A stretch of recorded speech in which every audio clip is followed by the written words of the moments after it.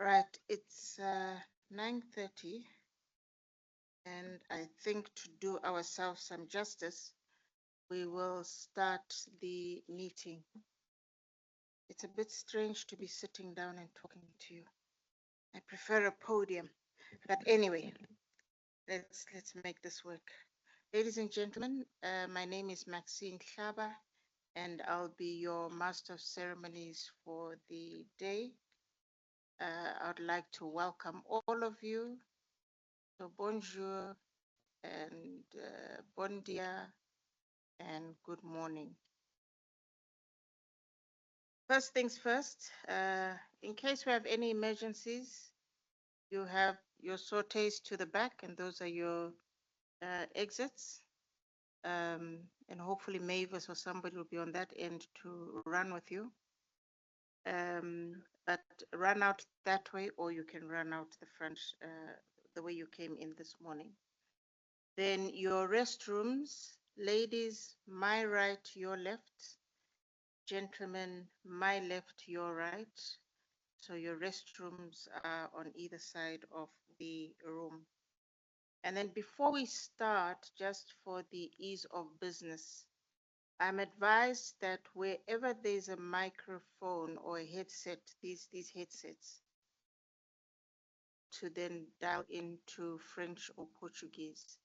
So if you need translation and you're in the room, please do sit where there is a headset for the ease of translation. Now, there's been an upgrade to this room. So also on your armrests, where's Elijah? He's run away. Elijah, there you are. Can you take over? So to explain to us what happens there on the armrest. Thank you. Good morning, ladies and gentlemen. So between the seats, you've got a panel with a few buttons there. So there's two icons that you actually gonna be using. There's an icon, a voice icon. I don't know if you see it, everyone. And then there's a hearing icon. So with the hearing icon, you've got the down arrow and up arrow, which when you select down or up, it doesn't matter, but it will show you the following what do you call alphabets. PT means Portuguese, and then you've got FR, which is French, and then you've got EN, which is your English, and then you've got floor, which is the room. Are we okay with that one? And then if you wanna say something to the audience, you've got that vocal or voice icon where you press the button, it goes green. You'll see with your mic it turns green when you speak. Testing. All right, we're good with that. And then with if there are any on the podium, so on the touch panel, you've got where it says floor. I don't know if everyone can see it on the touch panel. You can switch to whichever language you're comfortable with, English, French, and Portuguese. I guess that's all. If there's anything that I'm missing, please let me know. We're good. Thank you very much. Thanks, Elijah. Okay, so we're together. Ladies and gentlemen, we've got a long day ahead of us. 6 sessions, at least for today. Before I call upon our director to come and welcome us, just I think quickly a show of hands just for the benefit of the director. I'll call out because we can't do proper roll call. So I'm going to call you out by country. If you could please put your hands up so that the director then gets a sense of the countries that are in the room. And I would like to implore that during the course of the day, you do try and engage with the director. I think she's here for the day, so it would be good to have chats with her and just introduce yourselves. So for the quick roll call, Angola, if you're in the house, thank you. Botswana, okay. DRC, you. Eswatini. Thank you. Namibia.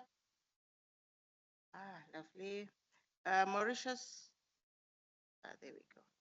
Malawi. Angie. Mozambique. Big delegation. Lovely. South Africa.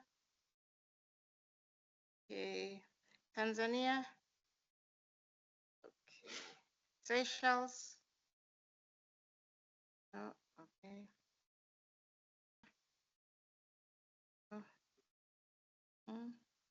Nothing. Zambia. Okay, let's see. Zimbabwe and Lesotho. Okay, brilliant. So that gives us an idea of who is in the room. I do believe, though, that we are also joined by a community online. And maybe for the benefit of the community online, I would ask that you, in the chat there, if you're able to write, I'm not sure if they have the ability, DOS, to write, if you could just put down the country so that we also get a sense of who is online. Thank you. Now, allow me to welcome our SADC Director of Finance, Investment and Customs. She has actually recently joined the SADC Secretariat, so we're actually very honored to have her in our presence. At least they didn't block her diary out, so we're honored about that. This morning, our official welcome and opening of the forum will be by the director. Colleagues will recall, and I do see some new faces, but the older faces will recall that technically this is our 10th year, and I say technically because we should actually have had this session last year, but we got overtaken by events. So this year actually marks our gathering actually is a significant gathering in the sense that we are celebrating our 10th year of the forum. And I'm so glad that we have managed to keep the structure in this forum going. And I do hope that we have another 10 years of it. Of course, not with me and Brendan sitting here, but we'll be sitting at the back, Brendan. I'm advocating for that one. We must hand over to some young colleagues here. Allow me, ladies and gentlemen, to welcome Dr. Yolanda de Ferredo Sabino. And as mentioned, she's the SADC Director of Finance. Will be based in Botswana. Colleagues, you know my story about reading lengthy CVs. It's quite lengthy. I'll just add or end off with two things. One, she's an author of 2 books, those in tax policy and management. I'm sure you'd be happy to go and look for those 2 books. When you chat to the director, you can ask her where those 2 books can be found. But her PhD is in tax policy and management from the University of Witwatersrand here in South Africa. Director, welcome. The floor is yours. Thank you. Thank you so much, Master of Ceremony, Miss Maxine Klaba.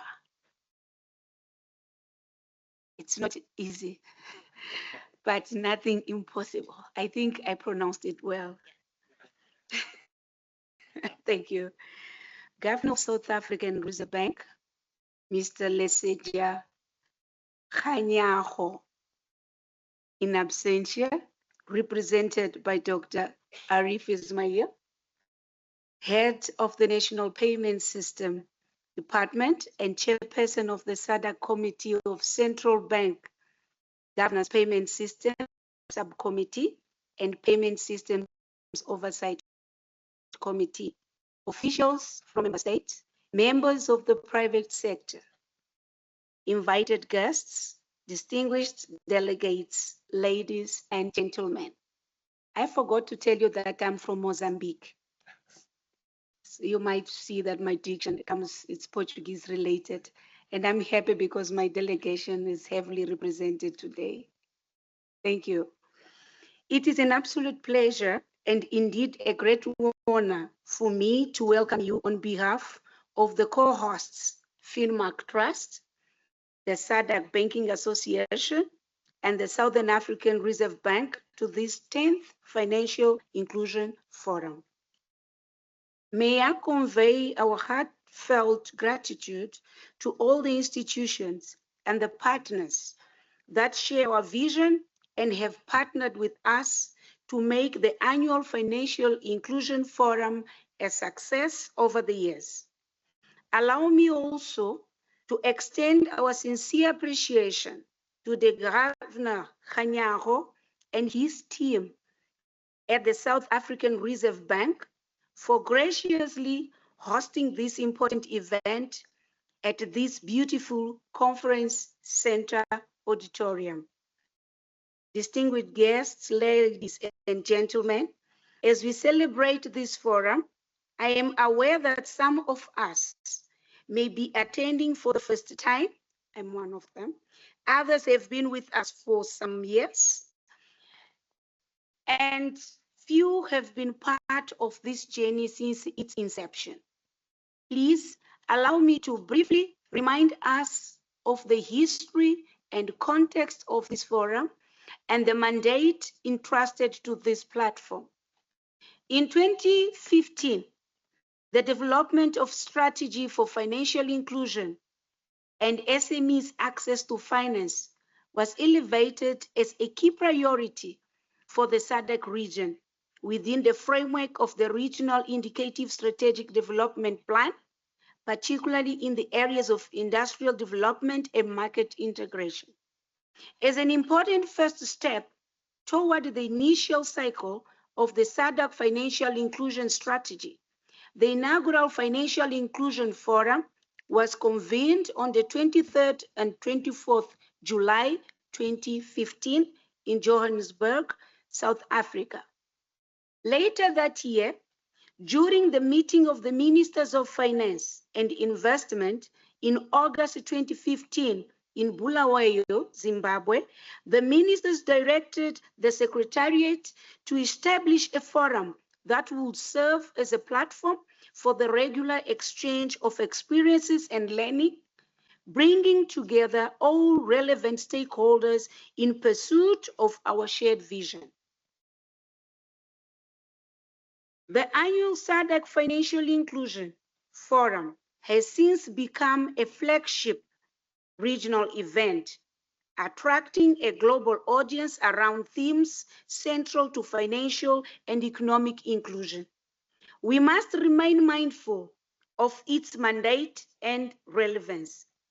Established the Committee of Ministers of Finance and Investment in 2015, the forum was tasked to promote greater alignment between national actions and regional priorities of financial inclusion, track and assess progress in regional financial integration efforts, disseminate outcomes and insights to enhance communication and visibility, and facilitate the exchange of best practices to foster peer-to-peer learning across member states. It is pleasing to note the progress achieved over the years. In addition to the ongoing implementation of the SADC strategy on financial inclusion and SMEs access to finance 2023-2028, several policy frameworks have been developed to advance the SADC financial inclusion agenda. These include the SADC Financial Consumer Protection Guidelines, the revised Mobile Money Guidelines, and the Gender Statistics for Financial Inclusion Data Systems Toolkit for Practitioners. As of December 2025, 75% of adults in the region are financially included, a substantive improvement from 60% in 2016. However, Financial inclusion access varies considerably across the region, from high-level financial inclusion access in countries such as South Africa, Seychelles, Botswana, Lesotho, and Mauritius, to more limited access in Madagascar, Mozambique, the DRC, and Angola. Distinguished guests, ladies and gentlemen, while the region has made substantial progress in expanding access to financial services, challenges remain in usage, quality, affordability, and inclusivity.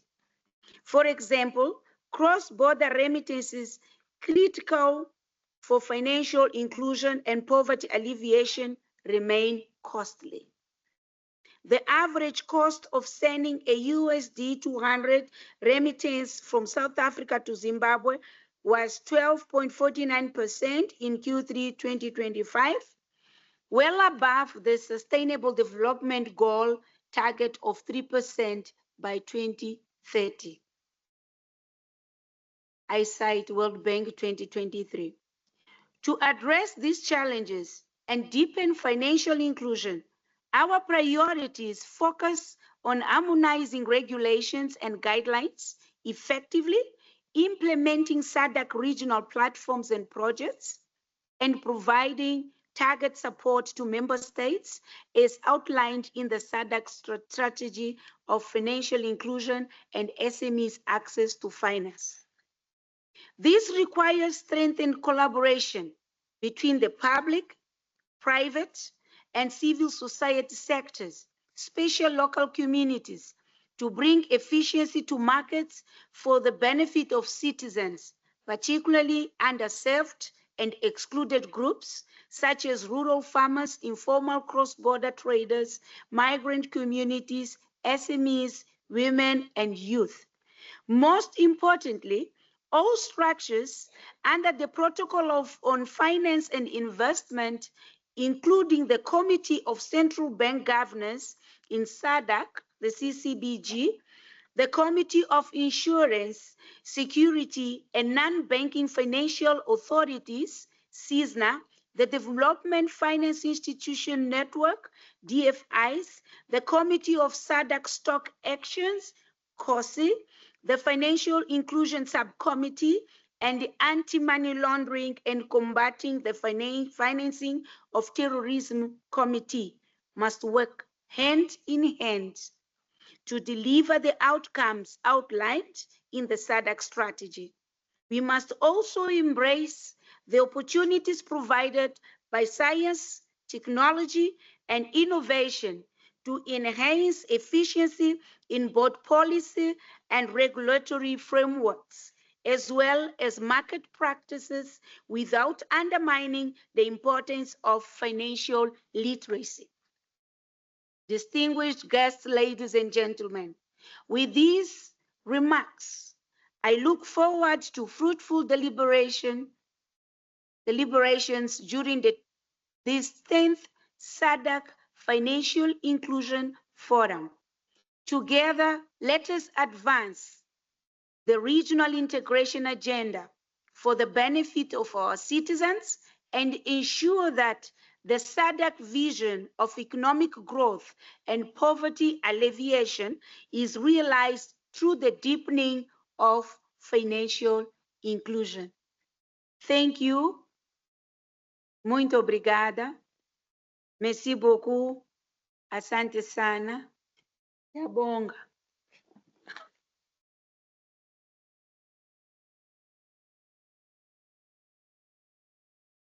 Thank you.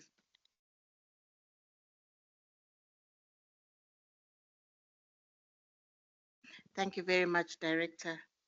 Ladies and gentlemen, I think we've all heard what the Director said. Our work is clearly cut out for us. Now, allow me to introduce the next speaker, and he will give us the keynote address for today. They always say that, you know, you must pay homage to the owner of the house. So as the owner of the mayor of the the session where we are housed today. Let me introduce you to Dr. Arif Ismail, who is actually not new now. I was counting, you're now 11 months in. So actually what, 8, 10, somewhere there. He joined recently about a year ago as the head of the National Payments System Department at the South African Reserve Bank. We know him as well as the chair for the SADC CCBG Payment Systems Committee within that structure. Whilst he starts off the second session, the topic for the second session, according to your program there, is deepening financial inclusion to accelerate regional integration and industrialization in SADC. His keynote, and I hope they told you this, Arif, because it looks pretty long. The keynote hopefully would highlight how inclusive financial systems access credit, accessible credit, digital payments, and enabling infrastructure will unlock MSME opportunities, strengthen cross-border trade, and align SADC efforts with the G20 Financial Inclusion Action Plan and the GPFI MSME financing principles. Now, Arif has been, whilst I mentioned that he's joined on the 1st of July, he actually has, been in the industry for about 25 years. And they always like this one, Arif, so I always have to try and find it in the paperwork to mention. They always want to know what is your PhD and your doctorates are about. But I also like to also say to the colleagues that they can really find this online. So allow me to welcome you and open the stage for the keynote address. Thank you. Thank you very much, Maxine. And it's only fit and proper, I guess, for the hosts to also make you feel very comfortable, make you feel very welcome to our home. And for many of you who are in the audience, including up here, Brendan, Dr. Sabino, you've already said that you feel very much at home. So that's excellent. We warmly welcome you. Just apologies again from Governor Khanyago, Director. And of course, I'm going to deliver the remarks, but to your point, Maxine, we've touched base on what the key messages are. So take this as a message that comes from Governor as well. So these are prepared remarks. I'm just going to run through them. Of course, distinguished senior officials from the SADC member states, representatives from our development partners, ladies and gentlemen, a warm South African Dumelang. Good morning. It's really a privilege to be here before you at this year's SADC Financial Inclusion Forum, a gathering that represents not just our collective expertise, but our collective, as you said, Director, conscience. Because when we speak of financial inclusion, we are not speaking of abstract policy. We are speaking of the woman in rural Malawi who walks 3 hours to access a savings group. We are speaking of a young entrepreneur in Kinshasa whose business idea dies because no bank will take a chance on him. We are speaking of the 113 million adults across our region who remain financially excluded. So today I want to share with you 3 messages, not policy prescriptions. I think humbly we have plenty of those, but 3 truths that I believe must guide us if we are to move from incremental progress to transformational change. Truth number 1. Progress is possible. Now, Maxine, we must prove that progress can be permanent. Let us acknowledge, as the Director has shared, what we have achieved. Over the past decade, 48 million adults in the SADC region have been brought into the financial system. And in fact, I think you were saying, Director, it's about 75% of people. 22 million of them are women. We have cut the cost of outbound remittances from South Africa by 50%. But as you point out, Director, it's still not good enough. It is, though, putting real money back into the pockets of 4.4 million people who send earnings home to their families. Director, the mobile money guidelines adopted by the Committee of Central Bank Governors are being domesticated across the region, with Malawi and Lesotho now increasing the number of mobile money wallets and turning phones into saving vehicles for the unbanked. These are not small achievements. They represent years of coordination, policy courage, and genuine partnership between governments, regulators, and the private sector. But here is the uncomfortable truth. Progress that can be reversed is not progress at all.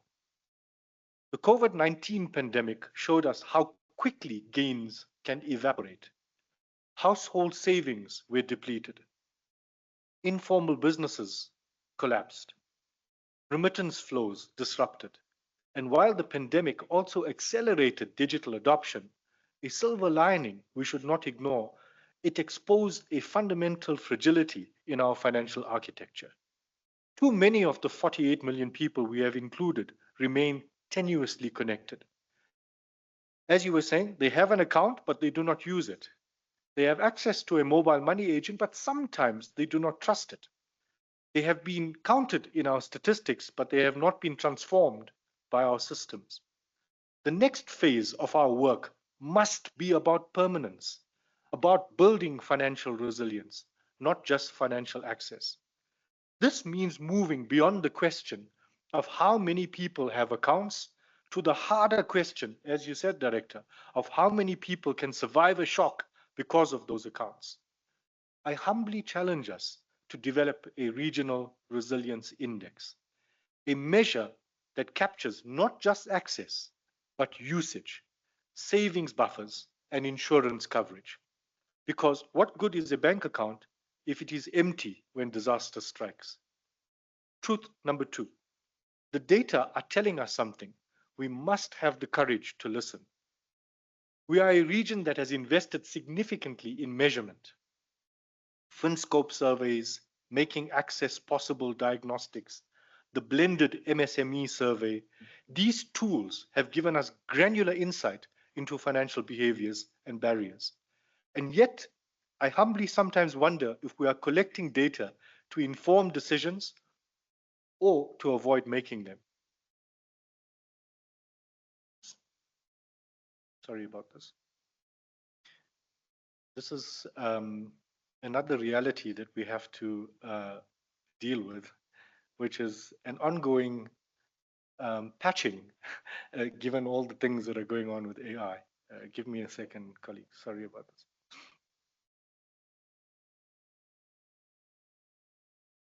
They often say, Maxine, you must have BCPDR. All right, let me turn to Truth 2 again. So Truth 2, the data are telling us something. And as I pointed out, sometimes we wonder if we're collecting the data to inform decisions or to avoid making them. So consider what the data is telling us. In Eswatini, formal financial inclusion increased from 53% in 2011 to 87% in 2023. This is an extraordinary achievement.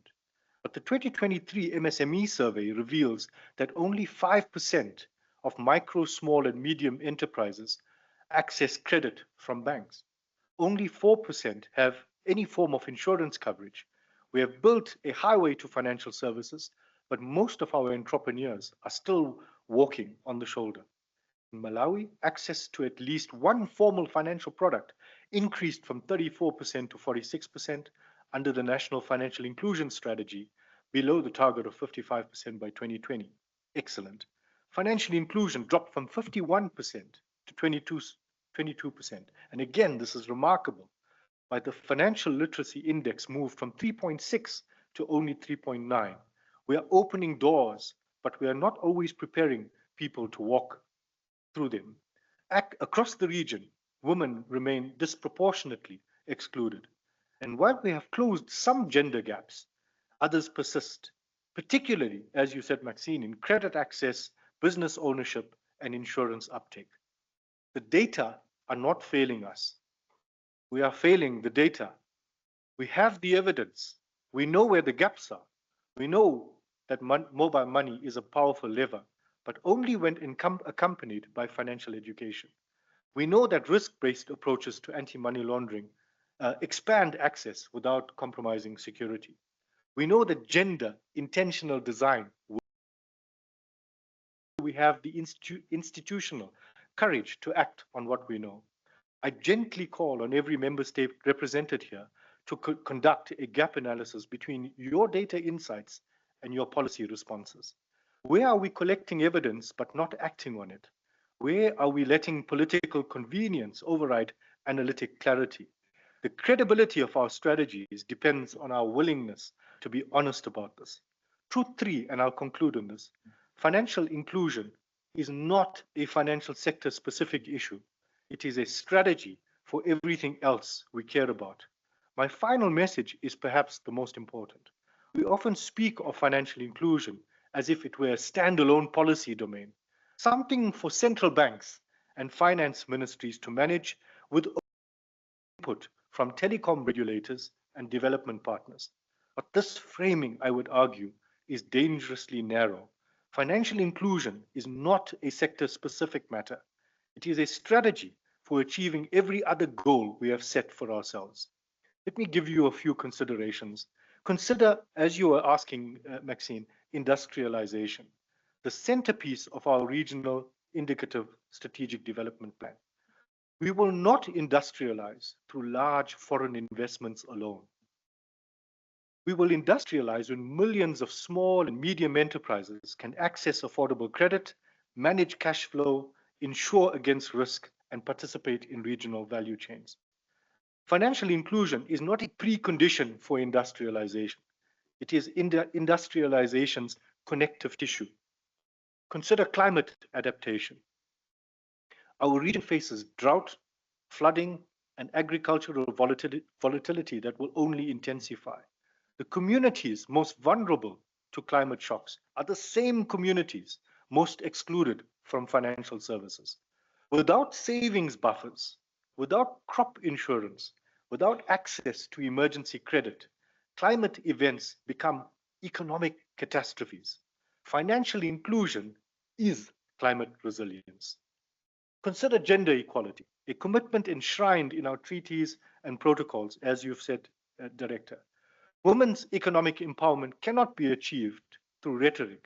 It requires financial products designed for women's realities, savings mechanisms that can accommodate irregular income, credit products that do not require male guarantors, insurance coverage for maternal health and childcare.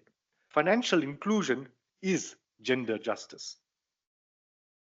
I urge gently every sector, ministry, every regional body, every development partner in this room to integrate financial inclusion into the core strategies, not as an afterthought, but as a prerequisite. I'll conclude, distinguished colleagues. I began by noting that financial inclusion is about people. The woman walking 3 hours, the young entrepreneur with a dying dream, and the 113 million still excluded. But let me end with a different image. Imagine a young woman in 2035, a decade from now, Maxine. She lives in a rural community in one of our member states. She runs a small agribusiness.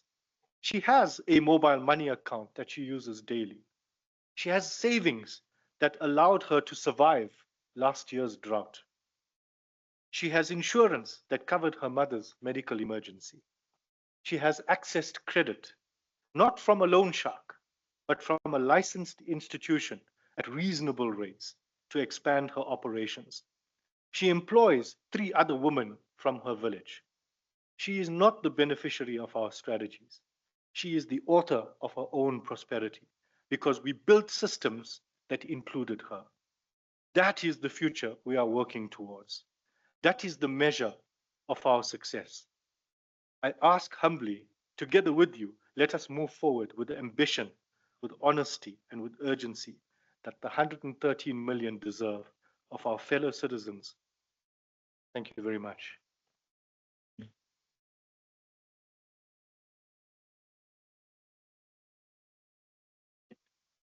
Thank you very much, Arif. I think you've put a very tough agenda before us.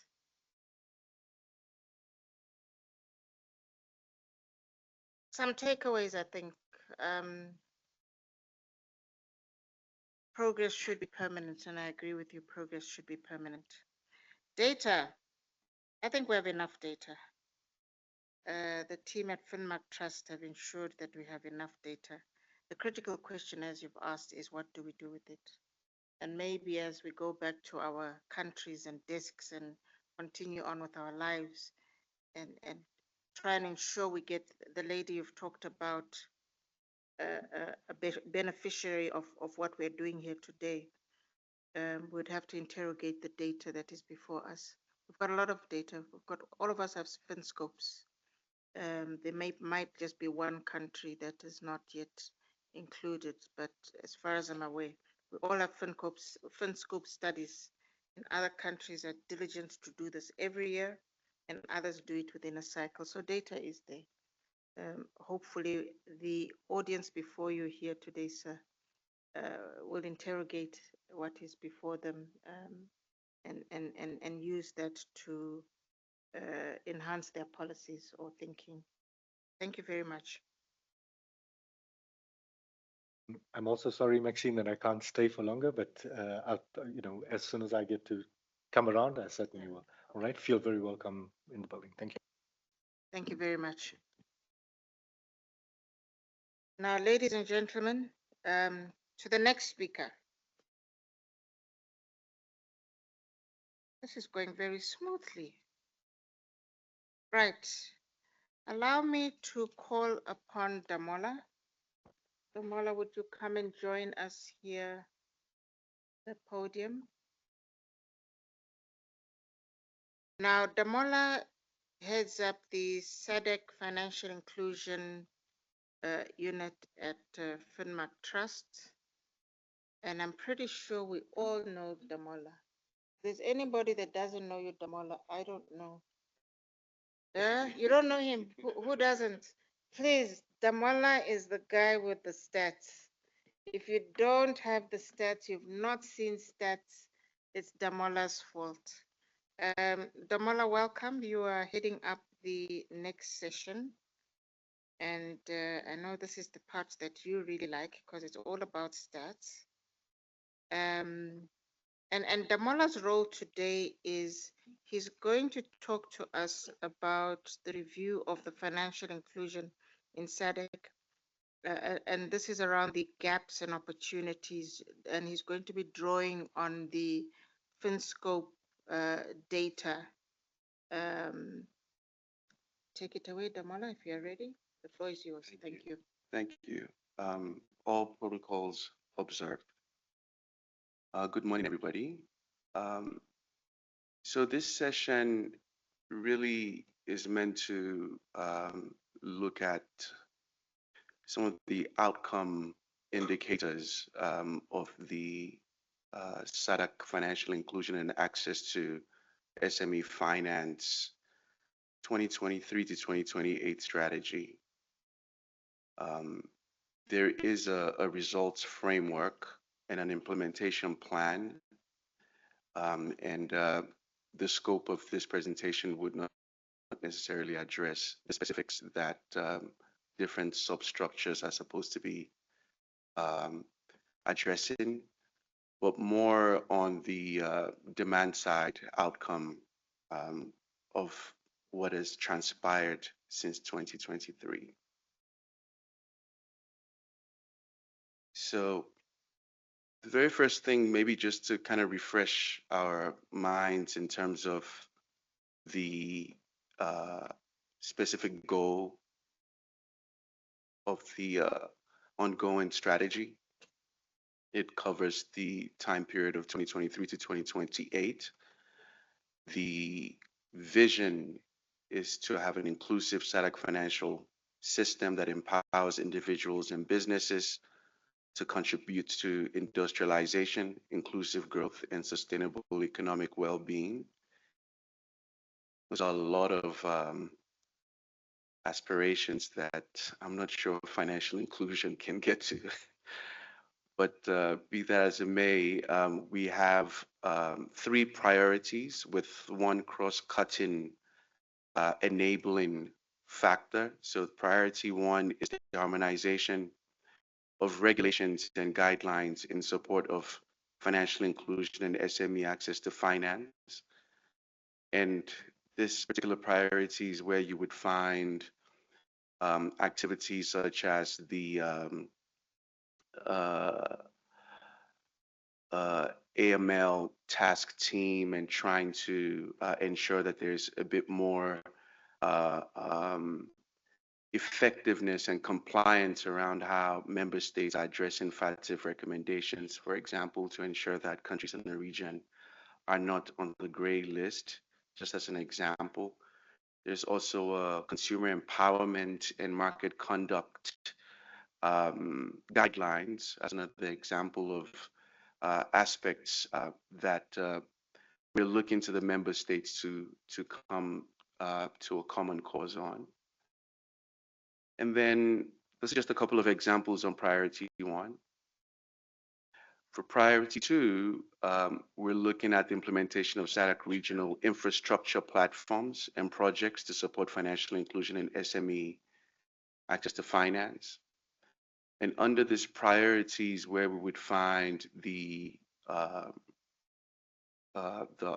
RTGS, real-time gross settlement system renewal program, for instance, that is looking to deploy regional infrastructure such as the regional instant payment system, the transaction cleared on immediate basis.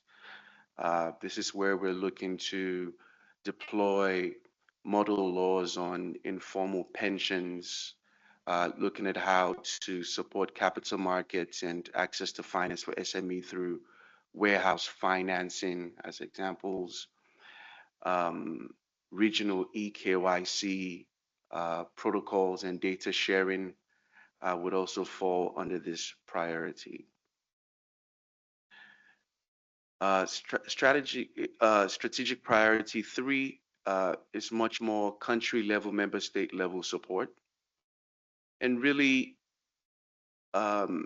this area looks at how we can get a bit more funding and financing and capacity at a country level to domesticate and localize some of the precepts within priorities 1 and 2 examples, and having much more targeted country level implementation of the regional strategy.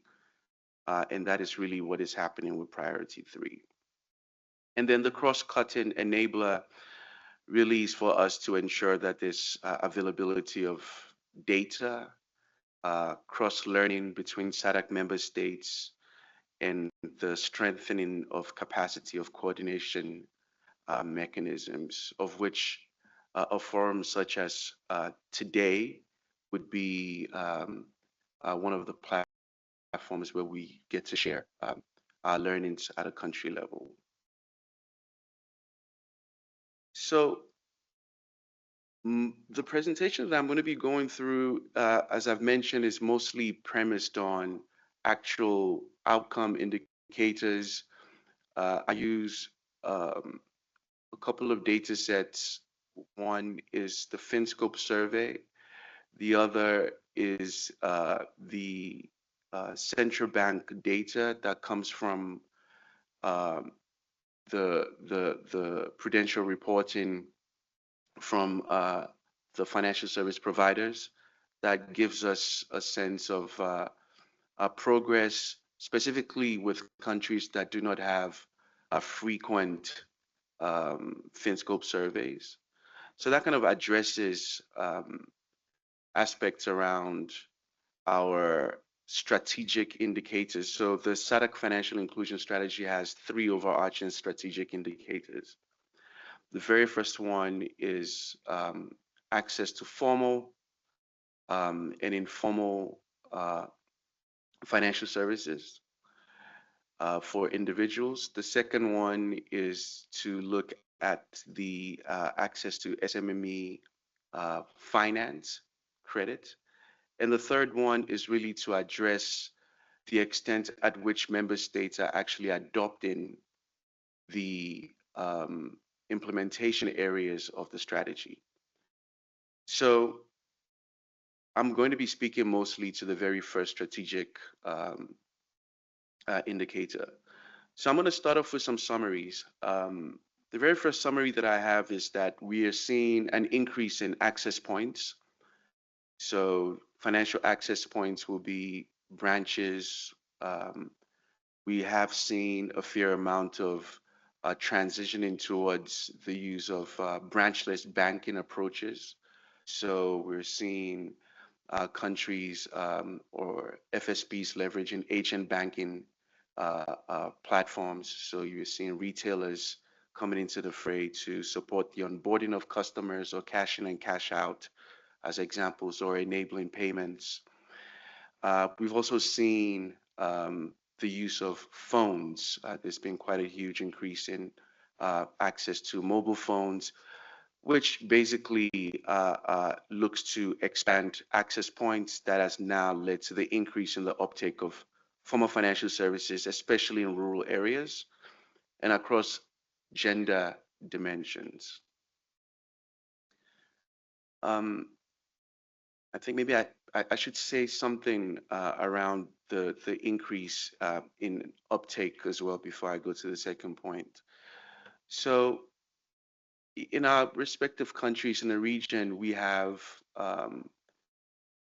relatively small formal labor markets or formal economies, and are pretty relatively higher or bigger informal employment or labor markets. And if you work in the private sector in the formal economy, you are most likely to be banked. And over time, we've seen progressive leanings in terms of the regulatory approach, in terms of diversifying and opening space for non-banks to support markets that are not necessarily addressed by the traditional banking institutions. And that is where institutions such as mobile money operators or e-money license operators will come in. And they've made significant tracks in terms of addressing access and uptake to formal financial services. However, I think it's also important to mention that quite a few countries also have social protection programs. If you think about segments of population that might not have income, or they're at the lower end of the income pyramid. So social protection programs have also tended to be a key catalyst of the individuals or households and MSMEs in the region having access to formal financial services, which has a huge implication, because being on a social protection program might ensure that you have access to a bank account or mobile money wallet, but might not necessarily mean that you're going to be using it, because you don't have enough disposable income, and you're much more sensitive to the kind of cost structures of using transaction accounts, or even extending some of your disposable income to then pay for insurance, or put separate wallets aside for pensions, as an example. But I thought that was important to mention. The second point here is just to say that, yes, we've seen quite a significant increase in the number of non-bank service providers, particularly in the e-money services area and insurtech or insurance service providers. And these have been mostly deployed towards funeral cover and not necessarily household content insurance or business insurance, for example. So we kind of see quite a bit of movement there. Not so much on the pension side, not so much on the credit side, of which the preceding speakers have alluded to. What's also quite interesting over the years is we've seen international money transfer operators that are driving remittances within the SADC region look to have, I would say, maybe a vertically integrated operational model, if I can use that term, where they start off as international money transfer operators, and they realize that there's a huge recipient market in the last mile. So what they then do is apply for e-money licenses in the last mile, or get into partnerships with maybe mobile money operators at the last mile as well, or banks as examples. So what's happening is cross-border remittances and the institutions that are actually licensed to provide cross-border remittances are actually becoming responsible for domestic access to formal financial services as well, especially at the last mile from their perspective. So cross-border remittances essentially is having implications for domestic financial inclusion.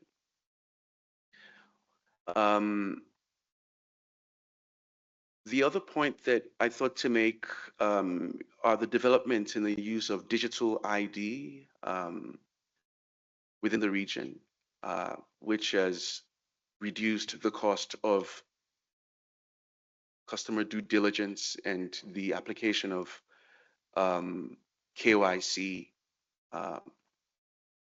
especially at a simplified due diligence level. Which has really led to an increase in the uptake of formal financial services.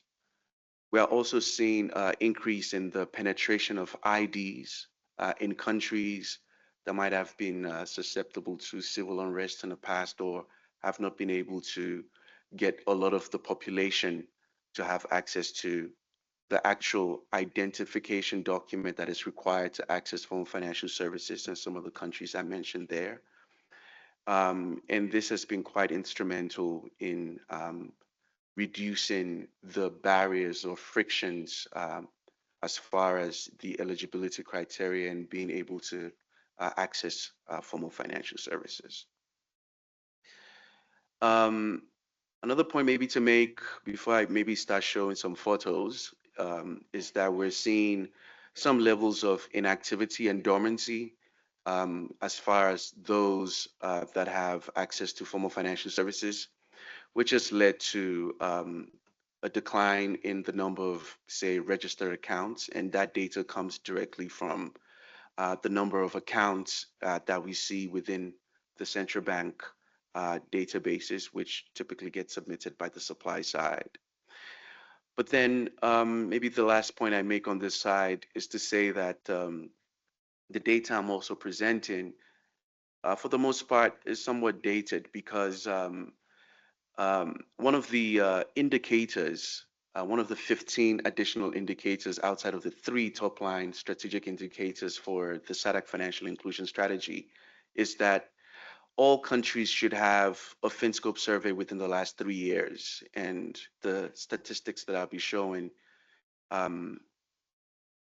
only 3 countries have FinScopes within the last 3 years. So we just need to kind of think about that as well.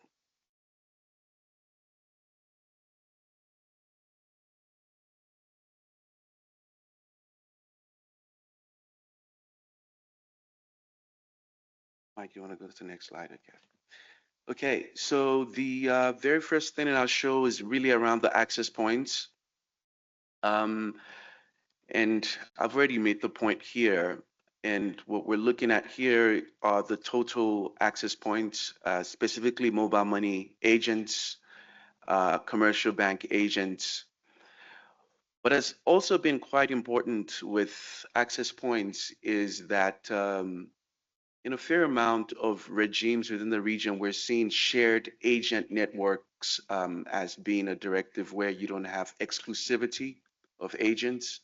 So the regulator has taken a stance that if you are an agent of a specific entity, other customers from other banks or institutions should be able to use your premises to either be onboarded or to make transactions.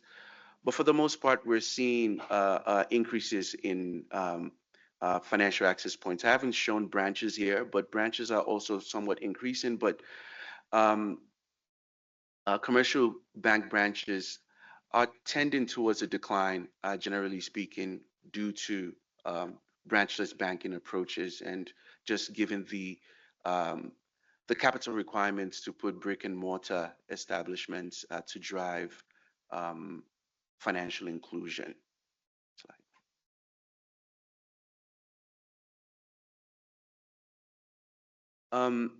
This particular slide just is trying to give a perspective on how the demand side data gets interpreted.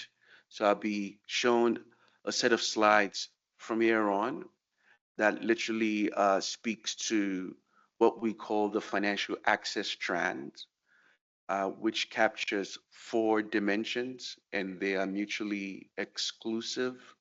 So it captures population that is banked.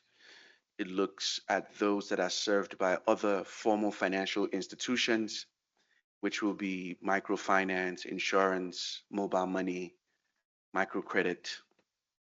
And then we also look at those that are served by informal financial service providers like Stockvels or cooperatives as examples, and then adults that are excluded. The banked and those that are served by other formal financial institutions, if we combine them, they then address the construct of being formally included, which is one of the key indicators of the SADC financial inclusion strategy. Next slide. So here we are. Indicator 1, looking at a country level and comparing for countries where we have some kind of intertemporal dimension, we get to see those. So Angola had a FinScope in 2022. It has a formally included adult population of 40%. If we add 36 and 4, 53% of the population are still excluded. And one would imagine that this is really a function of opportunities in labor markets and income levels. Perhaps this might have changed if there's a more recent FinScope, especially with the activities of the mobile money operators and the e-money license operators there. But this is what we have as of 2020. And if we look at a place like Botswana, comparing 2020 to 2024, formal inclusion there is 93%. It's pretty high. Historically has been high. The DRC, we don't have any recent information. So not much to say there from a consumer individual perspective. So mind you, this is not an MSME FinScope. In Eswatini, we see a pretty high level of formally included adult population as well, over 80%. Same thing in Lesotho. Madagascar, we don't have the data to compare with. Malawi, huge increases there. Malawi is also maybe a little anecdote knowing what's really going on there.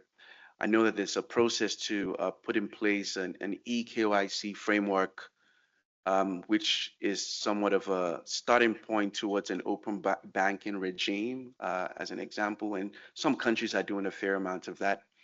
Mauritius, for instance, has a central KYC platform, leading back to some of the implementation areas of the ongoing strategy as well, and how that has materialized in some of the outcomes that we're seeing as far as these figures are concerned. For Mozambique, the last time I presented this, I was reprimanded that 2019, that Mozambique has 100% financial inclusion level. Yeah, so given the fact that we don't have recent data, I think we can go to the next slide. We could just move past this. Generally speaking, we're seeing huge increases in the level of formally included adults in the region. So there isn't much grounds to belabor that point. So this is really what most of the countries are looking like. But what I would maybe want to say before I go to the next set of slides is that given the high level of inclusion, when migrants travel within the region for economic purposes or trade purposes as examples, we're still yet to get to a point where existing KYC information can be utilized to access formal financial services when you travel from one country to the next, which is also a key implementation area of the current strategy.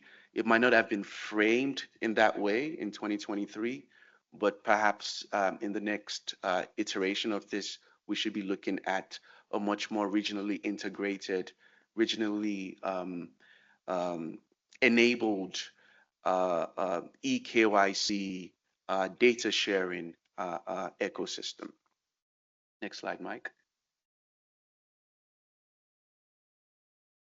So the next slide looks at the geographical dimension beyond just the adult population, and understanding that historically people in the rural areas are typically excluded.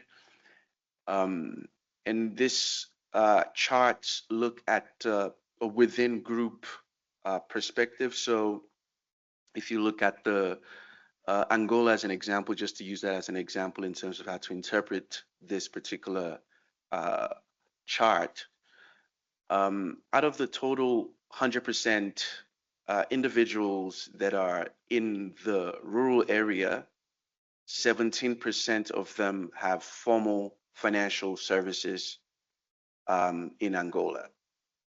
So that is how you interpret that. And 53% of the total adults in urban areas have access to formal financial services.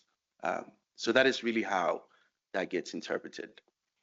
And as you can see, we've seen some grounds being made, especially in the rural areas, in places such as Botswana, going towards 66 to 89%, Eswatini from 57 to 81%, Lesotho 55 to 82%. And really, this is a function of the expansion of mobile money agent networks, the use of mobile phones. And I really do not want to take anything away from institutions that are also mandated for universal access for financial inclusion. These are typically the post banks in some of our countries. I mean, they don't necessarily function the same way across board. But if you think about POZO in Botswana, or some of the post banks that have actually transitioned to being commercial banks in other countries like Zambia, Lesotho, as examples, where the existing postal office infrastructure is being utilized to enable uptake for people in rural areas, and obviously the activities of mobile money agents has been quite instrumental in the increase in rural areas. So I think that is a big milestone for us. Zach, next slide.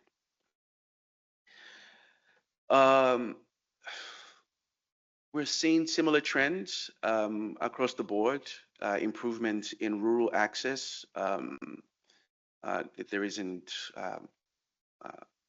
a lot more to say there, but it does mean that we need to think about market conduct. It does mean that we need to think about consumer empowerment. It does mean that we need to think about financial capability for rural-based populations that might not have the same level of literacy as people in urban areas, as an example.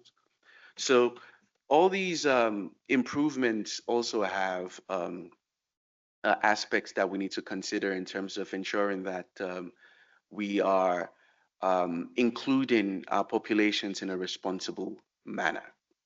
Next slide. With the sex disaggregated perspective, we are also seeing improvements, particularly for women. Personally, I don't know of any country in the region where your husband needs to chaperone you to open an account. I think that's probably ended in the 90s. But at a household level, I mean, definitely at a regulatory level, that is not necessarily happening. And universal suffrage is pretty much ubiquitous in the region, and it has implications for what we see as far as financial access is concerned. And as I was saying, financial inclusion is also somewhat driven by access to social protection payouts. So if you think about South Africa as an example, the child care grants and the recipients of that will be mostly women. And that could also account for some of the increases in financial inclusion for women over time, which it's not a trivial point to make. Be that as it may, generally speaking, we're seeing improvements in access to financial services for women. The way you interpret this slide is similar to how I've expressed the interpretation of the rural-urban dimension that I spoke to earlier. So this is a within group context. Mike, the next slide.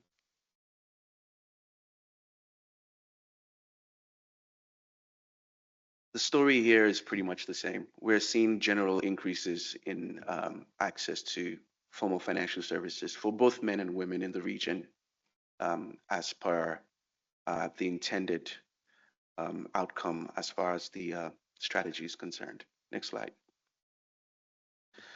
So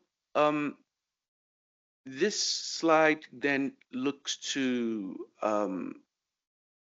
perhaps bridge the gap between what we're seeing from the demand side survey perspective and looking at registered accounts using data that is, I suppose, standardized across all the countries, and each country has up-to-date information as well.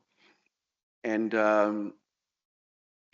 excuse me. And if we look at registered bank accounts per 1,000 adults, or registered mobile money accounts per 10,000 adults, we generally see a trend. If you look at the blue line compared to the amber or the brown, we're generally seeing trends where there are increases in the number of these accounts. Obviously, this is not at an individual level. One individual can have multiple accounts. The rate at which we are collecting data and the quality of the data does not allow us to provide any meaningful data that kind of gives this perspective at a MSME level. But we also do know that a lot of micro enterprises within the region use personal wallets and personal accounts So these accounts could also be reflective of access to MSME data. But for the most part, we're seeing increases for all the countries in the region, with the exception of maybe one, say Zimbabwe, but it's pretty marginal between 2020 and 2024 for registered bank accounts, because that is really a non-bank ecosystem. It's EcoCash, mobile money ecosystem. Next slide. So this gives a sense of mobile money in the region, which is driving access to quasi store of value platforms and enabling transfer of value mostly. We are also seeing a number of mobile money operators getting in partnerships with banks to offer microcredit. They're also offering insurance, funeral covers as well. And some of the more recent conversations I'm having, some of these mobile money operators are starting to think about offering digital cards that could then be used for e-commerce platforms. We haven't really seen that being rolled out, but those are some of the ideas that are being thought out at the moment. But mobile money has been a major game changer for us in the region. And you know, Zimbabwe 63%, Zambia 58%. I'm sure it's much higher now. Tanzania, which was one of the front runners or at the vanguard of, you know, mobile money, given its proximity to the Eastern African community with Kenya and M-Pesa, et cetera, pretty high there. Mobile money has really led the way in terms of access to formal financial services. The question is, to what extent can mobile money play an important role in regional payments, as an example? We do know that money transfer licenses for cross-border payments, mobile money operators are not necessarily being issued licenses for that. There is an exception, or a couple of exceptions in Eswatini. I do know that MTN Fintech has a license to do inbound remittances, but not outbound remittances, as an example. But mobile money could play a huge role. Another point to maybe make with mobile money is, if we think about the impact that financial inclusion is meant to have for the regional industrialization plan, RISDIP, which implies that there's a key role for cross-border trade, and understanding that financial inclusion is driven by mobile money operators, which means that even our traders, the majority of low-value cross-border traders are perhaps using mobile money wallets. Mobile money operators cannot do merchant payments, for example, cross-border. They can't do, they're not able to participate in payment gateways, as examples. So to what extent do we need to be thinking about regulatory changes to address this, obviously with appropriate risk approaches? I think these are important things to say. And maybe not just the mobile money guys, but even the international money value transfer operators are, like I was saying at the very first slide, are coming into this space and playing quite a key role. But these are things that we need to be considering in terms of diversifying the diversification of our payments ecosystem and the role of mobile money operators. The MSME sector, we do have a number of countries that have conducted FinScope surveys. Botswana of recent, Eswatini, Lesotho, Malawi, Mozambique, that's pretty old. South Africa, Tanzania, Zambia, and Zimbabwe. So as you can see, our MSMEs have a fair amount of access to formal financial services, with the exception of, say, well, the countries where there isn't access, those are countries that have old FinScopes, but for the most part, MSMEs have access to formal financial services, mostly bank-led. If you're bank-led, you're probably a formal registered entity. Perhaps you're registered with the registrar of companies, as an example. And we can see that there's a fair amount of formal inclusion for MSMEs in the region. South Africa is quite high. Lesotho is also high, but Lesotho is interesting in the sense that the MSME sector is mostly driven by the non-bank service providers in 2023. They're also competing with banks in Eswatini as well, if you look at the 2023 data there, and even Zimbabwe. Pretty high level of uptake, but driven mostly by the non-bank service providers. And as I've mentioned, these are likely to be the e-money issuing entities. But when it comes to access to formal credit, not so great. Botswana is pretty small. 6% of the total MSMEs have access to formal credit. We have a level of comparison for Eswatini, just a 9% increase between 2017 and 2023, very marginal increase, and very tiny market in Lesotho. Not much has changed in Malawi, even though the data is not that recent. South Africa isn't great either, 39% as of 2024. And some of the thinking around this, particularly from some of the actual key findings from the FinScope surveys, there's quite a high level of risk aversion to formal credit. People don't want to go use formal credit because they think it's risky. I don't want to be trapped in using formal credit. It drives a significant amount of the gaps in access to formal credit for MSMEs. What do we do about it?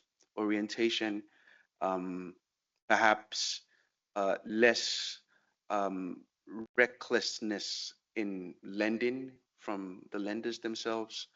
Having a national kind of credit act that looks to address developmental financial goals, and with the relevant guardrails, these might change perspectives on risk aversion. There's a high level of MSME informality as well, which means that, as I was mentioning earlier, a fair amount of MSMEs might be using personal accounts for the purpose of their businesses. So MSME access to credit might be seen as unsecured lending going to persons, and we are not able to account for that.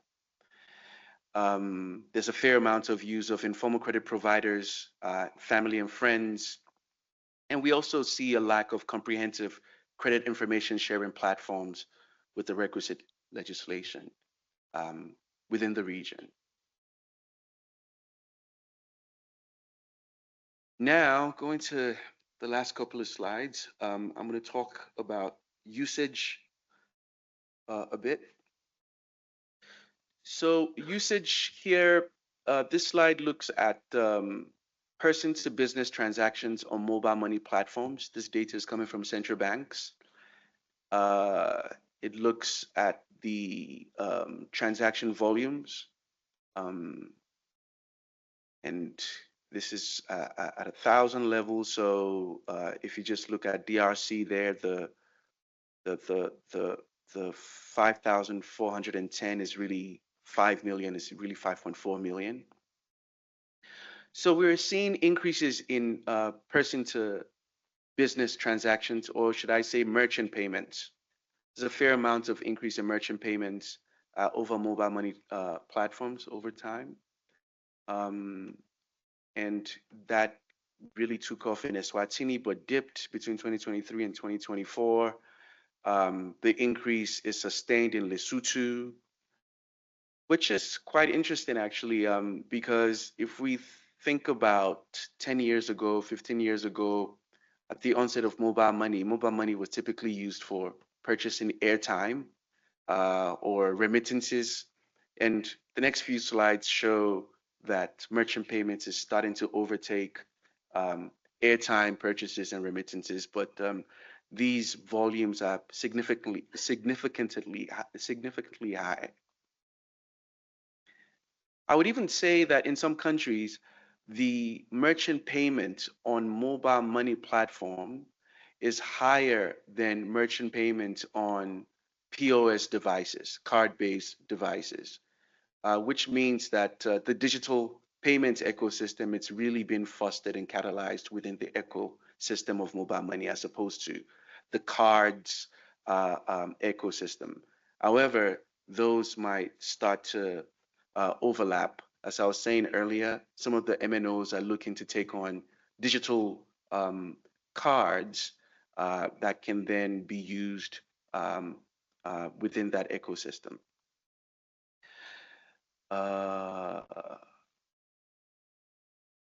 P2P, same story, pretty sustained, pretty high in places like Zimbabwe, Tanzania, huge.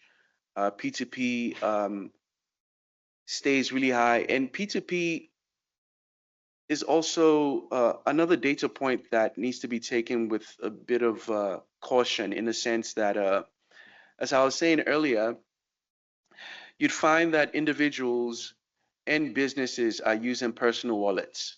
So you'd find that this P2P data is also including merchant payments, and we cannot disentangle that unless the MNOs are providing SACCO wallets. In some countries, they provide SACCO wallets. In some countries, they provide business wallets. In some countries, they provide merchant wallets. But this is not necessarily pervasive.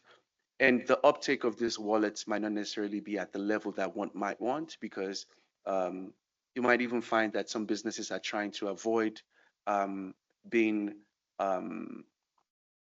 susceptible to being asked to pay taxes, as examples. So they might want to be seen as natural persons as opposed to being business entities.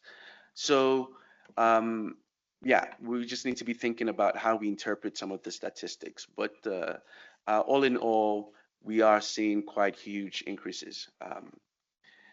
Same thing with the POS devices. It's been increasing over time, but I was given an example of Eswatini earlier. If you look at the third or the fourth row there, if you look at the POS transactions for Eswatini, which are really merchant payments, and you compare it to what's happening here, and you compare it to, oh dear.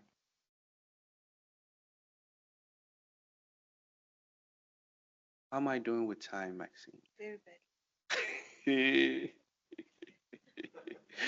Okay, I can wrap up.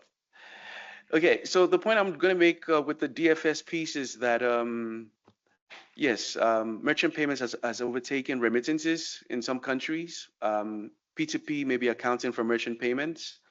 Merchant payments on mobile money are higher than card-based POS transactions. Mobile money payments have been more effective in expanding digital payments in our countries. Going to remittances, I think we spoke about this earlier. This is the aggregate level remittances view for the region. SADC total has dropped from 9.6 to 4.7. If we exclude Malawi, which had issues with foreign reserves and parallel forex markets, it becomes slightly higher. if we exclude the CMA, where there's been changes in regulation and has led to increases in cost, we see a different lens, and you can see that CMA only view if we look at the USD 55 and USD 200 below. If we look at the top four outbound countries is South Africa, Lesotho, Mozambique, Malawi, and Zimbabwe, huge reductions there. The total remittances market has blown from 6 billion in 2016 to 19 billion in 2024. The top four corridors are Lesotho, Malawi, Mozambique, and Zimbabwe. The middle corridors, Tanzania, DRC, Eswatini, Zambia, Mauritius, Botswana. And the tiny corridors, Madagascar, Seychelles, Angola, Comoros. This really has to do with the proximity to South Africa, historical migration patterns with South Africa, and the level of migrants from some of these countries driving the actual volumes and values. If you look at the gender lens for migration, that is increasing over time as well. And if I'm to summarize the findings on the remittances piece, I would say we underestimate informal remittances. I would say trade data is hidden in remittances data. I would say that CMA decoupling from South African SAMOs has led to increasing cost because of the extra or the additional compliance that has to come with that for FSPs. We're seeing increase in cash-based remittances. The retail model is driving volumes, particularly in Eswatini and Lesotho. We're seeing very low adoptions of the regional instant payment TCIB platform. We're seeing that non-banks are much more quick in terms of speed, especially if we consider correspondence banking relationships. And when it comes to transparency as well, the non-banks tend to be more transparent, and that is really a function of the fact that one doesn't have an account with the non-banks, and with the banks specifically, you might find that there's an unspecified expense that you might need to pay, or there's an additional fee that you might need to pay later because of some kind of AML flagging down the line. So that takes me to the last slide, and I'm hoping to get us back within the timelines of the proceedings. Thank you.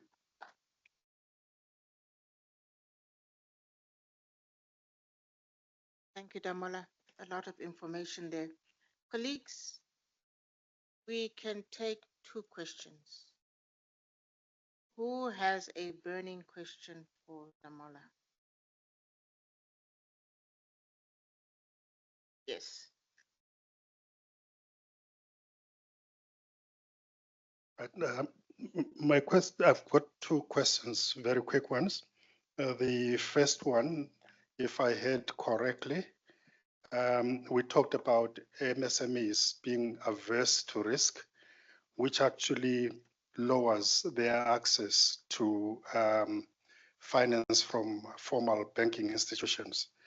I was wondering if the issue is the other way around, that the bank regulations actually make it difficult for MSMEs to access finance.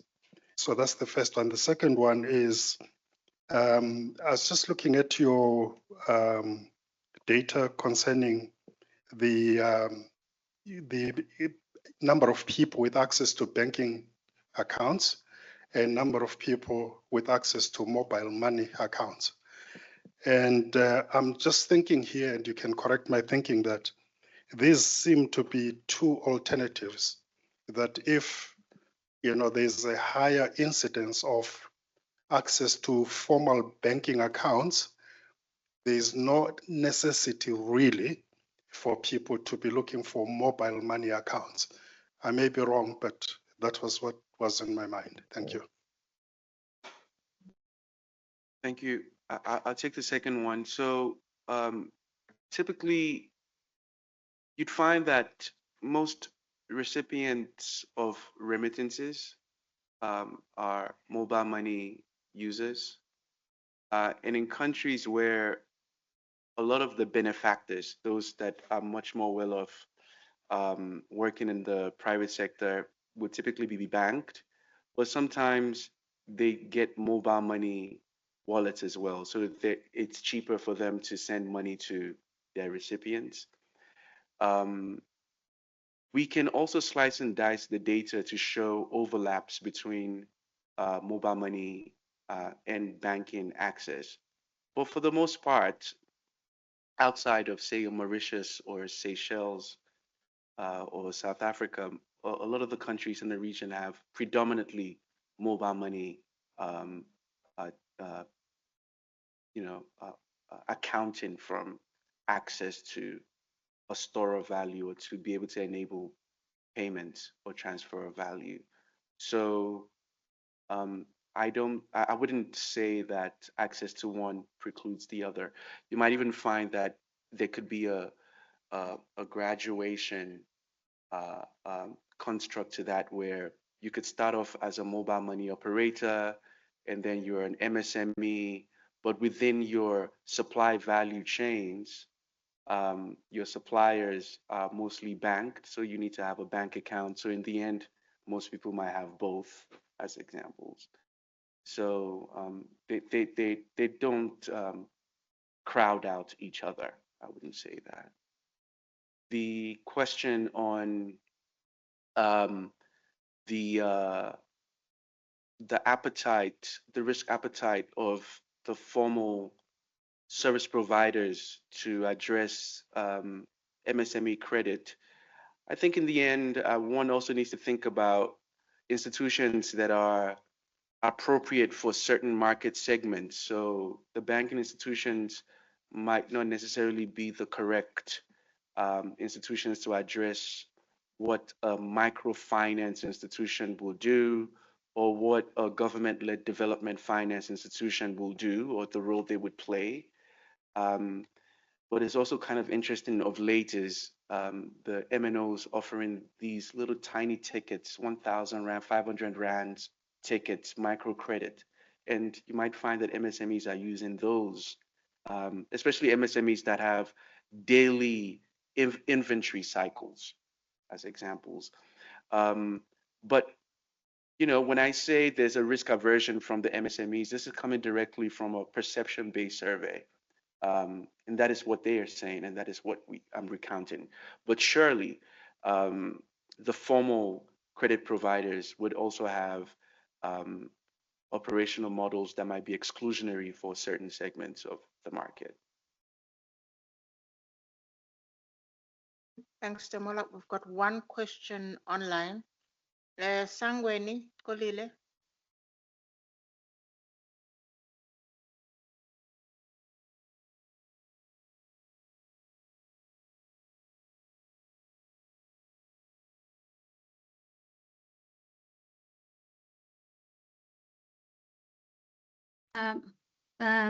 Good morning, colleagues, and good morning, Damola. Thank you for the presentation. I think from your presentation, what we're getting, and is from what we know from our jurisdictions, is that mobile money operators are the biggest drivers of financial inclusion, and your stats do show that. The challenge as a regulator, I'm from the central bank, the challenge as a regulator is that these mobile money operators are smaller entities. And if we try to ensure that there is controls that they have in place to protect the customers, we are noting that they are very small. They don't have resources to have effective controls. And then we have noted that frauds are happening through the money, through the mobile money accounts. So now, how do we ensure that as we increase access, the people who are using the services are also protected in terms of frauds, in terms of losing their money? Because we're seeing a lot of money that is being lost. I think in our case is we call them the Fakata scams, and it is alarming. How do we ensure that we are, as regulators, we are not stifling access, but also we are ensuring that access is in a responsible manner? Thank you. Thanks. Well, I think that really is a function of the consumer protection and market conduct regime at a country level. And there are some best practices or reference points to this. When it comes to fraud specifically, I mean, one can draw on what's happening in the UK where, you know, the FSPs pay half, they're responsible for half of what might have been defrauded of the customer. I think I could be corrected there, but I believe that is the case in the UK. So if you're defrauded and you don't have systems in place, as an FSP, you are responsible for 50% of what was lost. That could then create or, you know, signal to FSPs to ensure that they interact with their customers more. They're investing in more financial capability campaigns. They're using technology to ensure that identity fraud is minimized, and all other types of guardrails.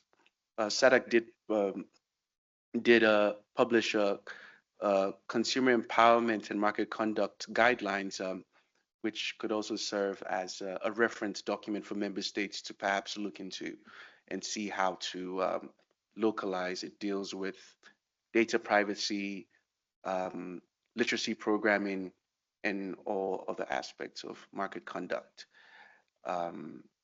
which should be applicable to mobile money operators as service providers that are being regulated in your different jurisdictions.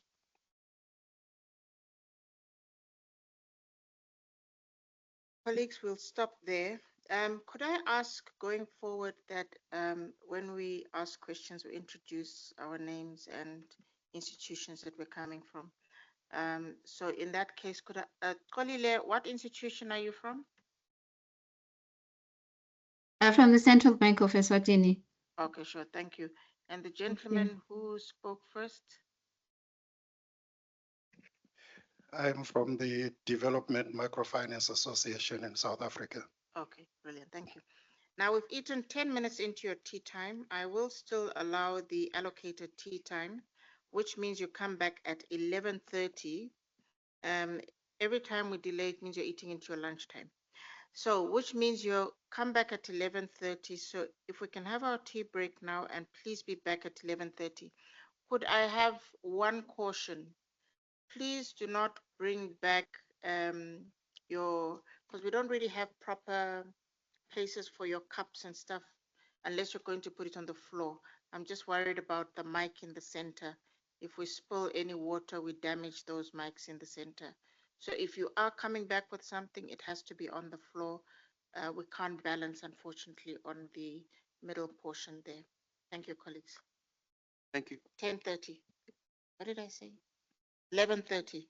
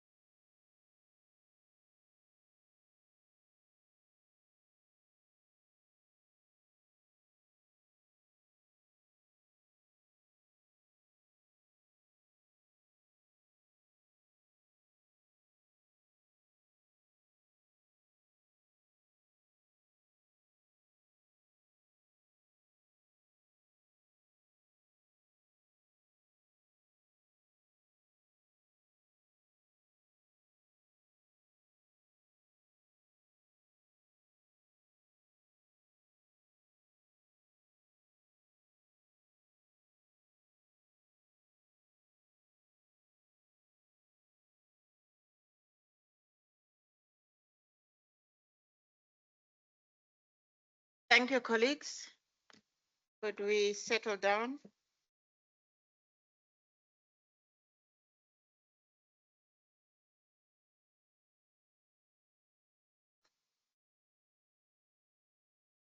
Right.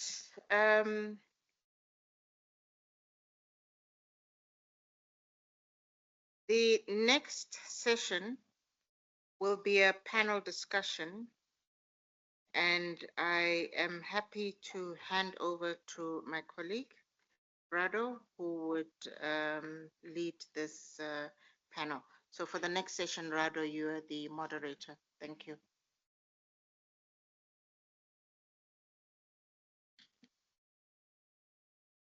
Thank you so much, Master of Ceremony. Good morning, delegates. Good morning, member states. After break. Good morning. All right, thank you. May I please stand on the protocol that has been observed to save on time, as introduced. My name is Rado, Program Officer, Financial Sector at SADC Secretariat. Welcome to this session. We have a wonderful panelists today. I will introduce them one by one. And before I will invite them also to respond to the questions, I will provide some background and rationale to these particular panel discussions. Let me introduce first my colleague on my right here, Miss Liz Julien. She's the Director of Financial Inclusion and Market Conduct Division. She's from the Central Bank of Seychelles. And please bear with me, Liz. I have 50 pages of CV. I will not be able to read all of them. I will just summarize. If you Google it, now I've learned from the Master of Ceremony, you will find that we have experienced panelists with us. Let me just highlight a few things, colleagues. She has over 17 years of experience in central banking, where she has driven implementation of payment system oversight framework, overseeing the development of the national payment system modernization strategy. She also led the formulation of the national strategy for financial education, the national fintech strategy, and the enactment of the Financial Consumer Protection Act. Allow me to stop here, Liz, and distinguished delegates, please allow me to move to the next one. But before that, let's welcome our first speaker with a round of applause. Our next speaker, Mr. Bafokeng Nosi, he is the Director of Over Financial Institutions Supervision at the Central Bank of Lesotho. Again, I have a long CV here, but I will just try to summarize. Mr. Bafokeng Nosi is overseeing supervision and regulation of insurance companies, microfinance institutions, credit bureau, pension funds, securities, and collateral registry. He is also the focal point and coordinator of financial inclusion in the central bank, and he is a member of the National Financial Inclusion Steering Committee. Please join me in welcoming our second panelist colleagues. Last but not the least, we have Ms. Mercy Chiluba Munoni.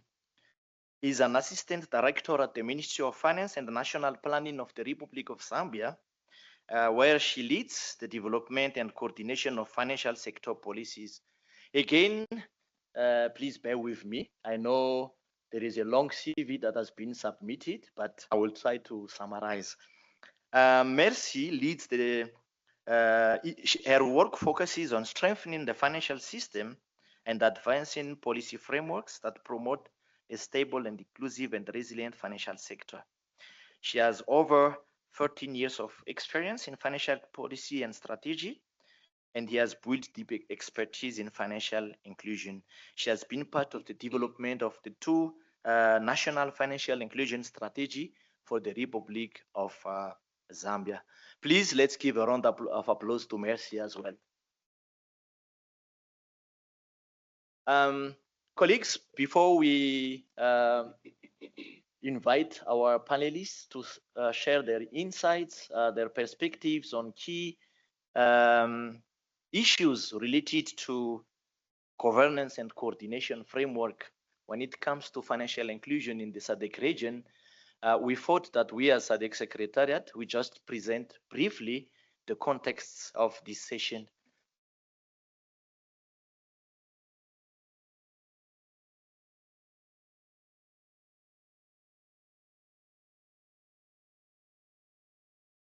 So just briefly, just to provide you that the main framework where member states are cooperating when it comes to financial integration and investment, it's the Protocol on Finance and Investment. You might be aware that we have different annexes that are dealing with financial integration and investment cooperation between member states. If I can just mention a few of them, Annex 1 deals with investment, Annex 2 with macroeconomic convergence, Annex 3 with taxation and related matters, that is on the Protocol on Finance and Investment. Annex 4, it is with exchange control policies. Then from Annex 5 to Annex 8, this is the cooperation between central banks, including issues on payment system, issues on banking supervision, issues on ICT, so on and so forth. Annex 9, it's the development finance institutions. We have the SADC DFRC acting as the secretariat of the Development Finance Institutions Network. We do have the SADC stock exchanges, as alluded by our director during the official opening session. And we do have also the MLCFT committee dealing with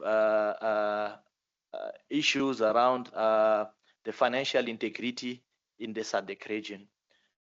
Most of these committees have some work on financial inclusion. And this is the reason why the Ministers of Finance and Investment decided to put in place the Financial Inclusion Subcommittee to coordinate the efforts of the different committees and bring to the attention of the Ministers of Finance and Investment. So financial inclusion and the SMEs access to finance, it's really it's an issue that cuts across the different annexes of the Protocol on Finance and Investment. This is the governance framework. We are presenting this because this is the main topic of the discussion today: coordination, governance of the financial inclusion at regional level. As you can see, we have in the middle the Financial Inclusion Forum. This is where we have discovering, bringing together the private sector, the public sector, the civil society, all the stakeholders involved on financial inclusion in the region, working together to discuss how can we advance financial inclusion in the region. So we have that forum. We are gathering today for the Financial Inclusion Forum. Recommendations from the forum, it will be taken to the Financial Inclusion Subcommittee. We do have the Financial Inclusion Subcommittee where policymakers, regulators meet to discuss and prepare a report for the Ministers of Finance and Investment. You can see it's on my right, but I believe it's on your left on the screen. We have the substructures that are supporting our financial inclusion efforts at regional level. We have the SADC DFRC, we have the CISNA, we have COSE, and we have also other structures. You can see also CCBG is reflected in this implementation mechanism. So this is the current implementation mechanism that has been approved by member states in implementing the current strategy on financial inclusion and SMEs access to finance. I will stop here. This is the brief background, which I think it's important for us before we then ask our panelists their insights and perspectives on some critical issues around this particular topic. I will start with you, Liz, if you don't mind. So from your experience, you have participated in previous meetings of both SADC Financial Inclusion Forum, but also you are a member of the Financial Inclusion Subcommittee. What key learnings and opportunities have member states gained from engaging through these platforms? Maybe we can start with that first question to you, Liz. Thank you, and thank you for the opportunity to speak this morning. So I think a lot of the learnings and opportunities that such forums provide have already been alluded to by speakers that has spoke this morning. First of all, I think SADC is a platform where member states within the region gets the opportunity to, address common challenges, especially for the region. It's always good to leverage on the learnings of that are common, and especially when challenges across the world are not necessarily the same, but having a regional convening like this allows us to, relate to what other member countries are doing, and it helps us in terms of harmonizing our approaches and also from the learnings that we have undertaken from the different jurisdictions. There might be certain customization that needs to be done in regards to our individual context, but the main focus would be on how to harmonize in terms of the policy approaches in the region. And another key opportunity that such forums provide for us is the opportunity for P2P learning and knowledge exchange. As members, we participate in thematic working groups or subgroups that allows us to generate knowledge and share practical experiences on different deliverables or undertakings that are happening in our own jurisdictions, and that can be taken from our peers to implement in our own countries. And one of the most recent engagement that we have been part as the Central Bank of Seychelles is that of the data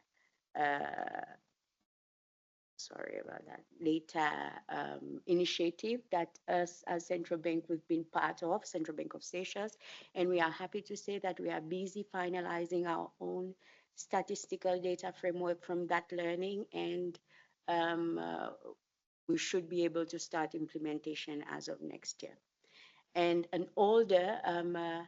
before I was part of the Financial Inclusion Subcommittee, I was also part of the Payment System Committee.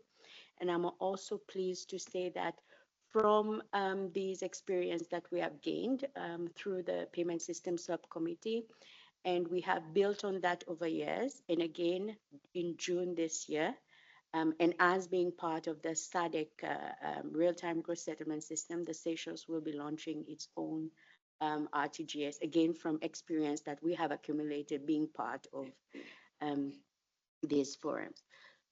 Aside of that, it's capacity building opportunities as well, and training, and because in each of the convenings that we are part of, there are targeted discussions or specific trainings on emerging topics that serves as eye openers and help us align in terms of policy direction. And it makes the sessions more fruitful because it's not only meetings, but the SADC forums has been used as training grounds as well for the members. And on top of that, I think it's provided us a good opportunity to engage with different partners in the ecosystem and get in contact with the right people for national projects. And again, a real life example from the Seychelles, we will be launching actually we've already signed the contract for our next baseline survey with a partner of this forum present today, the Finmark Trust. So it's again having the opportunity to engage with the right partners for our respective projects that we're undertaking. So I've talked a lot about the technical opportunities, but I think as a person as well, for me, if I would go personally, it has allowed me to grow. I think people like Maxine, who have known me for the past 15 years, when I first joined the SADC payment, you would have never seen me up here. I was just a fresh uni graduate, shy in my own little corner in those meetings, but having exposure and given opportunities to speak in front of such audiences allows you to also grow as a person. And this cascades down in your own institution in terms of your leadership ability as well. So yeah, in a summary, this is what I think has provided us as members. Thank you so much, Liz. A first reaction from the personal perspective, we wish that very soon you will become the central bank governor of the Central Bank of Seychelles. Thank you so much for sharing your perspectives, positive perspectives and insights in terms of the your participation to the both platforms, both the Financial Inclusion Forum, but also the Financial Inclusion. Indeed, it's important. This is where member states have agreed the importance of harmonization, peer-to-peer learning, and knowledge exchange, capacity building. Thank you so much for that insights. I'm now looking at my colleague Bafokeng. Liz has mentioned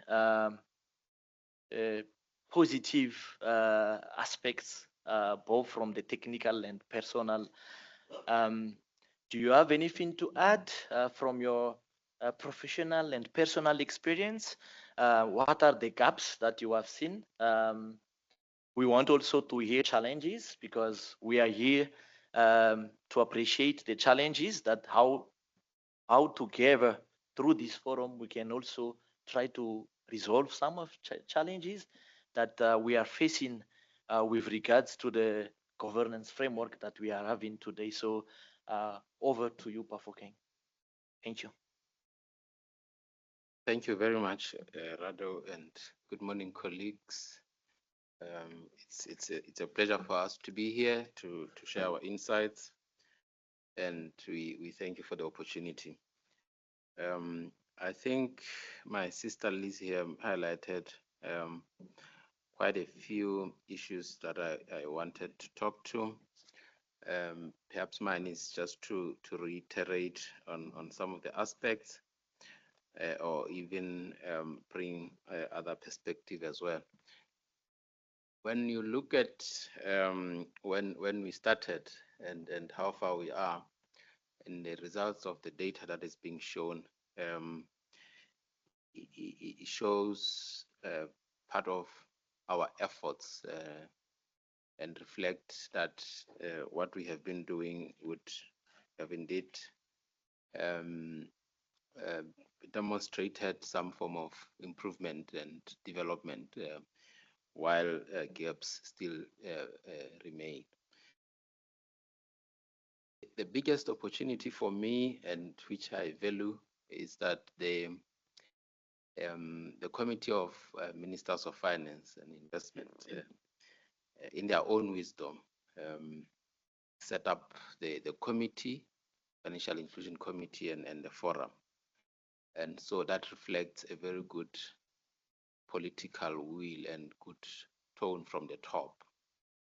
So when you have leadership laying the foundation for us to work, the political leadership, I mean, that should make our work or our job easier, and as it would have been demonstrated in particular in my country, the Kingdom of Lesotho, when you look at resource allocation, there is greater resource allocation because our minister, who happens to be the governor of the central bank, has strong passion for financial inclusion.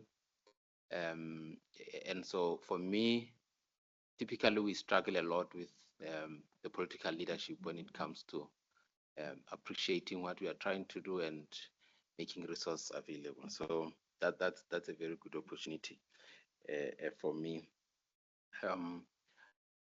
From the perspective of the Kingdom of Lesotho, we are the direct beneficiaries of this particular process, where we secured financial support and other technical support that was funded through the CBE project, and that helped us develop our financial inclusion strategy, national financial inclusion strategy, which we are busy implementing.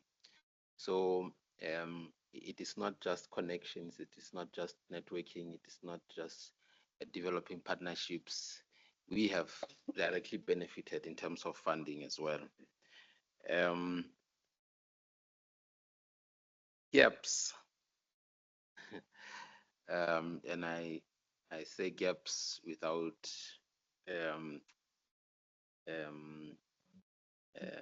making the process as if there could be negative. But while we have made a lot of progress, I believe there is room for improvement. I think the issue of funding and the consistency of being able to raise funds has been a challenge. When you look at how we used to be active almost on a yearly basis during the good times when there was funding. When it went away, we struggled. We were not able to raise funds on our own, and the momentum was somewhere along the way lost. I'm happy that we are here again, and I believe we will build on to the momentum. And I think it is clear that there is not going to be any form of funding coming from anywhere else. And so this should at least call on us to be self-reliant and be able to raise funds on our own as the region. When you look at the global political order, it changes almost every day, if not every hour. By lunchtime, I'm sure there will be news. And so we can't rely on the international community anymore in terms of support. And so we should be self-sufficient and raise support on our own. We should be able to develop our own training and capacity programs, or even institute that are supported and funded by us as the region. We should be able to coordinate in terms of the available skills that we have in the region, make sure that we share it amongst ourselves. The issue of data and standardization of data for monitoring and evaluation and monitoring, and making sure that those who are making progress in terms of financial inclusion in the region are pulling the rest of us who are lagging behind together. So data is critical there. The issue of augmentation of systems, sometimes it looks like we are competing and everyone is developing their own systems in their silo, and we fragment and we duplicate, and I believe we can leverage by raising resources to develop and build systems that can work for us as the region without looking inward in terms of countries moving on their own without moving the rest of the other. I still have a few to highlight, but I think for now, perhaps I can stop it here. Thank you. All right. No, thank you so much, Bafokeng, for that. You really provided us not only positive feedback, but also some gaps, as you have rightly highlighted. And I think the gaps, we need to appreciate them. It's correct. It's very correct. We have not been that consistent in convening both the forum and the SADC Financial Inclusion Subcommittee. And one of the reasons is the issues around funding. That's one of the reasons. And if you alluded to it, it's important for the region to take some take some responsibilities also in terms of self-reliance on maybe organizing some of these discussions or these through these platforms. Thank you so much for that. I will now move on to Mercy. Mercy, I will pose you two questions at the same time, right? From your perspective, looking at the opportunities and gaps and the experiences from Seychelles and Lesotho, what do you think we as SADC Secretariat can do better or improve in assisting member states, but now in domesticating the regional strategy? We have been supporting few member states, as mentioned by my colleague Bafokeng, during the implementation of the CB program. We have been supporting, if I'm not mistaken, Eswatini, Botswana, Angola in developing their national financial inclusion strategies among other countries. So that's my first question. How can we, you as representative of member states, any perspectives that you can share that can we as your secretariat can work on going forward in domesticating the regional strategy? My second question around this issue on funding, do you have any insights? How can we overcome this? I think our colleague Bafokeng alluded to some of it, but I'm quite sure so we can add more. How can we collectively address these issues of funding?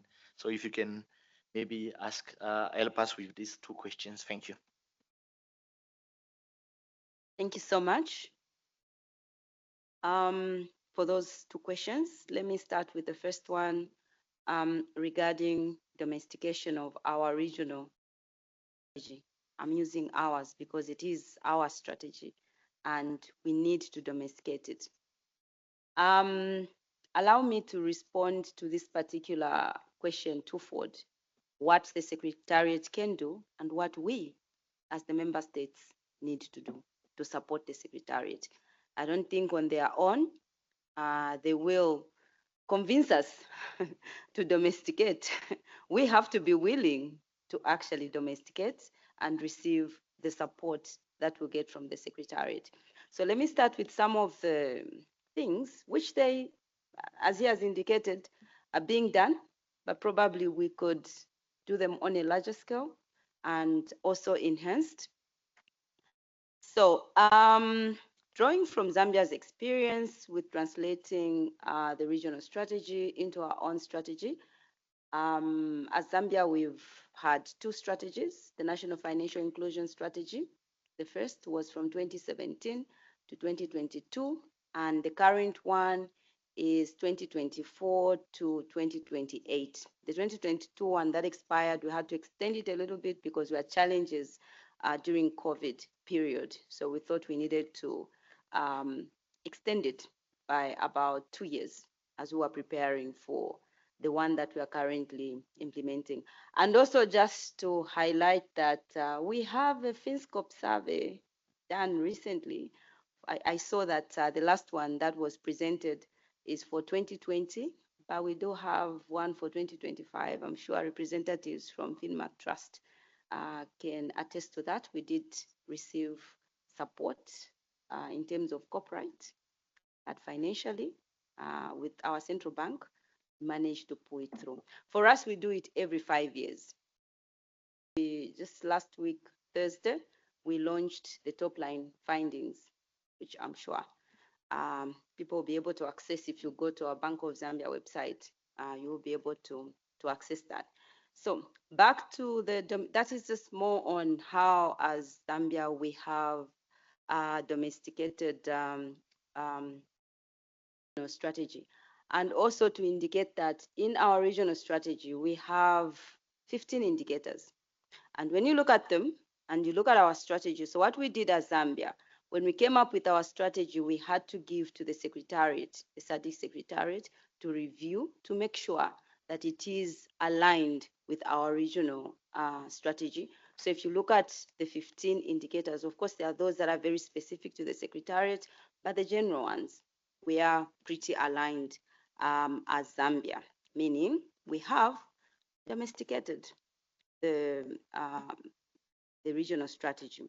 So some of the probably points that the secretariat could do more to support the other countries that are coming on board, I would recommend that they provide practical domestication tools, not just policy guidance. That is, the secretariat can strengthen implementation by moving beyond frameworks to practical country-ready tools. They can assess each country and see how best the tools could be aligned and help member states. In more cases than not, we don't do these things not because we don't want to, but because we don't know how. Yes, we can hear about Zambia has done this, but then you don't know where did they start from. So the secretariat can play that key role in ensuring that they do provide these particular tools. In terms of standardization, like I've mentioned, we have the 15 indicators that are already existing. Member states may just need to be run through and see how best you can incorporate those.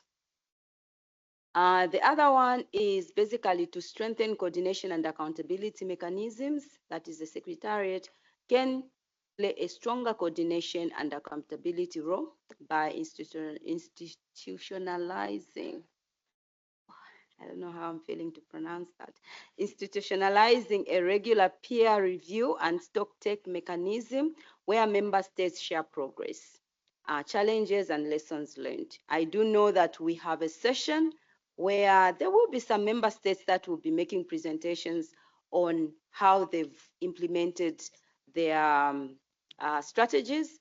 But I think it would be nice where we have a comprehensive report done by the secretariat. They gather all the information, Zambia, where are we, what are we doing regarding our strategies, and overall as a region. I have not seen such a report, but I could be corrected if I'm wrong. So those are some of the things that the secretariat could do, where we have for all the countries, whether you have a strategy or not, we see how then all countries can report on that. Then the other one is basically elevating financial inclusion as well as SME access discussions to senior policy platforms, ensuring sustained political ownership rather than a relegation to technical levels. We have been shown the, I would call it organogram, not necessarily organogram, a structure, the reporting structure where, and we've heard that the ministers of finance actually sat and agreed that this particular forum should be held, as well as the technical committee.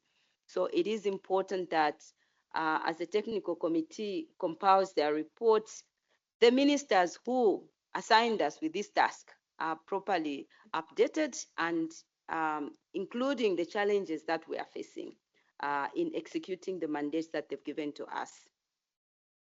One could be targeted technical assistance and capacity building. Yes, we've heard my colleague from Lesotho has mentioned how SADC has supported them in developing their strategy. but I'm sure this effort could be done more. There are countries that may not have the same story, but our recommendation is that let's try and see how all of us in here, in terms of the member states, could have that story of how the Secretariat could provide that support. Now, if I move to us, who are the owners of this, the Secretariat is a Secretariat, but us, we are the people that should be at the core of implementing this strategy. So some of the issues that we need to make sure, I think my colleague from Lesotho did mention that there's political will to ensuring that the strategy is implemented. So we need to make sure that there's political ownership and institutional leadership at country level. That is simply where we explicitly anchor the SADC financial inclusion and SME access strategy within national financial inclusion strategies, our own national development plans. We make sure that these policies are already embedded or strategies in our national policies and strategies. Also, we need to assign clear institutional responsibility. I'll give an example of Zambia. In our national financial inclusion strategy, we do have the governance strategy, the governance structure, where we have the steering committee, which is chaired by the Secretary to the Treasury under the Minister of Finance. Like he was introduced, he's a member of the steering committee. So we have such governance structures. So as institutions, we need to have those governance structures to facilitate our implementation of these strategies. The second one is domestic resource allocation and budget alignment. You cannot say, oh, our ministers, they give us an assignment that we cannot budget for. That which you do not budget for, you don't really treasure it.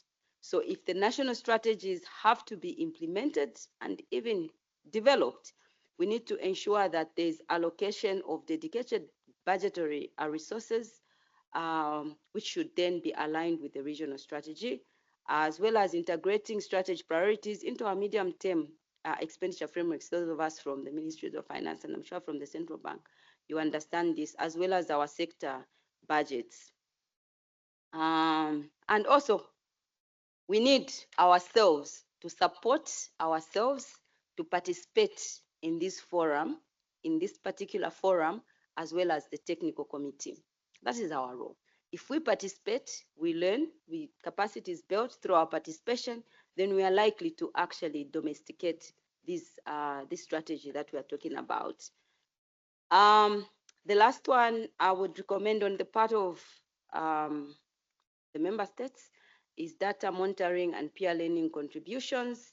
That is regularly providing quality data and progress updates against agreed indicators. And we've heard, I would really want to learn from the countries that do their FinScope on an annual basis. In Zambia, we do it on a 5-year basis, after 5 years. But it's important, I mean, how do you report progress if you can't provide that data? So those of us, the countries that may not be doing it, it's a very good tool to measure progress, to which we can get technical support from the Secretariat. The last part is on engagement of national stakeholders beyond government. My colleague here mentioned that funding is not coming. So, and this strategy is not just for the Ministry of Finance and the Central Bank or the government institution. The benefits accrue to the private sector, the civil society. So we have to make sure that all these different stakeholders are brought on board as we develop our national strategy.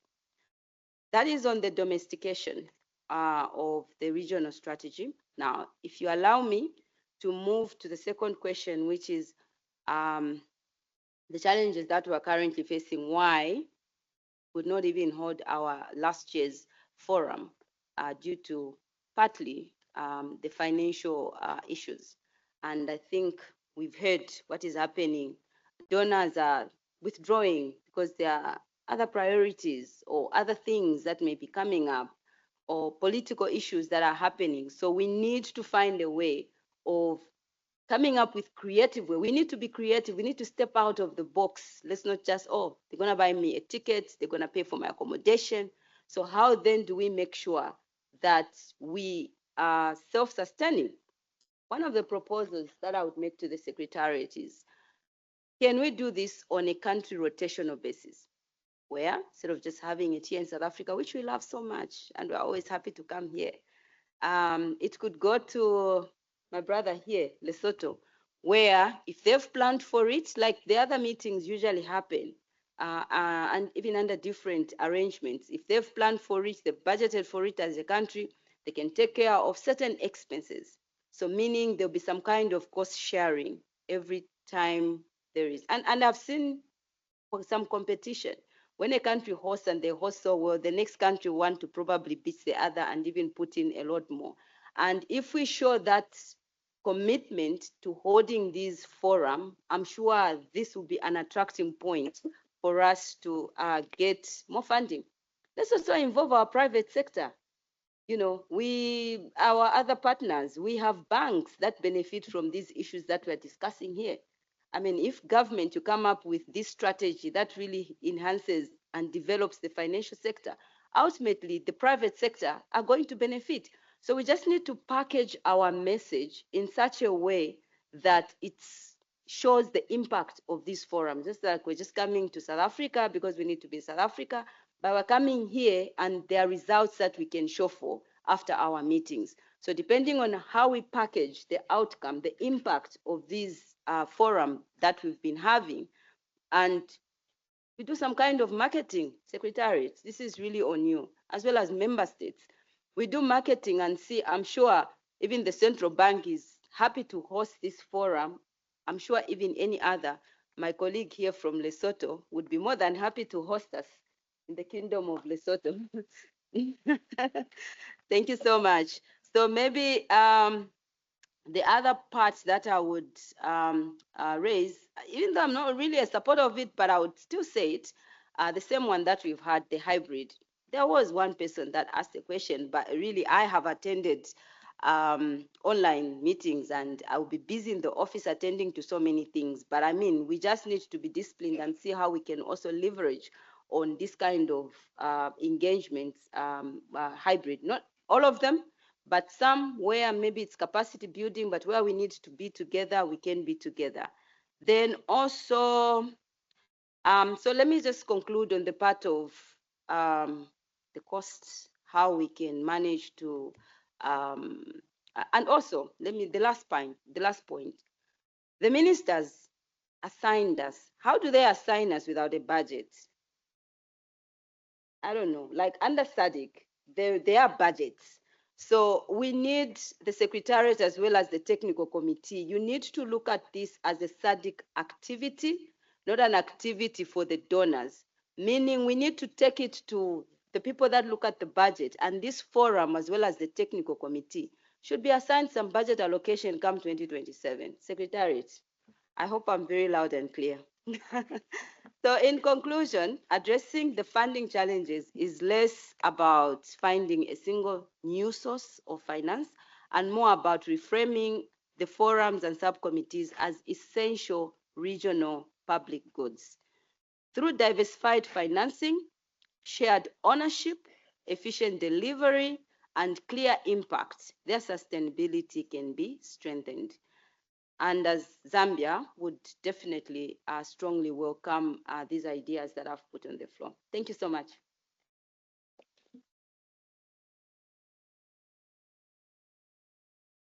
Thank you so much. Merci on that. Let me ask permission from the Master of Ceremony because we started a few minutes late. Okay, thank you so much. But also, I want to request my distinguished panelists, if we can then move quickly to our second question. If we try also to make it short as much as possible so that we can provide also an opportunity for collective thinking. We have a beautiful plenary and we want also to hear insights and perspectives from the other member states. So my last question to you, Liz, and it's a very straightforward one. Based on your experience, what are the key financial themes or topics that you think should be on the priorities of the forum or priorities of the region, I would say, for the next 5 years? Maybe in less than a minute, if you can do that for us, Liz. Thank you. Not sure about the minute. But anyway, from what that has been happening lately in the financial sector, I think one topic that is of good relevance to us would be the cybersecurity aspect. Why? Because it's having certain implications on the digital financial inclusion uptake. And this is mainly because of the declining financial consumer trust and confidence when making use of these platforms amidst the cybersecurity risk. And equally, because these risks can easily translate more than an operational risk and become a financial stability risk, which is why I think it should be something that we look at it more closely. And along the line would be the AI is a hot topic right now out there, and in terms of how AI can increase efficiency in the different sectors of the economy, not only the financial sector. But we, as regulators, we need to equip ourselves on how to protect the financial system from especially malicious AIs and cyber risks in general, and what could be some of the response measures that we can put in place against the increasing and more complex cyber risk. And I think importantly as well, we need to go back to the question, why do we do all of this? It's for the consumers. So we need to also pay a little bit more emphasis on how we can transmit digital financial literacy to financial consumers, because consumer empowerment and consumer resilience are equally key, especially as we adopt more digital financial solutions. So as a region, I think we should, in line with this, explore how we can create a platform or forum, not only for information sharing, but peer learning amongst ourselves so that we can understand the trend of these risks and how we can leverage on each other's experience. Another point that I think we should pay attention to is the element of digital financial consumer protection, because as we adopt more complex financial solutions, we, like I mentioned, we need to have certain frameworks on how to protect our financial consumers whilst making use of this. Quickly again, another point, we've alluded a lot on the current affair, the geopolitics, and the actual one now, the war in the Middle East. A couple of years back, it was the COVID. Now we have the war, we have the climate change, amongst others. And these realities will keep coming in different forms, unfortunately. And the question that would arise is the financial resilience in the times of uncertainty and crisis. So I think this should also be a key topic that we look at in terms of the region. How do we build our financial sector and the financial resilience in times of uncertainty and crisis? Because right now, an experience due to the current crisis that is happening, we are potentially seeing financial exclusion, especially for MSMEs in our jurisdiction, because obviously, given that most often these MSMEs are the first one to be affected, the banks, in terms of their risk appetite, they don't necessarily want to extend credit to those sectors.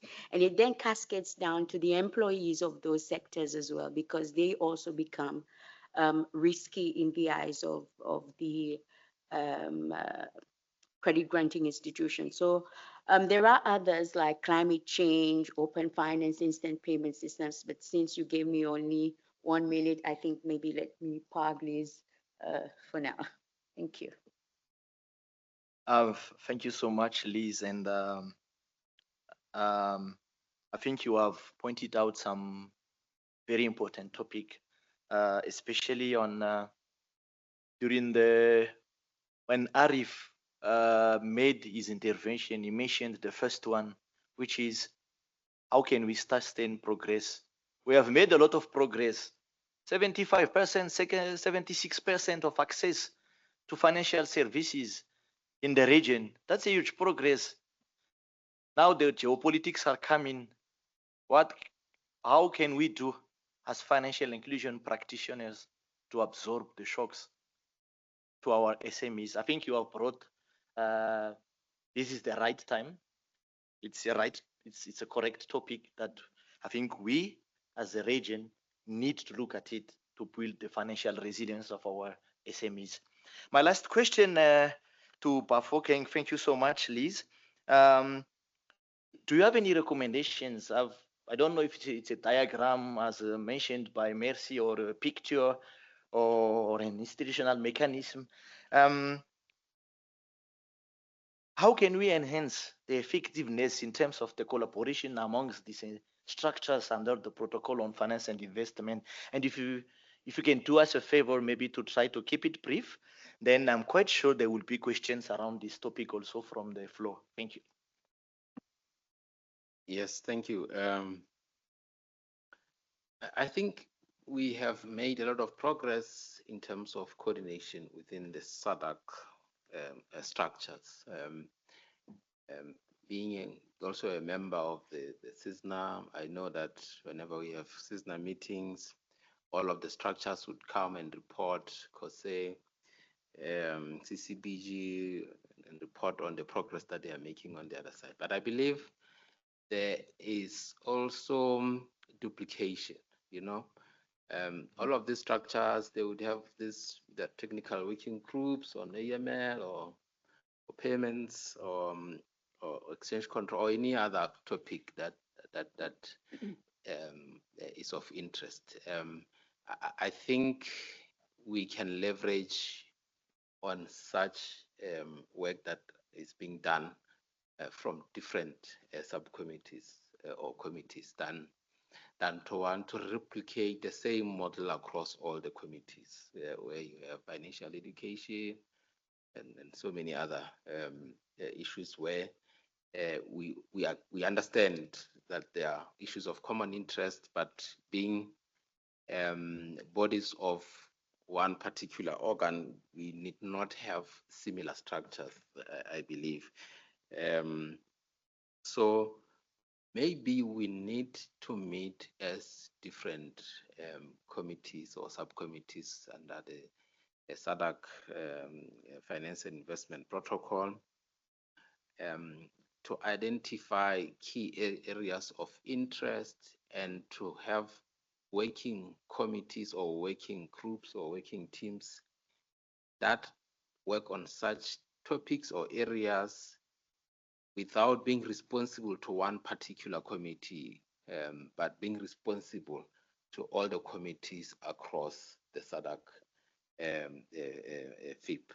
So for me, I think if I was to put it in 1 minute as you request, that is what I would suggest. Let's sit, identify key areas, have teams, and make sure that those teams report or are providing information across all the structures and not just each structure replicating all these working teams.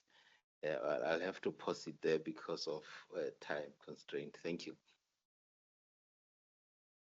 Thank you so much, Bafokeng. Yes, indeed.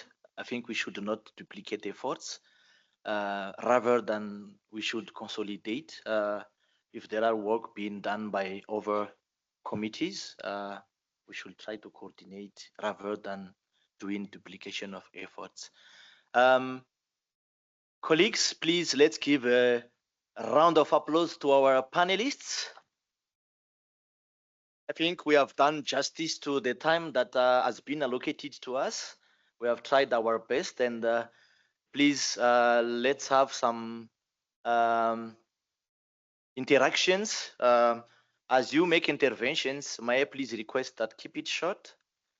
please introduce yourself first, from which organization, from which member state, and try to keep the question short so that we can have maybe more than one question. You can invite any questions from the floor, but also if there are questions from our virtual colleagues, please raise your hand on the virtual platform. We are going to provide the opportunity to everyone to ask questions. Yes, please. Any questions, or it's the bad time for questions as we are approaching lunch?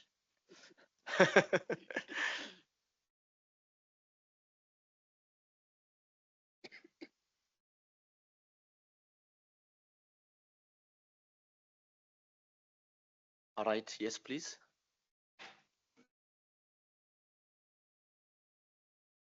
Good afternoon, colleagues. My name is Luisa Basitere. I'm from the Financial Sector Conduct Authority of South Africa. I think it's more of a comment than a question. I think Mr. Nosir raised the issue around funding, and I was just wondering if the challenges that I think a lot of jurisdictions are facing around funding is sort of, pushing our agenda to the back as countries focus more, let's say, on more pressing country priorities. I just wonder if you've got any reflections whether financial inclusion as a policy objective is being pushed to the back as countries grapple with what seems to be more pressing issues. Thanks. Thank you so much for that, South Africa. If there are no additional questions, I think we can. Sorry. Oh, sorry. Yes, please. I apologize. My name is Evans Mapenduga from the Development Microfinance Association in South Africa. Just a thought, and any of the panelists can respond to that. I just wanted to find out, when you look at the governance challenges that you go through when you are looking at issues of financial inclusion, do you distinctly distinguish, between the small, the medium, and the micro? And do you have different, issues that you deal with when it comes to those specific segments? Or do you just look at all of them as one thing and come up with issues that would sort of address everything as a unified kind of thing? Thank you. Thank you so much to our colleagues from the Microfinance Association of South Africa. If there are no additional questions, I wish to invite our panelists. Maybe on the first question, my colleague Bafokeng can provide feedback, and maybe the last questions we can give also to Mercy and Liz the opportunity to provide feedback on that. Thank you. Yes. Well, I'm an economist, and I know that resources are always limited. But we also know that we need to prioritize. And when we started talking financial inclusion, when we slightly moved away from price stability, financial stability, and we started talking about inclusion, conduct, people didn't appreciate that then.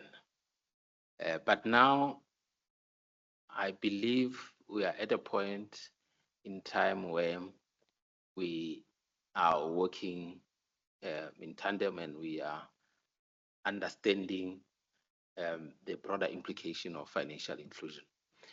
I can assure you, even the political class, whenever they go to rallies, and they sometimes use the same figures that we talked about to reflect on the progress that they are making. So from the tone from the top that I talked about in terms of leadership, I think there is greater understanding and that there is support. And I don't think there are interests that are competing or that financial inclusion as an agenda is being set aside. But I believe it's just a matter of limited resources where we need to reprioritize, not necessarily that financial inclusion is not being understood as a priority itself. And I think we've come a long way from when we started. But that is my assessment of it. And one thing that I always discuss with my bosses, I always say, let us make sure that even if there are no resources, let us make sure that we protect the frontier. We can't seem to be going backwards. If at least we can make sure that everyone is included or the progress that we have made is sustained, I think we'll still be doing well than if we set this thing aside and we lose the progress that we have made, as an example had been made about the losses we encountered as a result of COVID, which I was going to talk about, a very key aspect that we need also to include in our next agenda, the issue of protection gaps. Insurance and pensions has not been seen to be the mainstream topic within the financial inclusion. It's always been about access, a bank account, remittances. But insurance and pension protection gaps, if we fill those gaps there, we are building resilience. The system on its own will sustain itself where there are shocks, and the insurance aspect is critical there. I extended beyond the question, but thank you for the comment. That's my take on it. Thank you.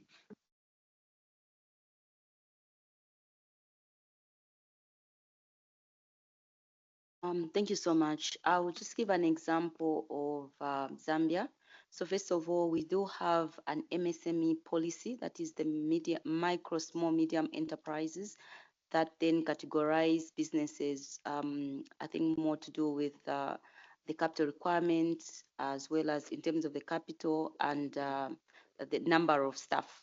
So under financial inclusion, we have also categorized them as such. Obviously, one size fits all cannot work.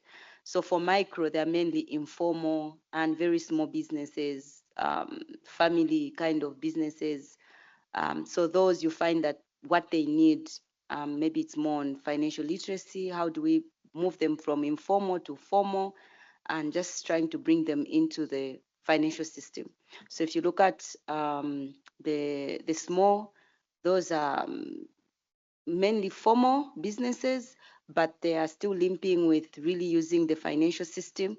So you find maybe what they need are the loans, they don't have collateral, and therefore we come up with policies where we have the movable collateral registry. They can use their cows, their movable assets as collateral to borrow from the banks. If you look at the medium, then these are quite large scale enterprises that can even do cross-border trading. And some of the instruments that they may need, they may probably want, when you talk of green, maybe use the green instruments like the green bonds, go to the capital markets. So you see even that the way that they are segmented, they are very different. Therefore, we have very specific interventions for each one of those categories. Thank you. If I can add on this, definitely a one-size-fits-all will not work, but we do have certain general principles that we build our intervention on. In the context of Seychelles, we have targeted approaches to such matters, because obviously the languages that you would be using with the MSMEs, the vulnerables and the youths will be different. So we have 4 categories when we do our targeted interventions. We have the MSMEs, we have the adults in the workplace, we have the vulnerables, and then we have the youth. So our interventions would be specific in accordance to these relevant groupings. And yeah, like I've mentioned, the policy direction or the languages that we would be using for the different segments would definitely differ. So we need to intervene accordingly. Thank you. Thank you so much, colleagues, for sharing your insights, your perspectives. May I please request that we give a last round of applause to our beautiful panelists. And thank you so much also for the audience. Let's give also a round of applause to the audience. Maxine, we wish to hand over to you. Thank you. Thank you very much, Mr. Ran Raza Finrakoto. There we go. There we go. Thank you. I know everybody's looking puzzled. That's Rado for you. Rado, thank you very much to you and your panel. I'd like to now invite the next speaker, and the next speaker will take us into the lunch break. James Thomas. Is it you? Hi, how are you? Well, thanks. I think that's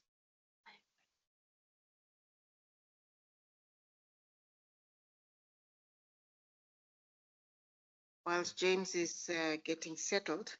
So James is the technical director at the South African Reserve Bank and technical director in the area of the payment ecosystem modernization program that's currently running at the South African Reserve Bank. In his session, he's going to talk about the South African payments ecosystem modernization, implications for non-banks. Thank you, James. The floor is yours. You'll take us through to about 1:10. Right, great. Good afternoon, colleagues and everyone. Thank you for the opportunity. I'm acutely aware of the fact that I'm between you and lunch, so I'm going to try and be succinct, but hope to leave some space for conversation or questions. All right. So I've been asked to talk about the payment ecosystem modernization program. When we started the program, we assessed our current situation and noted what's happening globally. And you are surely quite well aware of the need for the global payment industry to change, to first of all make payments cheaper domestically and for cross-border, to make them faster. Everything is moving faster and more instantaneous in the world we live in, and to have more accurate means of making payments and accessible means of making payments. So we noted what happens globally, but of course we also had to look domestically and what our current situation was in South Africa. We had, along with our domestic industry, crafted a vision back in 2017-18 called Vision 2025. And when we initiated our program roughly 3 years ago, we were acutely aware of the fact that we were nearing 2025 quite rapidly.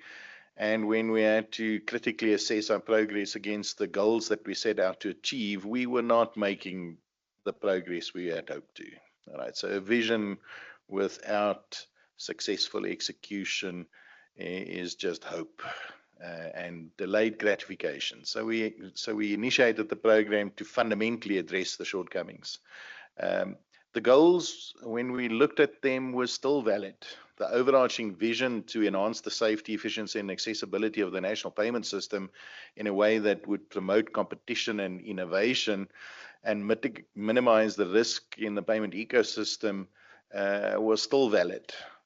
We wanted to make sure that payment services were available to all sectors of society, both domestically, regionally, and internationally. And these specific goals or pillars of our vision still held true. Unfortunately, and especially pertinent to the conference that you're attending at the moment, if we had to be honest with ourselves, in quite a number of areas, we were not making the progress we had hoped. Whether it's the cost effectiveness of payment services, potentially adequate competition and innovation to drive more cost-effective solutions, flexibility and adaptability to address new and emerging market needs, ensuring that there's adequate transparency in how pricing happens and how costs are accrued. But fundamentally, over and above the regional integration, which would matter to all of you, we were not really achieving financial inclusion. We could claim to have made progress domestically in South Africa with the vast majority of the adult population having a bank account. However, if you delve just slightly deeper, you would note that the vast majority of those people with bank accounts would withdraw all of the income out of that account into cash, and then for the remainder of the month or the week, whatever the cycle of pay is, would transact in cash. The net result being they're an unknown anonymous entity. They have no digital history, no footprint, no means to negotiate terms to improve their livelihood, to start a micro, small or medium enterprise and to build it up. So not really financially included. Just having an account is inadequate, right? Especially if it's being used as a post box for cash. So this is what we set out to address. So when we did the assessment for our current state, we recognized these limitations and fundamentally set out to provide cost-effective, efficient, and accessible alternative to cash. This is not a cashless society vision. We're coining it a cash-smart society that we're aiming to. So we recognize there will always be a need for cash. However, people must have a valid alternative to cash, to make a conscious choice, to build a history, to cost-effectively and efficiently transact digitally, and have a clear reason for utilizing cash rather than just it is the only affordable way to do so. Right. Of course, there are preconditions to make that a reality. So things like making it affordable and efficient, making it accessible, addressing risks in the payment ecosystem, mitigating fraud, not replicating inefficiencies across multiple participants. All of that needs to be true to create this viable alternative to cash, which would lead to greater financial inclusion. So we crafted a program. This is what we affectionately call the Payment Ecosystem Modernization Wheel, or the PEM Wheel, that tries to summarize what it is we defined to do. And fundamentally, if I start at the outer ring, we recognize the need to ensure that the risk policy and legal and regulatory construct is conducive to supporting this vision of ours, to enhance digital payments and the ecosystem. So working within the current legislation and regulatory framework, but also recognizing that in some places we would need to make additions or amendments to that framework to support what we set out to do. If I jump from the outside ring to the middle, we also recognize that to cost effectively and most efficiently and securely operate the payment ecosystem, it is time to consider putting down public digital payment infrastructure. So leveraging what is happening globally with regards to digital public infrastructure. Payments is a key focus area in that space. So DPI is not a new concept. We were lagging, and we had to put a conscious effort into taking the things that are commoditized in the payment ecosystem and centralizing it for an optimal cause, because we continue to expect the commercial enterprises to make greater good decisions naively reality is it will not happen. And so we recognize that and said, for the greater good, there are certain things we have to operate through what we call a national payment utility, which will host the digital payment infrastructure and allow innovation and competition to happen at the edges.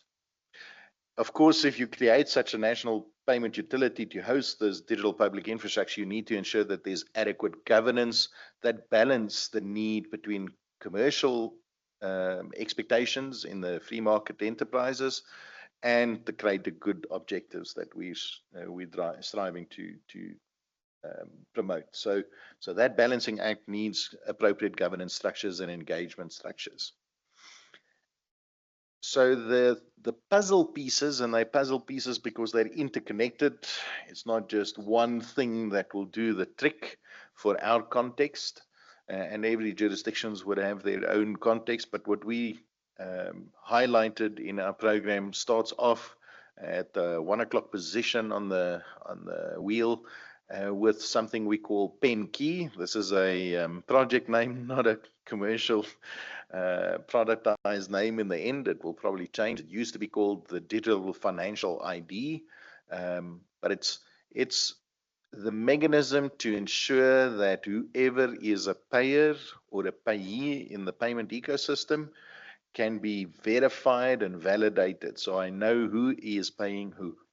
And those are necessary conditions to mitigate fraud, to address know your customer gaps, to address the FATF shortcomings that have been identified. These things are critical conditions in a digital payment space. To ensure that that payment can be trusted the same way that people look at a note and can verify that it seems valid, right? We need a digital equivalent, so the PEM key is critical underpinning for that. Then a fast payment system, naturally, to allow person to person or person to merchant or business to person disbursements from government to person or citizen. All of these payments need to be fast, instant, and trustworthy. So we need a proper system to support that.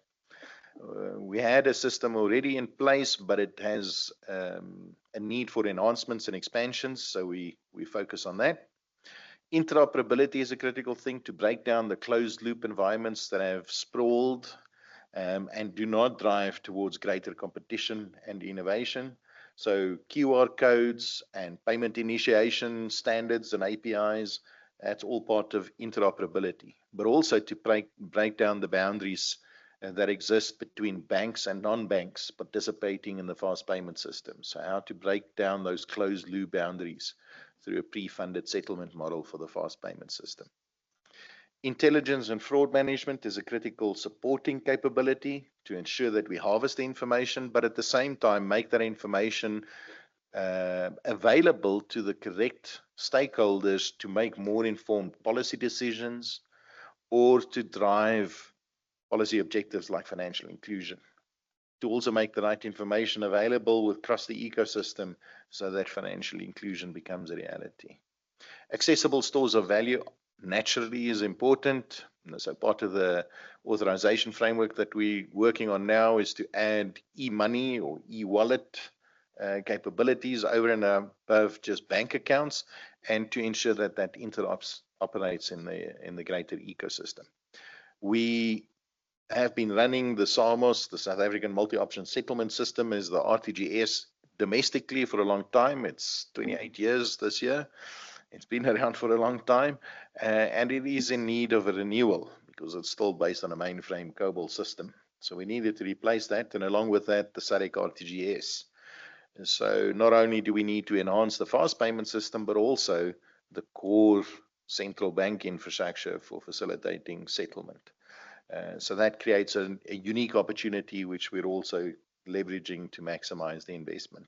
And finally, if we do all these technical and regulatory changes, we need to ensure that there's adequate education and awareness, not only to the end consumers from a financial literacy perspective, but also to the participants or prospective participants, so that we can truly drive competition and innovation in the ecosystem, which we believe will be a catalyst towards the right outcomes from a citizen or other stakeholder perspective. So these are the critical things. Checking time, still some. So this is a summary, and I'm sure these slides will be made available, but we needed to make sure that we address the problem of a lack in equitable access to safe, responsive, and affordable domestic and cross-border digital payment options. So we're firmly driving towards adoption and usage of fast, simple, affordable, and secure digital payments. We call that the red dot, the laser focus of what we're doing.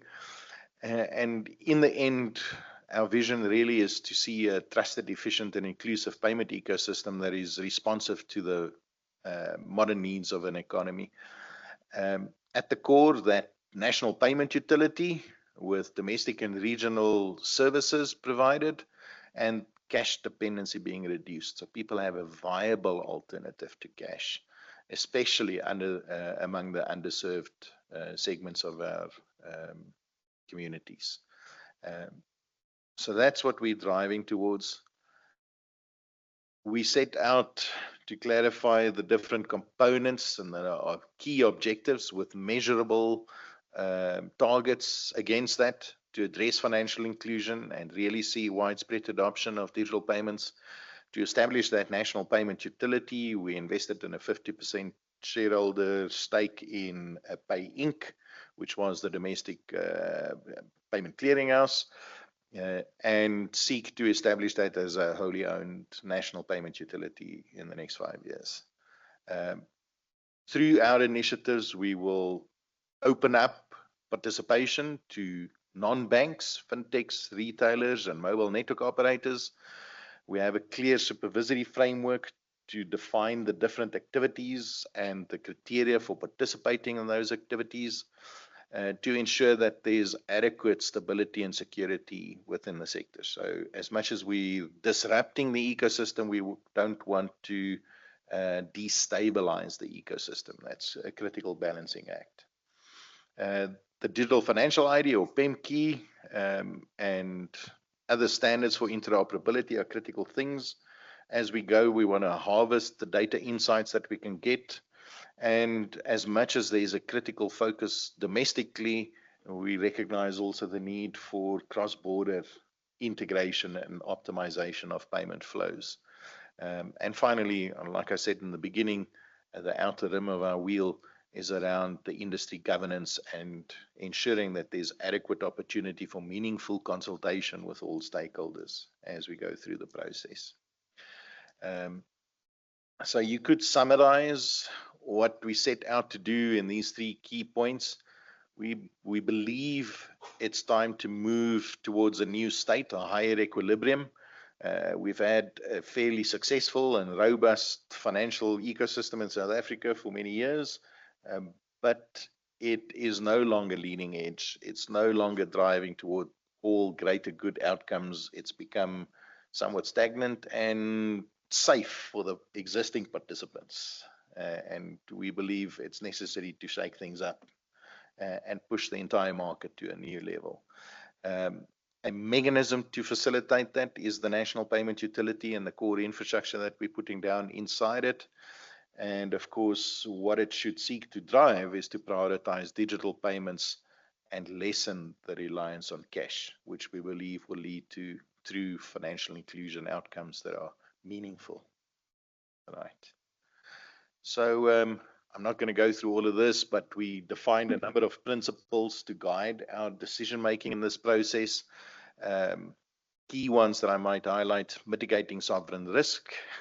We defined this 3 years ago, and I guess in the last year or so, the world has fundamentally shifted to make this even a greater priority than we originally believed when we started with this.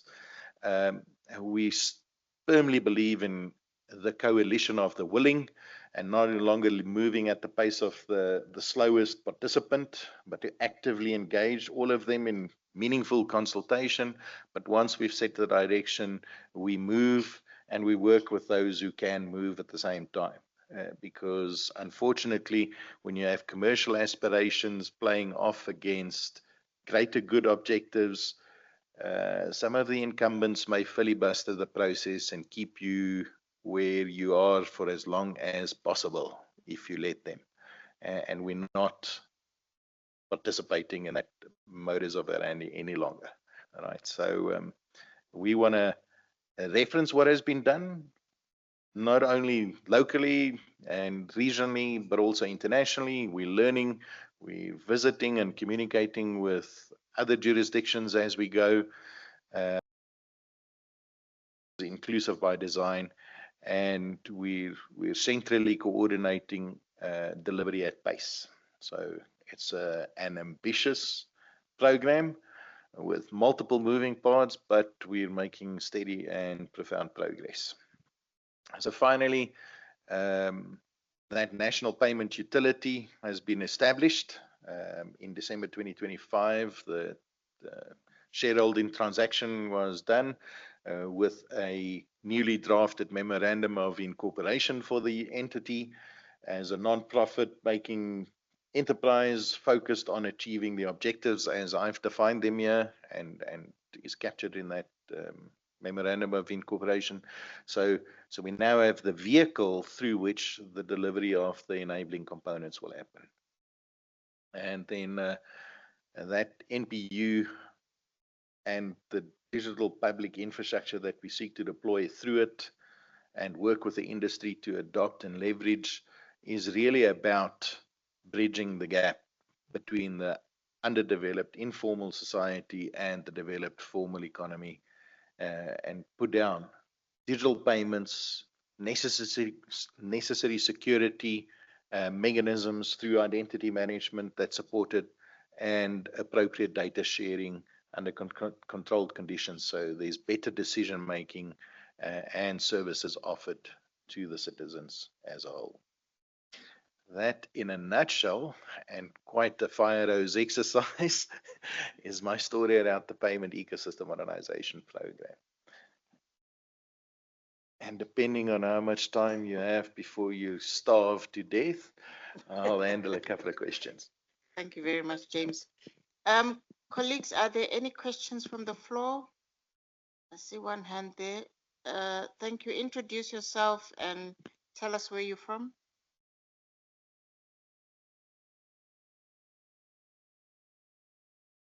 Oh. No, because we're recording. How's that? Yeah, there we go. All right. Good afternoon, everyone. My name is Dr. Boniswa Siwundla. I'm a researcher from the University of Johannesburg, and I also run a non-profit company called Flick SA. Thank you very much for the discussion. Quite interesting. I work in financial literacy, and my research explores how financial socialization starts at home. So I'm wondering how, in setting up the entire program, the human element, how was that considered? And in particular, when we zoom into education and awareness component of your framework, financial education tends to be considered as a supporting pillar, and we develop all the systems, but integrally, if we are honest, education doesn't start there, it starts at home. And those experiences become the behaviors that people take into their adult lives. So I guess I'm just wondering if you have considered that side being the human element when we come to the education pillar. Thank you. Yeah, thank you for that question, Doctor. So our education and awareness program has multiple facets. Definitely the human element is considered. Also working with the key participants and stakeholders in the ecosystem, which is why this is a ecosystem modernization and not just something driven by the central bank or the payment clearinghouse. It needs to involve the banks and the fintechs and everyone who provides services to collectively frame their messages and their go-to-market strategies to get the message out there. but supporting education and awareness through literacy programs, etc., are critical. At the same time, our program executive is fond of saying, in his own experience, having lived in informal settlement and growing up there, we often underestimate the level of financial literacy. We like to say people are financially illiterate, but quite frankly, most likely the people that we're aiming to assist in shifting from cash to digital payments know better to budget monthly than you and I, because we are financially at a no-risk position. We might have a lot of debt. They have to count every rand and cent or whatever your denomination would be. They know how to budget. They know how to stretch their funds. They have a deep understanding of that. What they don't know is whether they can trust digital payments as well as they can trust cash. Whether the exchange of value that happens when they hand you a note in exchange for the bottle of water, they're not losing some of the money in the process to some unseen, unknown entity for some service that they couldn't account for. Those are the things that we have to address. Because what happens if that becomes true, we've seen in other jurisdictions like Brazil and India, etc., if it's truly equally free, perceived at that point of interaction and exchange, and can be trusted equally that it happens, then people will educate each other in the community because they know it works and it can be trusted. Whereas if those conditions don't exist, all kinds of manner of education in school and universities or whatever will not land the concept, right? If people do not have trust and they don't perceive the benefit to be real, it's just a lot of noise. They can't experience it. So these are critical but complex components of the whole strategy and how it should be deployed. But we firmly believe in creating the necessary conditions and then work with the ecosystem participants and extra communities and players to drive the education and the awareness so that you change the society over time. Okay, thank you. Thank you. My name is Serge Bouto. I'm from Central Bank of Congo. But I have to ask my question in French. Sorry. Okay.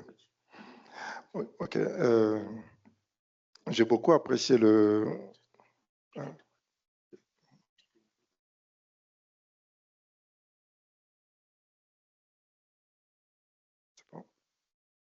Ok, merci. J'ai beaucoup apprécié la présentation, surtout le programme que vous avez mis en place pour le moyen de paiement. Mais il y a un aspect important que je n'ai pas retrouvé. Peut-être ça n'était pas le cadre ici, mais je trouve important compte tenu de l'évolution de la technologie. Il y a certains produits où, notamment les fintechs, viennent proposer à la Banque centrale et que ces produits-là ne sont pas forcément conformes à la réglementation et sont des produits susceptibles de booster l'inclusion financière.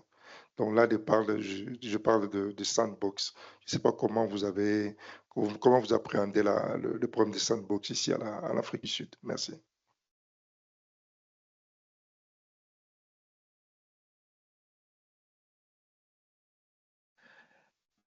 Right. So on sandboxes, and you may need to clarify. Thank you for the question. At the South African Reserve Bank, we have a fintech unit that have actually run a number of sandboxes to test new technology like digital currencies, cross-border settlements using distributed ledger technology, Project Coca and Coca 2, which we used. It is important to keep on testing new technology and then determine the extent to which it is a suitable technology or enabler for future adoption, but also what the preconditions would be for adopting some of these technologies. I think in future you will see quite a lot of movement around stable coins and those kinds of things. Is it just an asset class? Is it truly a payment instrument? The jury is still out. Central banks seem wary to accept it as a valid payment instrument. However, in practice, it seems to be traded as if and accepted as if it's a valid payment instrument. So these are complex, not only payment issues, but economic issues to be contended with by central banks. When it gets closer to payments and our program specifically, yes, we believe new technology and developments and proposed enhancements by the fintech community helps foster competition and innovation.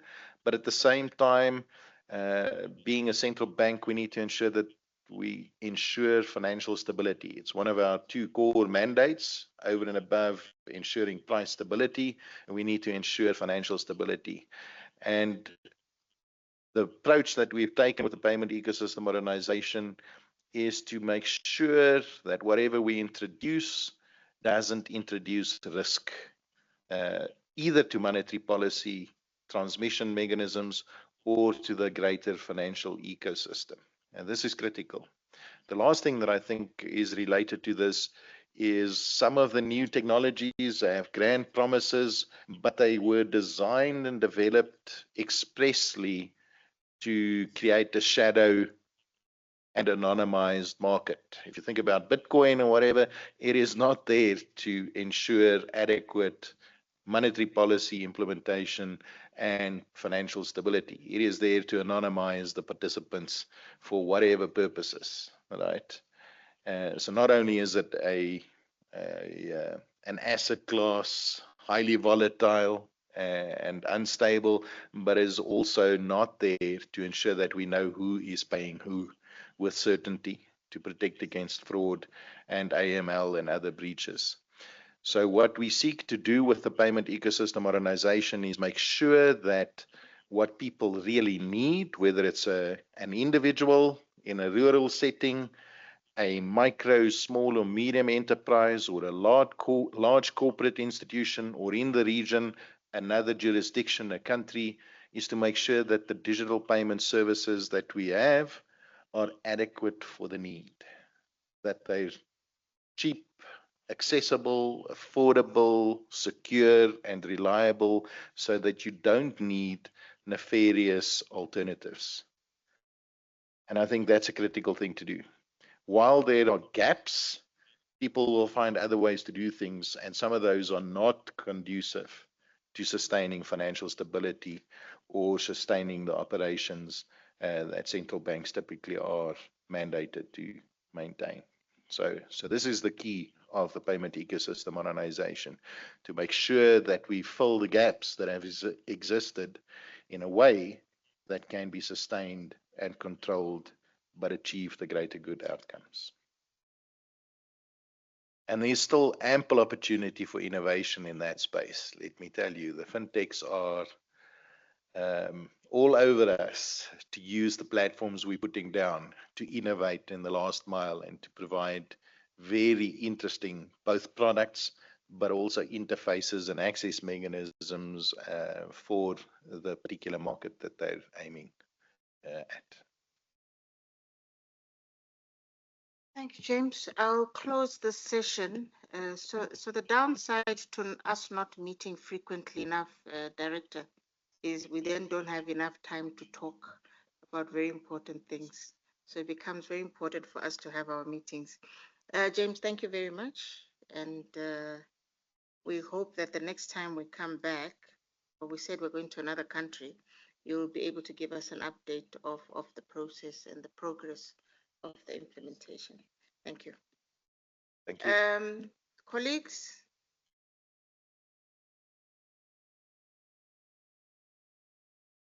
so we're going to lunch. After lunch, we've got a marathon of speakers. I will propose that we get back here at about 2:10 at the very latest. You must eat quickly. And then I want to challenge us. Please do not sit with whoever you came with, whoever is your colleague. Find somebody else to chat to. So my colleague from the DRC came alone. I want to see that he has people that are sitting around him that are chatting to him. Same with Zambia and a few others. So please do not sit, those, especially those huge delegations. I saw Reserve Bank, South Africa, I think, had a delegation. Mozambique had a delegation, a few others. So please do mingle. We'll ask you a question afterwards when we come back. Thank you. Right now, Ulrika, will you want to direct us? Okay. So that young lady coming down, beautiful young lady, will direct us. But in case you decide to go to my left or my right for other reasons, as you exit the venue, you will go past the coffee station, and I think there's some stairs there, if I remember correctly, there's stairs, and you will go left and first door left. That's just in case you decide to detour before you go to the main room. Thank you. Bon appetit.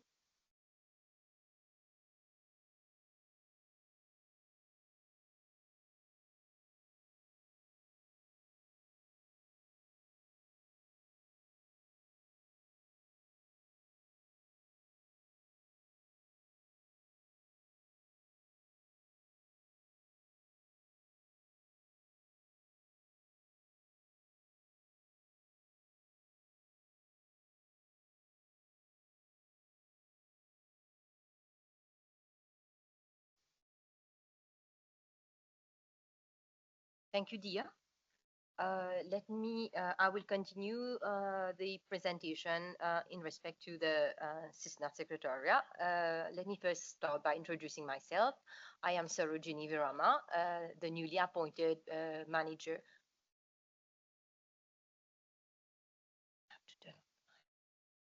Newly appointed manager, thank you, for the CISNA Secretariat for Capital Market Subcommittee. It's the presentation, yes. So let me, good afternoon, everyone. We have heard compelling insight today on the drivers of financial inclusion, access, affordability, technology, and policy. But I want to leave you with a simple shift in perspective. Financial inclusion is not the end goal, it is the engine.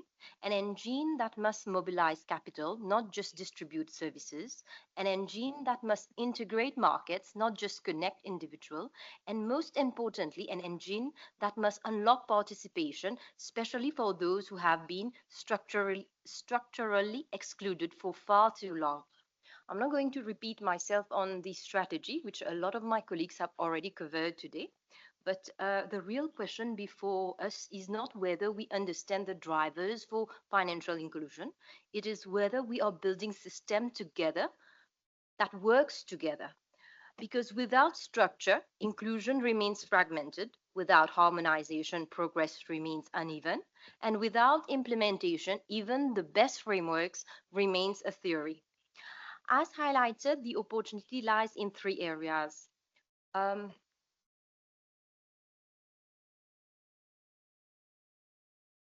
From a CISNA standpoint, financial inclusion is not about access, but about mobilizing capital, strengthening markets, and enabling inclusive economic participation.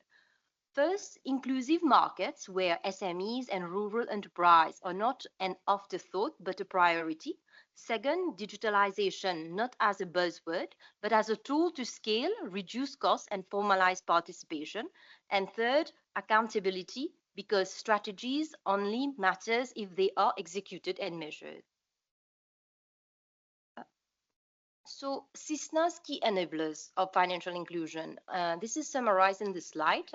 So it's regulatory harmonization, SME market development, strong market infrastructure, consumer protection, fintech and innovation, financial literacy, education, and data transparency. As already highlighted, the main challenge to all of us is clear. Let us move from ideas to implementation, from fragmentation to integration, and from access to true economic participation. Because in the end, financial inclusion is not about bringing people into the system. It is about building a system that works for everyone.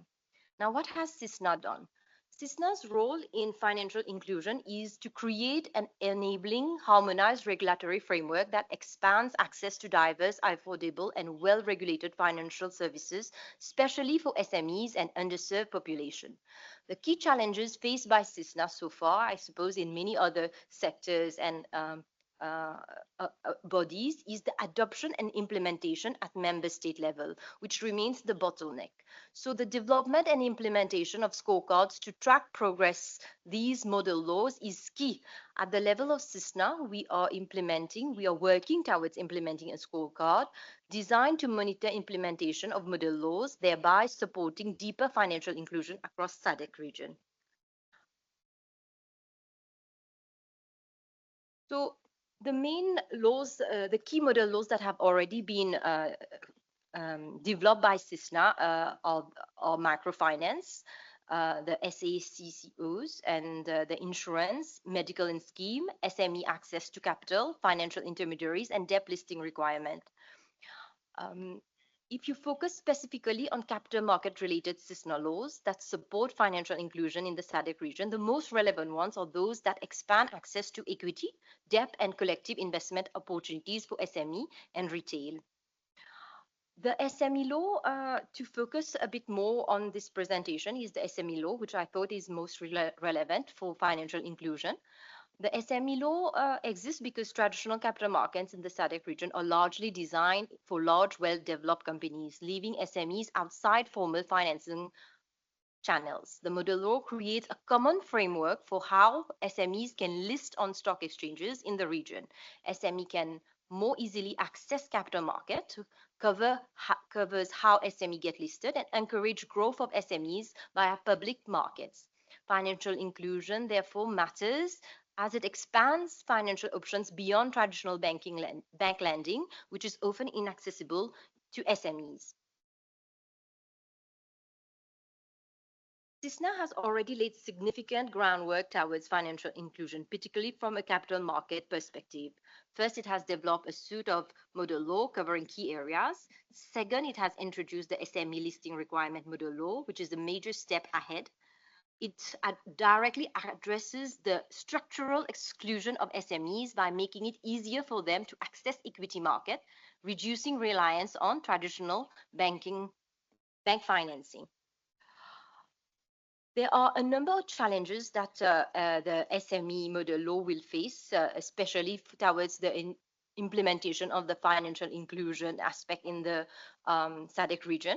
And the main challenges are informality, limited finance, data gap, high cost, inadequate products, infrastructure gaps, digital gaps, low trust, weak capacity, and inequality. And that's where the CISNA role comes in. And we endeavors to strengthen this to be a platform where we enable inclusive regulation, expand non-bank finance, promotes alternative risk framework, and drives regional harmonization.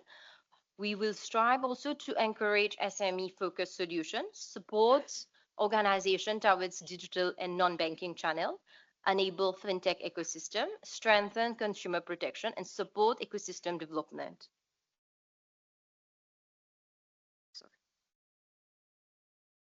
So digitalization is necessary. CISNA sees this digitalization as necessary to reduce cost, improve outreach, formalize informal activity. And digital solution is a catalyst for inclusion, and it requires scale rural financial inclusion, and the benefits would be to lower cost and increased outreach. And this is all possible not only via model law, but also via participation of member state and capacity building. Capacity building with other substructures must strengthen internal capacity, technical capacity among member states, support member state in data reporting and policy implementation. So in terms of the strategies that has been proposed in the financial inclusion strategy 2023-2028, CISNA has done has taken a number of initiatives and done significant groundwork. But to summarize, the messages that we want to convey here is rural inclusions requires structure, formalization via model laws, strong umbrella bodies.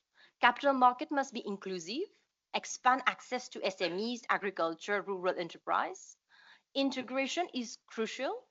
Interconnected exchanges, harmonized regulations. Technology is a force multiplier in order to ensure digitalization of rural finance and fintech partnership. And above all, data drives decision. Better data, better policy, and better outcome. And finally, it is with this that I end this presentation. Thank you. Thank you very much.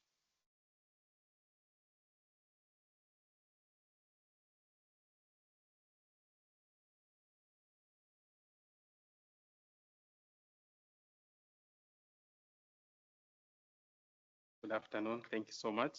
An honor to be before this distinguished audience. Just to introduce myself once more, my name is Daniel Chimfembe. I'm from the Financial Intelligence Center of Zambia and also member of the SADC AML Safety Committee, where Zambia is the current chairperson. Okay, my discussion this afternoon is basically just to look at why financial inclusion and financial integrity can be carried side by side, safeguarding the regional financial system and the people who we want to be part of this financial system. So in terms of outline, I'll first look at financial inclusion itself and the why it matters in terms of structural economic transformation to our region. Second, the risk that inclusion can create if left unmanaged, both to our financial system and to the people we are trying to serve. Third, what the FATF framework is, what it actually says, and efforts being made as a region. And the fourth is just to highlight the committees, that is the SADC AML committee, what it is, how it works, and what it was built for. The fifth to just highlight some of the challenges we face and the opportunities before us. So just to start, as a SADC, we have a population of over 380 million people, and the majority are in rural areas. Historically, this form of financial system was not designed for the majority, but because of distance, the distance being too great, the documentation required to participate in the formal financial system and the costs. However, technology is changing. We have mobile money infrastructures, digital wallets, agent networks, and microfinance institutions have moved the frontier dramatically. But this shift has enormous implications. We're not supposed to forget that, not just on how we design inclusive policy, but how we manage the risks that come with it. That is what the next slides will look into. So when we broaden the formal financial system without commensurate regulatory capacity, we create new vectors for money laundering and terrorism financing. I want to highlight three specific relevant specific indicators or risks within our region with regards to financial inclusion. We have cross-border movement.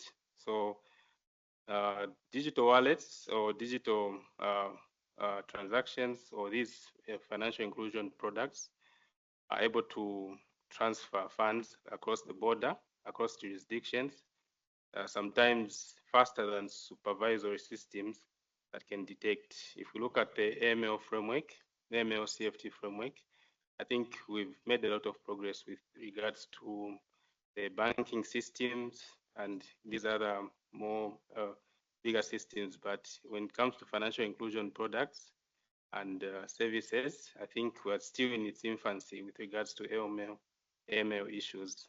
So we have other indicators like layering through wallets to transfer funds, what I would call flying under the radar.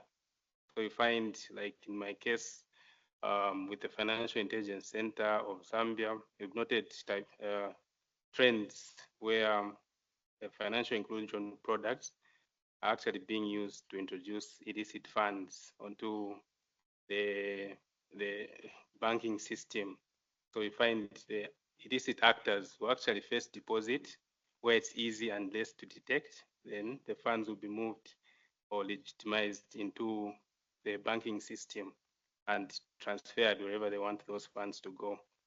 Also to note urgent wallet misuse. This I also give an example of the context of my country.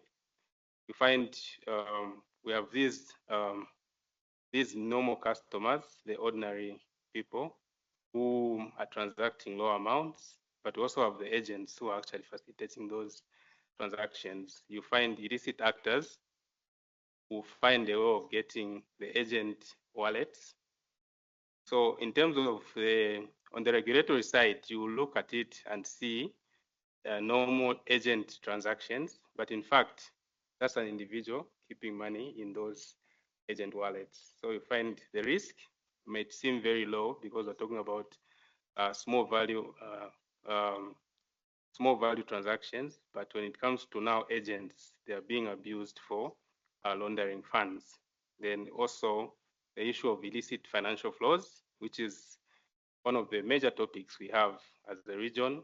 I think there's a lot of money being lost or revenue that can otherwise be used to develop our region, but it's being lost through illicit financial flows.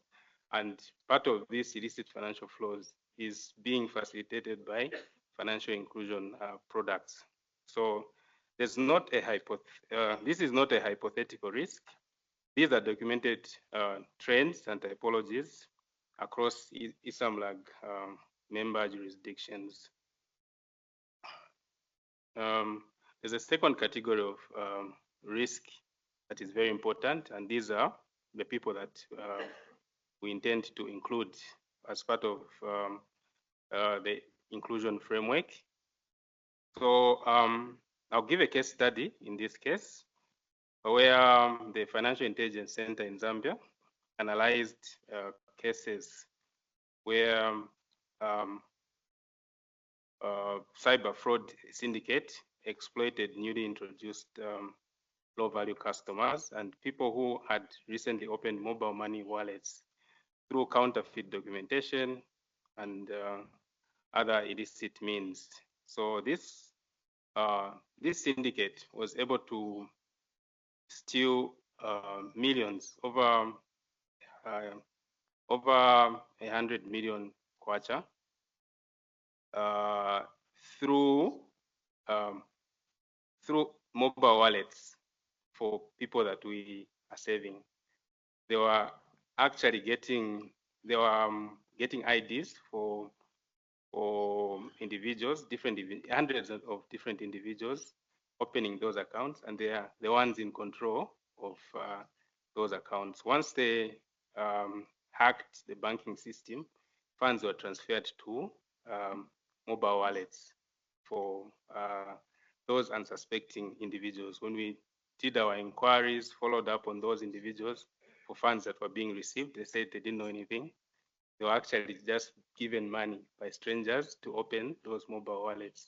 So those are some of the practical risks that we are looking at. So the newly included population are prime targets because they're easy to manipulate. They have limited financial literacy. So there's fraud issues to do with fraud. Sometimes it might not even be AML issues like predatory lending, data misuse, because they'll just easily provide their data without understanding the implications. So protecting the integrity of inclusion channels is not a regulatory burden. It is a protection for the very people we're trying to reach. So what does FATF actually say with regards to financial inclusion? I raise this because there's a persistent misconception that AML CFT compliance is incompatible with financial inclusion. That is simply not true when the framework is properly applied. So we have, with regards to the FATF recommendations, we have risk-based approach, which is key.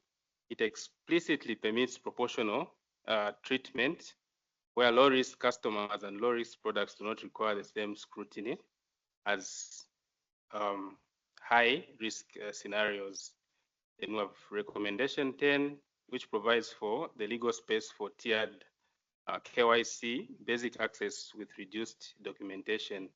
So instead of applying the same level of KYC on all clients, you have low-value clients. Like, for example, in my country, we have the KYC is tiered according to the thresholds. If the threshold is maybe 20,000 kwacha on the account, then you find it's just basic documentation. Whereas for agent accounts where it's maybe millions could be transacted on that account, you have more enhanced due diligence on those accounts. So we also have Rec 14 and 16, proportionate threshold-based approach for low-value cross-border remittances across the region. Then the travel rule was updated in June 2025 to increase transparency and combat fraud. It requires the institutions to transmit detailed, accurate information, name and account numbers and address. We have a lot of these transactions now across the regions using the financial inclusion products. Mobile money transfers are now, which were not possible maybe 5 years ago across regions. If someone is able to transfer money from Zambia to Zimbabwe and all those movements, but FATF says there should be documentation or record in terms of who's sending and who's receiving. So the as well as the 2020 FATF financial inclusion guidance, which is comprehensive. It covers mobile money, digital onboarding, and low-value transactions specifically. The FATF framework, if properly applied, is not an obstacle to inclusion, but is the architecture that makes inclusion sustainable. So with regards to ISAMLAG, where all member countries belong, as SADC prepares for the upcoming third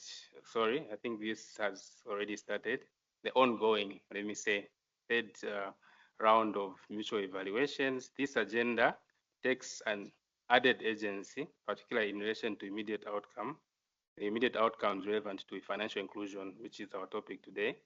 Some of the outcomes, we're talking about I01, which assesses whether countries understand MLTF risks.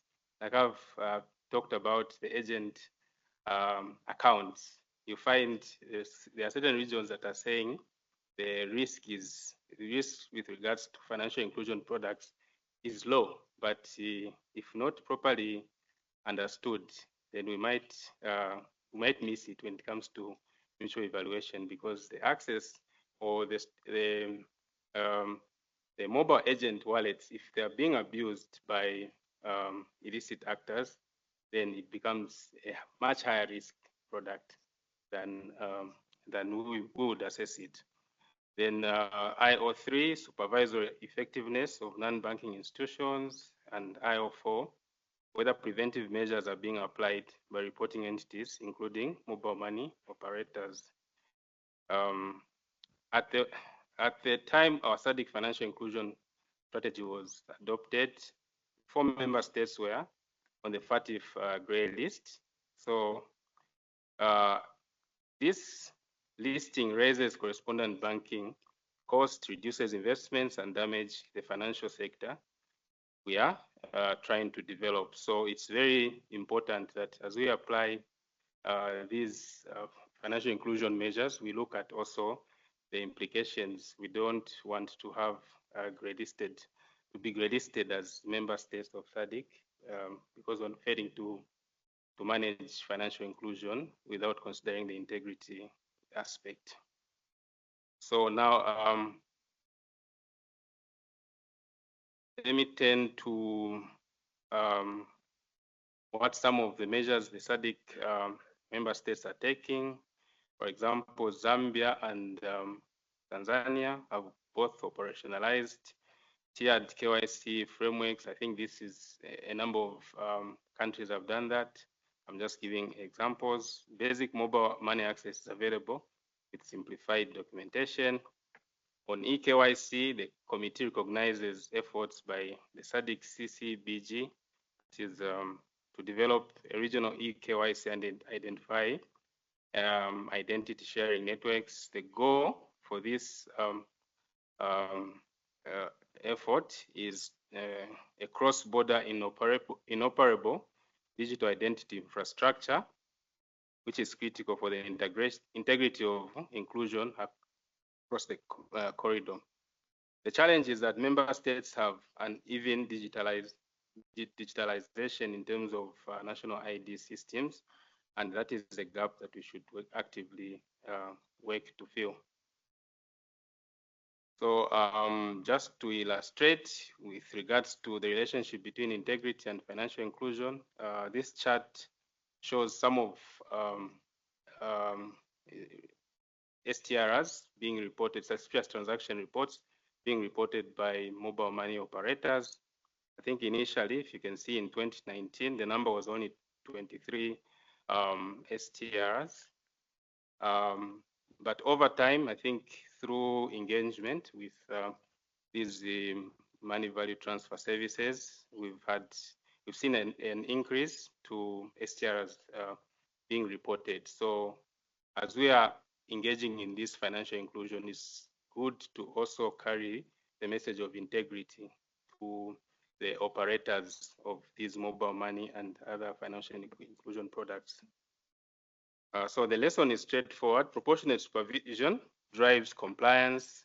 It does not restrict access. Over time, it builds trust. Coming now to the committee, the SADC AML committee. The SADC strategy on financial inclusion and SME access recognizes that fast-growing digital technologies and the increasing role of non-bank providers in cross-border financial services are creating greater AML, CFT risks and complexities. It therefore calls for stronger cooperation between relevant sectors and the institutions, including the operationalization, it's a difficult word, of SADC AML committee. So under strategic priority number 1, the strategy promotes harmonized regulation and guidance so member states can meet AML, CFT-PF obligations responsibly while ensuring that these requirements do not negatively affect financial inclusion, innovation, fintech development, customer protection, market conduct, and growth of the non-banking financial sector. So the strategy carries along the aspect of AML CFT, and at the time the strategy was written, the committee was not yet in place, the AML CFT committee, but fortunately it was established under Annexure 12 of the SADC Protocol on Finance and Investments, and our inaugural meeting was in February 2024 in Johannesburg. The committee brings together senior officials from member states responsible on AML CFT matters and works along CISNA, CCBG within the Financial Investment Protocol infrastructure. And the mandate of the committee has 2 core elements: to facilitate harmonization and convergence of AML CFT policies and regulatory practices across the region, and to support effective proportionate action against money laundering and terrorism financing. So with regards to its mandate, the committee's mandate, I must mention that the committee is still in its formative stage. A lot of aspects are being put together, but its mandate and functions include harmonizing AML CFT policies, law, regulations across SADC member states in line with FATF recommendations, support effective and proportionate action against money laundering and terrorism financing in the region, monitor member states' compliance with FATF recommendations, build member states' capacity to respond to AML CFT threats that may affect financial stability, and support improvement to national AML CFT policy and institutions. And finally, to help reduce criminal economic activity, and strengthen the integrity and stability of regional financial markets. It has 4 working groups: illicit financial flows. I think I mentioned this aspect, which is very critical for our region, which focuses on regional cooperation and intelligence exchange and asset recovery. The research and outreach working group, it drives AML CFT awareness at national and regional level, capacity building working group, and finally the monitoring and evaluation working group. So now I just want to look to discuss some of the challenges. We have some of the challenges that have been observed. Supervisory capacity for non-financial institutions remain uneven across the state, the member states. So this is specific supervision in terms of AML CFT. Several FIUs and supervisory authorities face some constraints in terms of staffing, technology, funding, and this gap must be closed if we are to achieve supervision of the inclusion sector. Our regulatory framework remains fragmented. Illicit actors exploit different jurisdictions. If they are not, if one jurisdiction is stronger and the other one has weaker systems, they'll move that money, because it's now easy to move money. They'll move money to different jurisdictions where it's easy to probably wire it out now overseas. So hence the need to improve this fragmentation with regards to efforts in combating AML CFT across the region. The STR reporting culture in the non-banking sector is still developing. So the Zambian trend that I showed may be encouraging, but if we look at the overall numbers in terms of suspicious transactions received across other sectors, you find those from financial inclusion products or the mobile money service providers, they are quite low. So I think it's imperative for us, even as we go into mutual evaluation, to really get our mobile money service providers, other financial inclusion service providers on board, so that we improve our AML CFT infrastructure. In terms of opportunities, for the first time, SADC has a dedicated institutional mechanism to align AML CFT framework with financial inclusion policy. The committee exists precisely to hold that balance. Digital infrastructure, mobile money rails create a genuine opportunity to implement proportionate automatic compliance at scale. eKYC, if done right, can lower barriers for low-risk customers and strengthen integrity simultaneously. So hence, in conclusion, I would want to just mention inclusion with integrity is very key and it's very achievable. So the architecture is in place and the work is underway. It's just a matter of collaborating as members of one common goal. Thank you so much.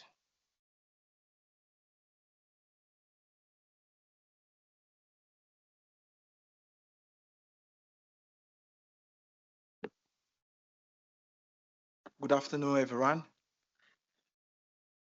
I will speak in Portuguese.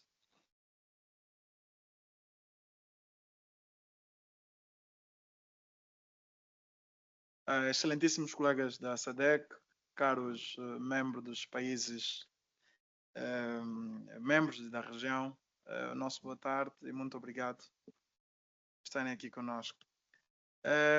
Fomos então desafiados a falar sobre a Estratégia Nacional de Inclusão Financeira, os seus desafios e também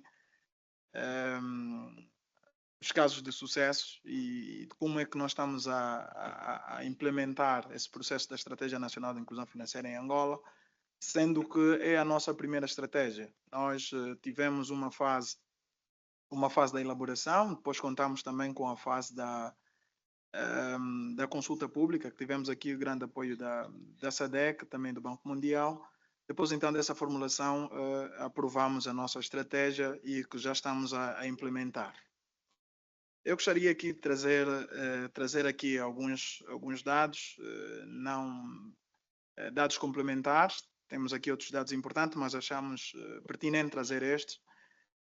Nós temos ainda um índice muito além daquilo que se espera, estamos com 24,70%, e para a inclusão financeira temos 49,97%. Portanto, a nossa estratégia já tem dado passos significativos. Tivemos o cuidado de olhar também na estratégia e nas linhas orientadoras que a SADC tem para 2023-28, que é para delinearmos, então, como tal, a nossa estratégia. Angola sempre teve iniciativas separadas, iniciativas feitas por ministério e nunca congregados, sobre matérias de educação e inclusão financeira. Com a estratégia, achamos nós, então, depois do estudo que fizemos, ou do relatório FinScope, que foi feito em 2022, achamos que teríamos maiores resultados se congregássemos todas as ideias e se juntássemos sinergias para, em conjunto, chegarmos à elaboração efetiva dessa estratégia. Foi então que achamos que devemos envolver governo, a sociedade civil, o sistema financeiro, quer público como privado, para, em conjunto, andarmos em mãos dadas e conseguir, então, os objetivos a que nos foi preconizada a elaboração da estratégia. Portanto, nós aqui definimos como objetivo aumentar os níveis de bancarização com essa estratégia, elevar o nível de literacia financeira, ver a questão também do bem-estar e desenvolvimento quando se fala do desenvolvimento do país. Nós temos o quadro referencial, que no fundo acaba por ser uma apresentação completa daquilo que é a nossa estratégia. Este quadro referencial simplesmente delinea aqui o 2025 a 2027, portanto temos uma estratégia curta quando comparado com as outras estratégias, temos 2 anos de estratégia e trouxemos aqui uma visão. Mas eu peço-me que o foco central seja aqui nos segmentos prioritários. Portanto, nós definimos como segmentos prioritários as mulheres, a população rural, agricultores, trabalhadores informais e adolescentes e jovens, sendo que estes representam, na sua maioria, o grupo ou nicho de pessoas que estão excluídos financeiramente. Portanto, a percentagem ainda é aquém, não é ainda aquela percentagem que nós queremos ter. Hoje foi aqui apresentado vários gráficos e resultados. Pronto, a Angola ainda tem aqui um índice, ou seja, um número muito reduzido daquilo que queremos fazer. E definimos então os pilares. Nós temos 4 pilares. Destes 4 pilares aqui, temos contas transacionais e produtos e serviços financeiros, financiamento para micro, pequenas e médias empresas, a proteção do consumidor e literacia financeira e, por último, então, e não menos importante, a infraestrutura para a inclusão financeira. Depois da aprovação da INIF, da Estratégia Nacional de Inclusão Financeira, podemos então ver que, a nível da inclusão, tivemos de fazer aqui algumas reformas. Destes 4 passos, eu passarei mais focado à questão da reforma regulatória. Sabemos nós que, sob orientação da SADC, a questão do ID, ou seja, do Registro Nacional, é importante, porque, como barreira, ainda temos a questão dos bilhetes de identidade, que é para a abertura de conta, quer ela tradicional como a de moeda eletrónica. Então, achamos nós que um registro nacional acaba por ser um bom segredo, um bom antídoto para ultrapassarmos essa barreira. Bastante ter esse cadastramento nacional, vamos então incluir mais pessoas, sendo que essa representa a maior barreira para os números crescentes. Em termos de pagamentos digitais, não está os números que nós queremos que alcancemos, mas já começamos a ter maior número de pontos de pagamentos, temos mais cartões, há mais movimentações. Em termos de infraestrutura, portanto, estamos a evoluir, ainda não estamos no valor que queremos estar, e também aqui já há mais colaboração entre as instituições, quer ela privada como pública. Portanto, o Comitê de Coordenação da Estratégia sai desde o Governo, sendo que o coordenador dessa estratégia é o Sr. Ministro de Estado para a Coordenação Econômica, António José de Lima Massano, que tem então feito esse paralelo com as instituições, quer elas públicas como também privadas. Em termos de sinais de transformação no sistema financeiro, podemos aqui dizer que desde a implementação da estratégia, criamos aqui então que é a expansão digital, né? Que os serviços hoje já são um bocadinho mais presentes. Nós temos ainda a zona com maior concentração, como é a capital Luanda, e temos outras províncias as quais faltam serviços. Portanto, a nossa ideia hoje, ou o que nós estamos a fazer, é levar serviços para essas zonas rurais, para que todo cidadão tenha os serviços e produtos financeiros à sua disposição, sem ter que se locomover ou andar por grandes distâncias. Portanto, essa também é uma evolução que sentimos já com a questão da implementação da estratégia. O nosso maior foco agora é a questão da inclusão. Portanto, nós temos muitos programas sociais em Angola. Desses programas, posso aqui destacar que é o programa Quenda, que faz parte da estratégia de combate à pobreza do governo de Angola, que temos muitos beneficiários que recebem um valor para a abertura do negócio ou então sustentabilidade própria, e que este processo era feito ainda de forma numerária, era fora do sistema financeiro. Portanto, achamos aqui uma oportunidade com esta estratégia, congregamos vários ministérios, várias instituições, para, com a ajuda dos bancos e os prestadores de serviços de pagamento, começamos então a incluir ou cadastramos esta população que trabalha mais no meio rural. E alargamos através de sessões de educação financeira e também oportunidades de fazerem parte do sistema financeiro. Portanto, essa é uma das evoluções que nós também sentimos hoje. Em termos gerais, nem tudo está a funcionar como foi planeado inicialmente. Temos algumas barreiras estruturais, portanto, a questão da literacia financeira ainda é outra questão. Por isso é que nós, no terceiro pilar da nossa estratégia, temos a defesa do consumidor e a literacia financeira.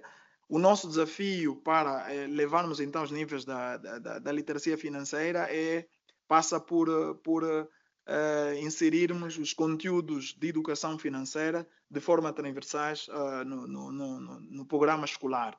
Portanto, estamos aqui a trabalhar, sendo que para este pilar da estratégia é responsável o Ministério da Educação, que muito tem feito para elaborarmos manuais e inserirmos então os conteúdos de forma transversal, que é para elevarmos o conhecimento, a atitude e o comportamento, que são no fundo as dimensões conhecidas para a questão da elevação da literacia financeira no país. Já está em curso, portanto, esta constitui uma barreira, mas agora já nota-se algum alívio, porque já se está a trabalhar neste quesito. A questão dos pagamentos de mobile money ainda está um bocado aquém, mas vamos crescendo. Temos feito várias campanhas de sensibilização, campanhas de formação também para a sociedade em geral, para que tenham então alguma confiança nesse tipo de transações, nesse tipo de movimentação. Ainda há uma barreira sim, mas com o trabalho chegamos lá. E depois temos aqui alguns focos alinhados à estratégia também da SADC, que nós adotamos como uma boa solução para ultrapassarmos aqui uma série de dificuldades. A questão da proteção do consumidor, portanto, nós estamos hoje a desenvolver também através da estratégia soluções eletrónicas ou soluções digitais para a questão das reclamações e também o feedback entre o cliente ou quem reclama e as instituições responsáveis, para que esse processo seja mais célere e também garanta e traga alguma proteção, segurança para os utilizadores de serviços e produtos financeiros. A questão do ID digital, portanto, é que já frisei, e depois tem a questão da literacia financeira, que acaba por ser uma das nossas prioridades.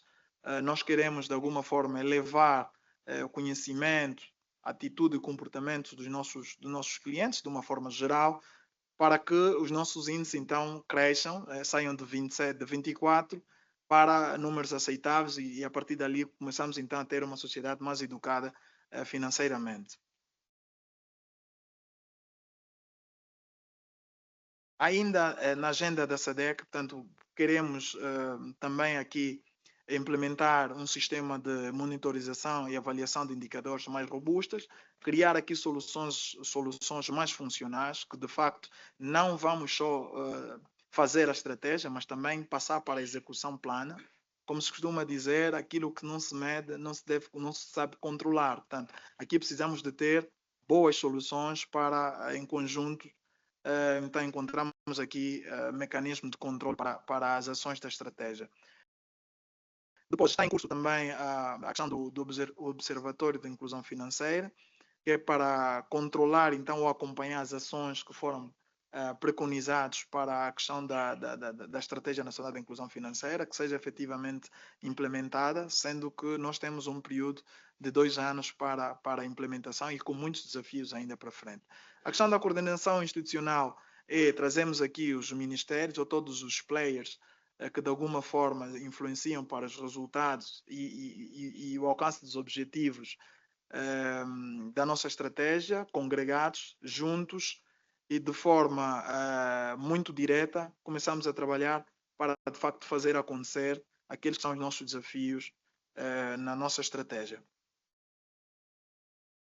De forma muito sintética, portanto, trazemos aqui uma reflexão ou uma apresentação direta daquilo que tem sido o nosso trabalho com a nossa estratégia.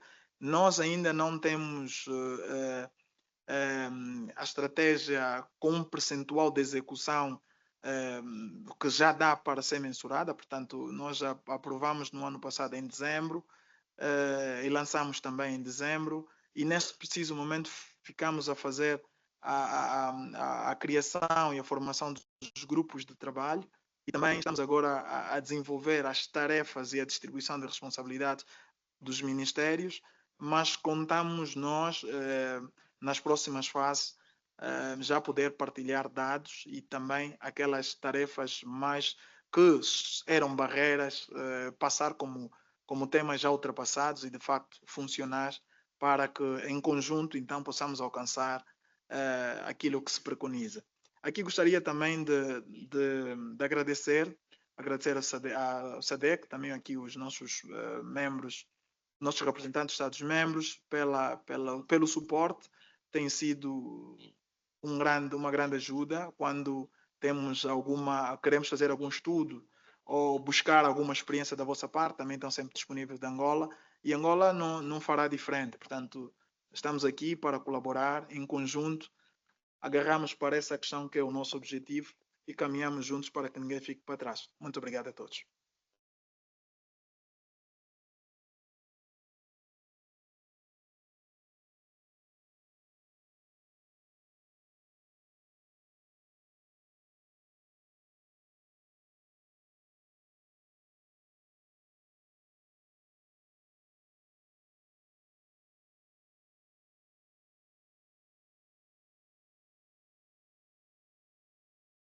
Good afternoon, ladies and gentlemen. We'll ride on the protocols that have already been observed. Just to introduce myself, my name is Tabeth Angela Bunje. I'm coming from Malawi, Minister of Finance, and I'm in the Financial Sector Policy Division. My presentation today will focus on the background as far as financial inclusion is concerned in Malawi, the current updates, the planned activities in the financial sector, as well as the challenges as a country that we're meeting as far as financial inclusion is concerned. First of all, I would like to give a background of the strategies that we have implemented and the ones that we are still implementing. So far, we have implemented implemented the National Strategy for Financial Inclusion 1, which ran from 2010 to 2014, and the second one for National Strategy for Financial Inclusion 2, which ran from 2016 to 2020, and currently we are implementing this National Strategy for Financial Inclusion 3, which is running from 2024 to 2028. At the moment, according to the last FinScope survey that was done in 2023, the financial inclusion in Malawi stood at 88%, which is a jump of 49% from 2014. This means that the population, the adult population that is excluded financially in Malawi is only standing at 12%. It might be interesting to know that out of this 88%, 74% are those that are formally included, and meaning that the 14% are those that are informally included, which government is working very hard to close this gap to get those that are informally included to be on the formal inclusion part side. On the current updates now, I'll first start with the digital financial services. In Malawi, we have seen a jump in the as far as digital financial services are concerned. I will talk about the jump that we've had as far as mobile money is concerned, internet banking, as well as mobile banking and POS transactions. And these I will tackle in terms of the subscribers, the growth in terms of subscribers, the volume of transactions, as well as the values. Firstly, the growth in mobile money subscriber has increased by 23% from 16.4 million people to 19.9 million in 2025. However, when you look at the active subscribers, you'd see that those that are mainly active are only 44% of this. And but if you look at it in terms of the 90-day basis, you would see that 58% of that, 58.8% of that are those that are active in the 90 days. So we can see that we've got the access, but then the usage is kind of going down, which also the government is trying to look at it to see how we can maintain those that have access to be active on the platforms. Secondly, I will talk about internet banking subscribers. As far as internet banking subscribers are concerned, we have seen a growth of 23.6%. That is from 287 to 355 subscribers. In terms of volume, it has risen by 47.4% from 8.1 million to 12.1 in volume, while values has increased by 34.4% from 13.6 to 18.4 trillion. However, the terms of transaction value, high value users were more, an average transaction value of 1,552,000, meaning that we have more people that are transacting on the higher end than those on the lower end. In terms of mobile banking services, we have seen a growth of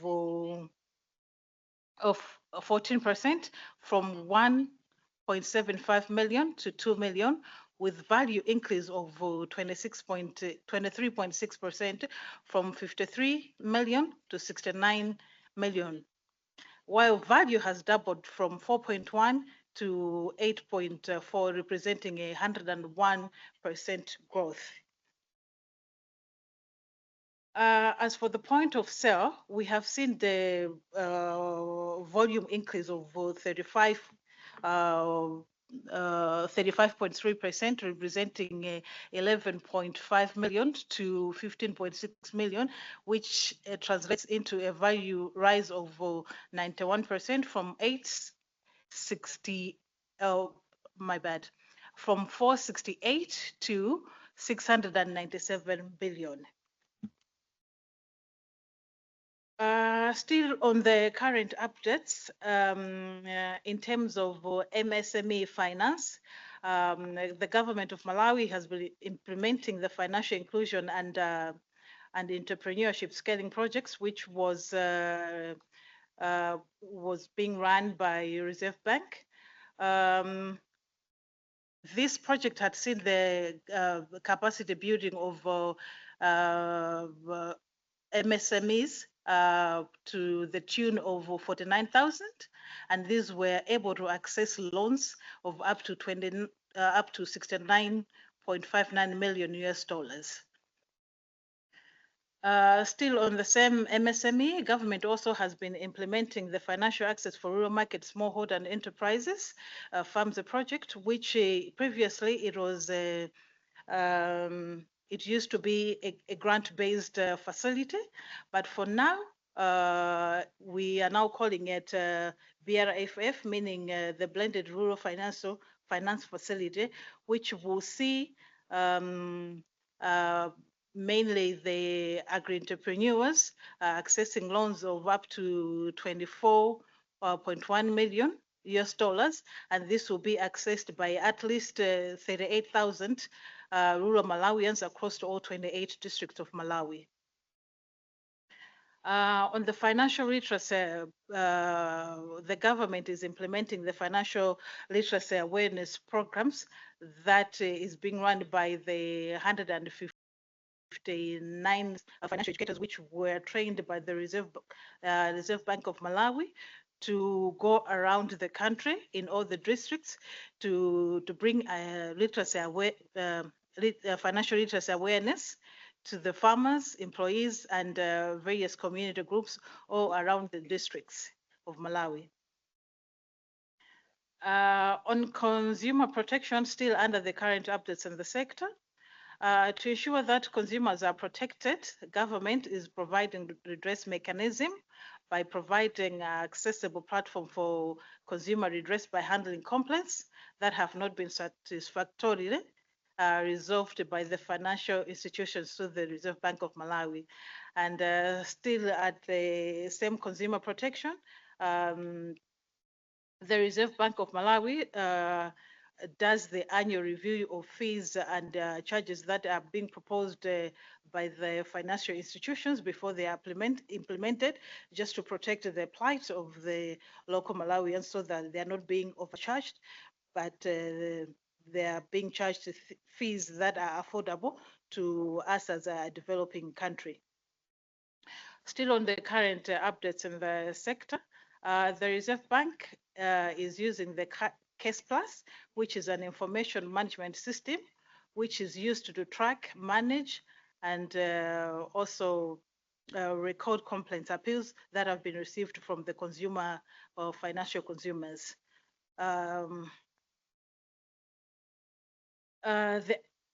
The government of Malawi also, through the Reserve Bank, is in the process of developing a fees comparability application.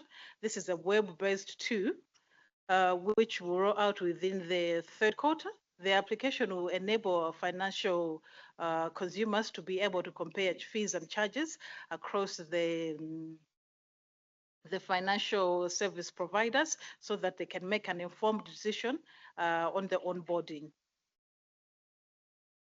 On the planned activities of the sector, the Malawi government, through the Ministry of Finance, is conducting a review of the NSFI 3, which is the National Strategy for Financial Inclusion, the third one, which is currently running at its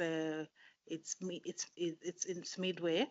So the process is to review and measure the implementation progress, as well as to see the improvements that can be made as far as the other half of the implementation is concerned. The government of Malawi is also looking at integrating the financial literacy programs into the national primary school, as well as in the teachers' education syllabus, just to teach the teachers and also to be able to teach the masses from the grassroots as far as handling of finances is concerned and how they can be handling it as they are growing up to be the citizens who will be making decisions about the country. Financial inclusion portal has also been in operation, and banks and MNOs, as well as those deposit-taking microfinance institutions, have already commenced uploading the data. While the non-deposit taking and the capital market, the SACCOs and the capital market players will be able to go on board in the next quarter. Now we come to the challenges that Malawi is facing as a country as far as financial inclusion is concerned. The first challenge is the infrastructure challenge, which I'm sure it is common to all the African developing countries.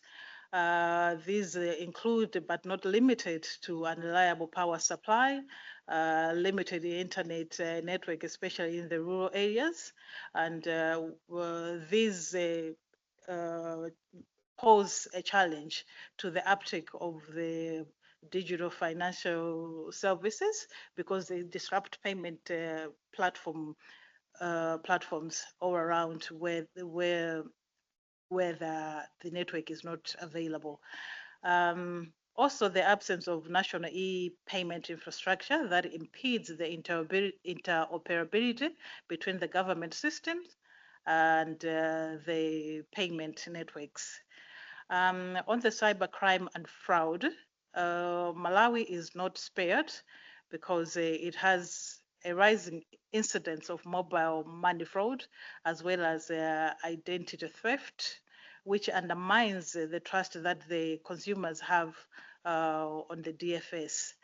And the government is working hand in hand with those in authority in other departments to curb this problem so that they can put back the trust that people have on the DFS so that we can increase and be a digital economy. The other challenge is high transaction cost and cash dominance because people in the rural areas and those with a low income, they deem the digital finance as being expensive and they would rather transact in cash. And also this is slowing down the transition to a digital economy. And the last, but not the least challenge is the climate vulnerability, which I'm sure it is common to a lot of countries, not only the developing countries, but other countries as well, which is the cyclones, the flooding, the erratic rainfalls, which disrupt communication and payments, as well as they cut electricity and cut off payments. As a result, they cut off payment services and affect the populations that are supposed to be using these facilities. That is the end of my presentation. Thank you very much for listening.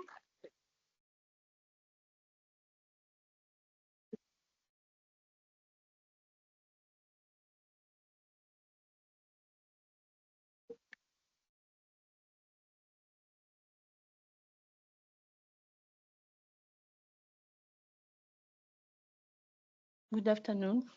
I will deliver my presentation in Portuguese. Please use the device translation.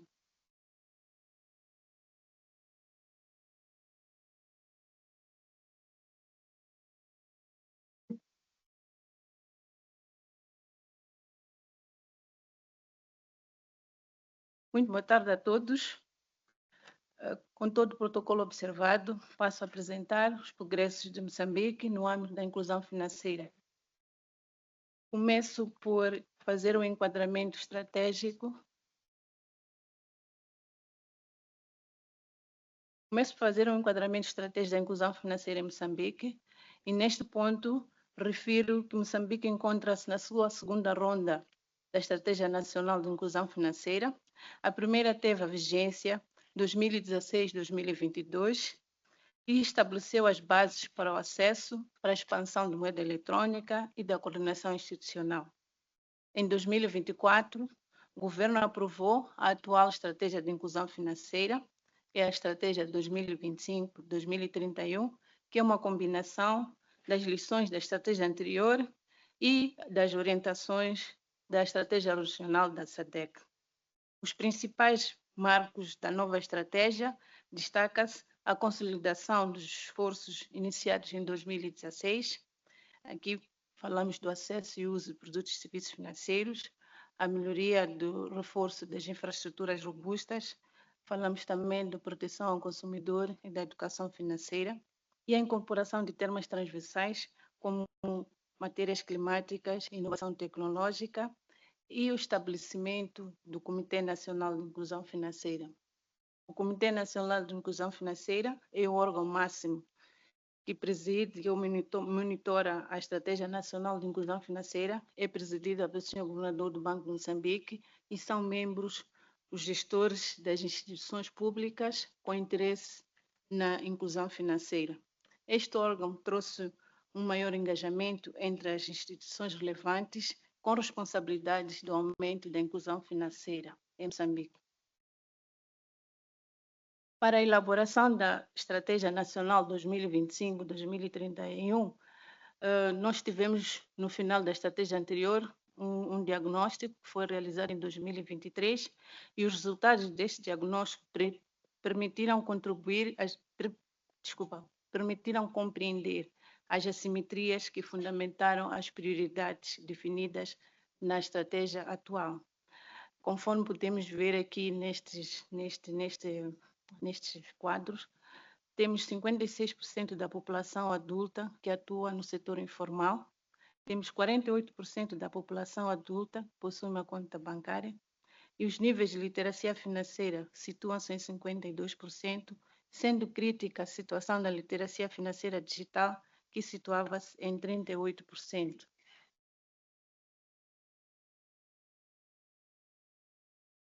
Para ultrapassar as constatações referidas, Moçambique tem implementado várias medidas estruturantes com vista a promover a inclusão financeira.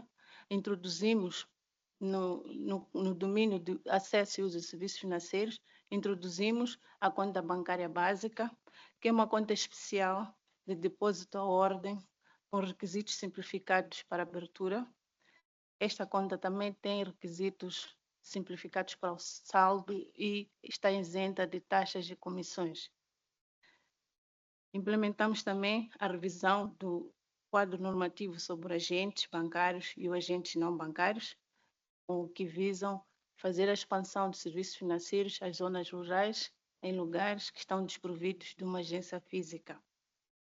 Também implementamos o sandbox regulatório e fizemos revisão dos procedimentos de acompanhamento. Este objetivo tem a ver com a expansão dos serviços financeiros digitais.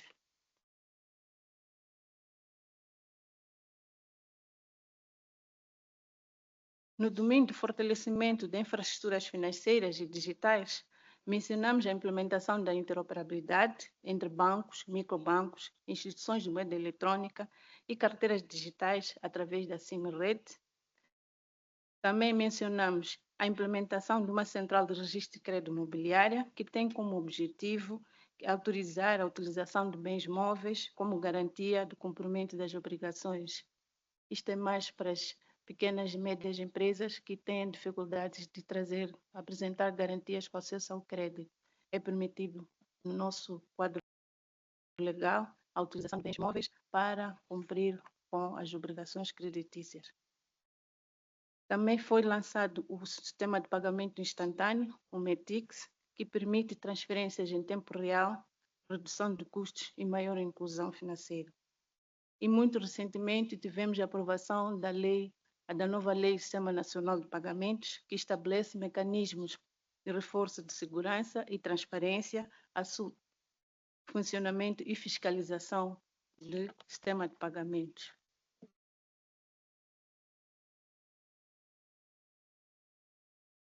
Na componente de promoção da inclusão financeira das mulheres, foi emitida uma diretriz sobre a política de acesso e uso equitativo de produtos e serviços financeiros, que estabelece medidas e procedimentos para o aumento da inclusão financeira das mulheres. Esta diretriz estabelece, entre outros aspectos, das instituições financeiras aprovarem e implementarem políticas que determinem o acesso e uso equitativo de produtos e serviços financeiros e a necessidade dessas políticas serem aprovadas pelo Conselho de Administração das instituições e ser o próprio Conselho de Administração a fazer o acompanhamento sobre a sua implementação, e o Conselho de Administração deve definir metas e indicadores relacionados com a inclusão financeira das mulheres e fazer o reporte anualmente ao Banco de Moçambique.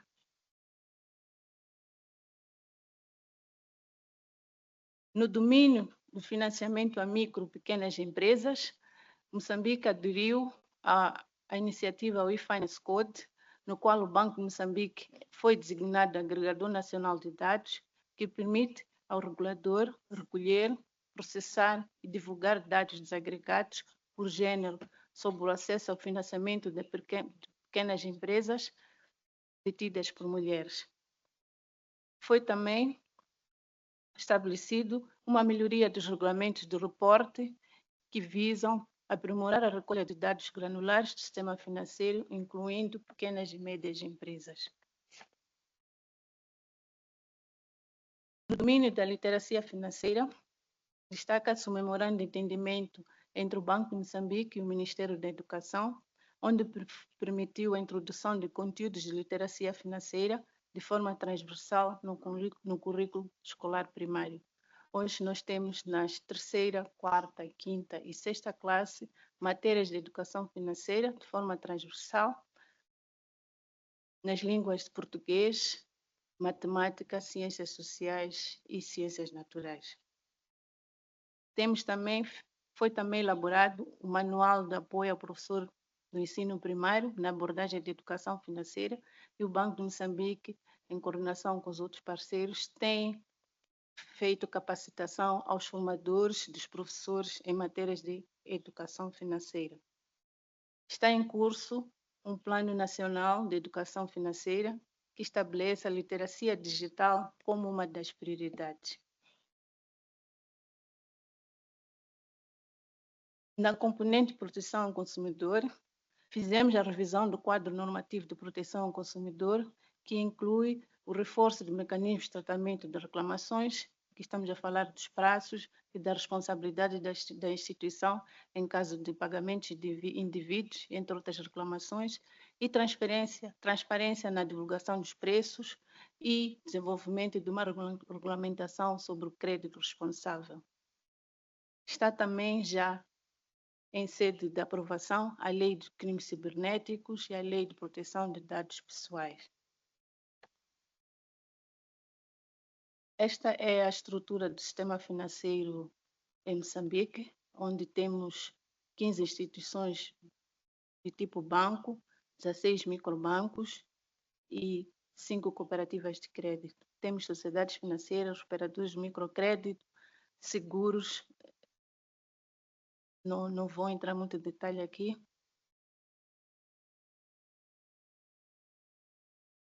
Em termos de resultados das medidas aprovadas, podemos verificar que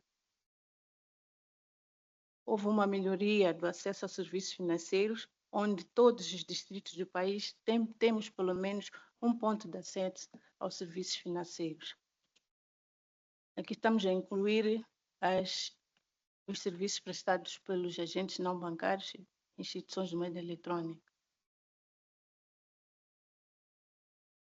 Em termos de resultados, também podemos constatar que do ano 2023 a 2025, o total de pontos de acesso cresceu em cerca de 135%, e que é refletido principalmente pela expansão dos agentes não bancários.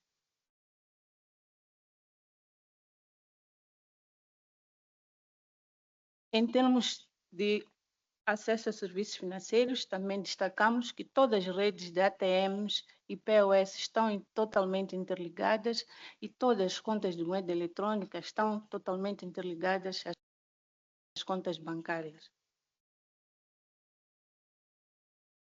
Ainda na componente de acesso, registramos um crescimento de agentes não bancários por 10.000 adultos, na ordem de 85%.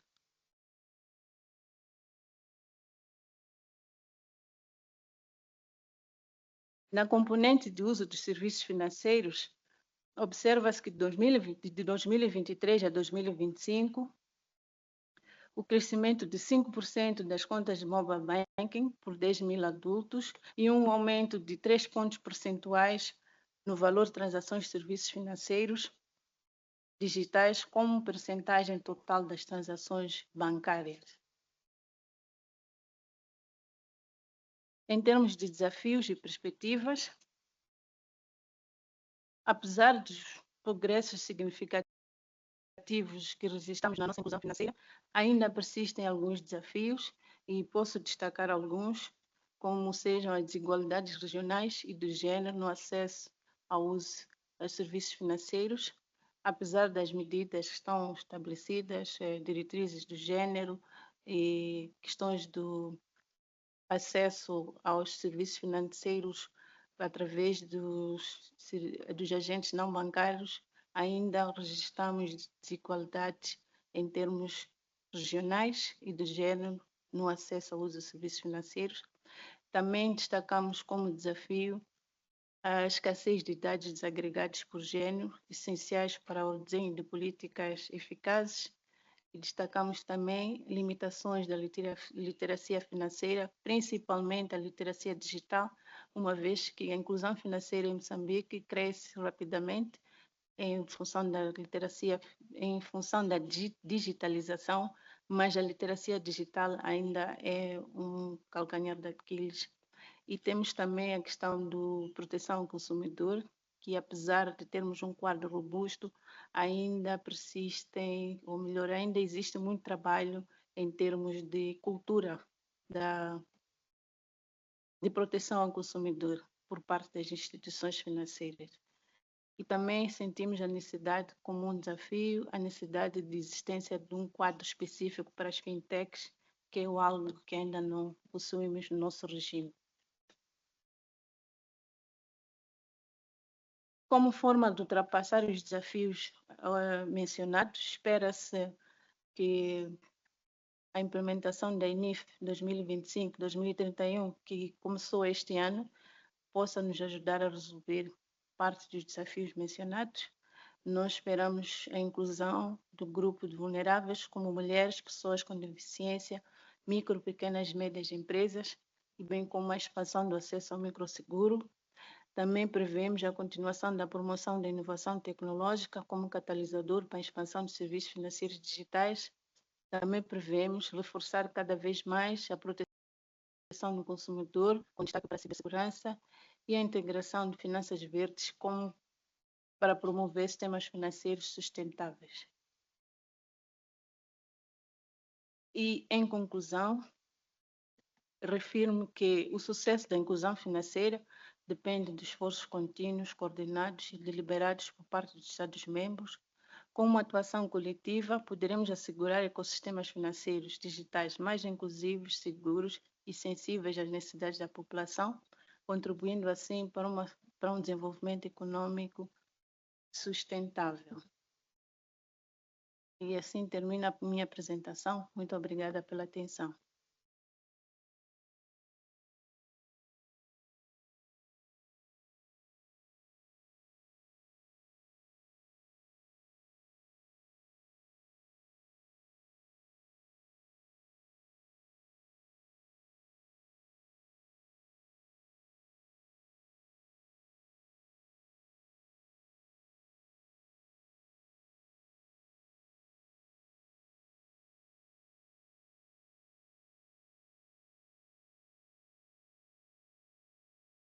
Thank you very much, colleagues. Very informative. Could we open the floor for questions, please? We'll take a few questions.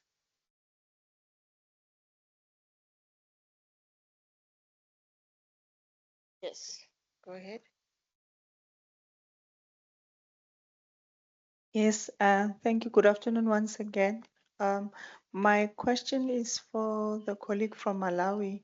You spoke about, I believe you said a comparison tool. My question is, what is the intention with the comparison tool? Because I was just wondering, do you currently have minimum disclosure requirements? Yeah, if you do, is it to enhance what is already meant to be minimum disclosures to the public? Thank you.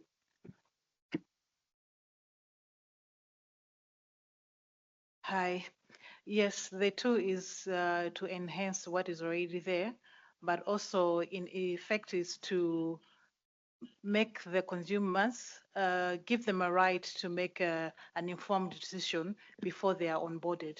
We don't want them to throw them into the financial services before they know what it is there, before they know that they can compare from one financial service provider to the other and make a financial informed decision who to go with in terms if they want to save, if they want to invest, what do they want to do, so that they can have that information beforehand before they get into it. Thank you. Thank you. Any other questions? Yes, sir. We must go to French.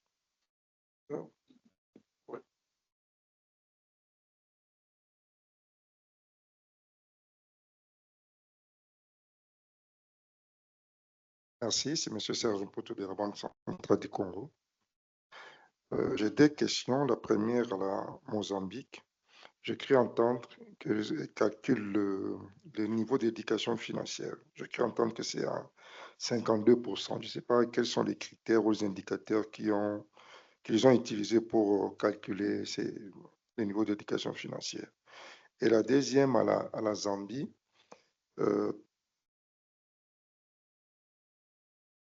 La deuxième question, je m'adresse à la Zambie. Je sais que le blanchiment des capitaux peut être un frein pour l'inclusion financière.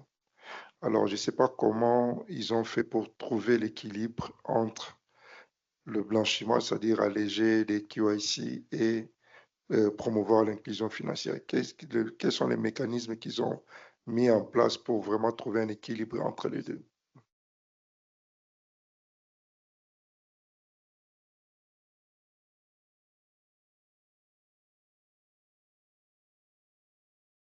Would you repeat the first question, please? The interpreter didn't get you.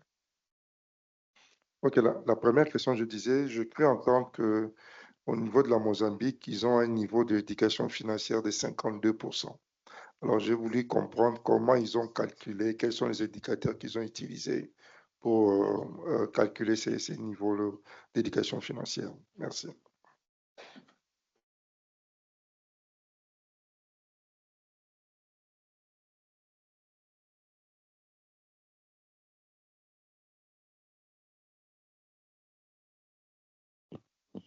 Ok, obrigada.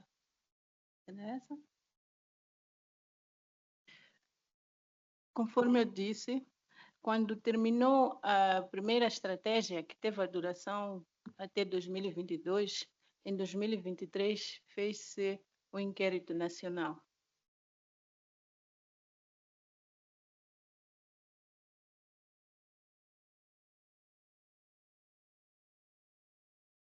I'm not getting interpretation.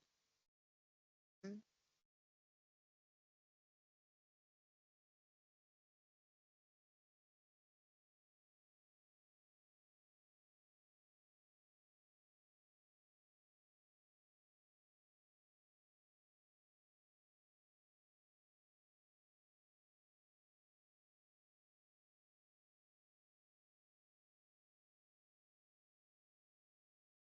Just a moment, please, colleagues.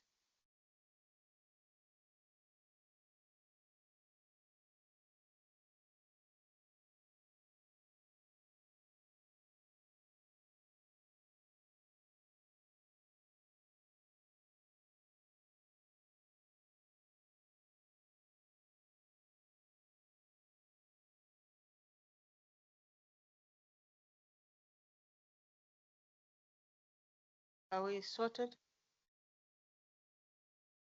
Okay, thank you.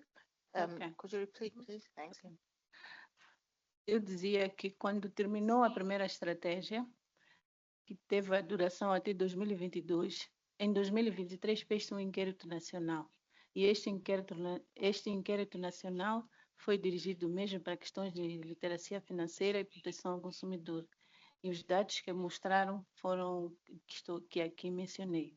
38% para literacia digital e 52% para literacia financeira geral.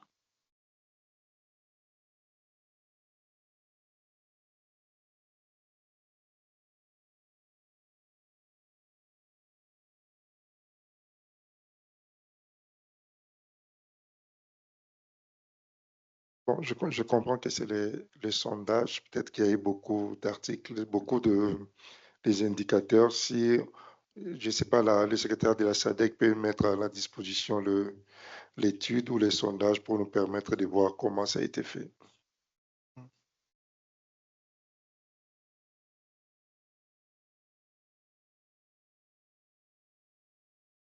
Sim, nós podemos partilhar.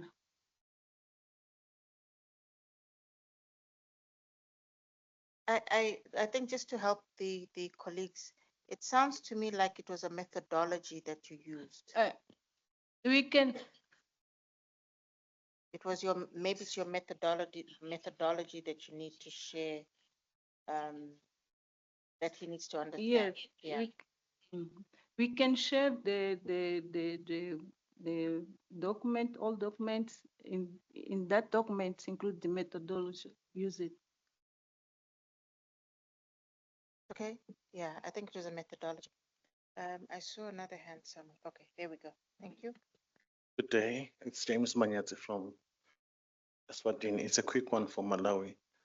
They mentioned they have a data portal. I think we need to congratulate them on that one. It's just to check how often they update the data, and is it from demand or supply only, and how they use the data now. I understand they do scopes as well. If the data they get from the portal, if it's incorporated when they are now determining where the country is in terms of inclusion. Thank you so much.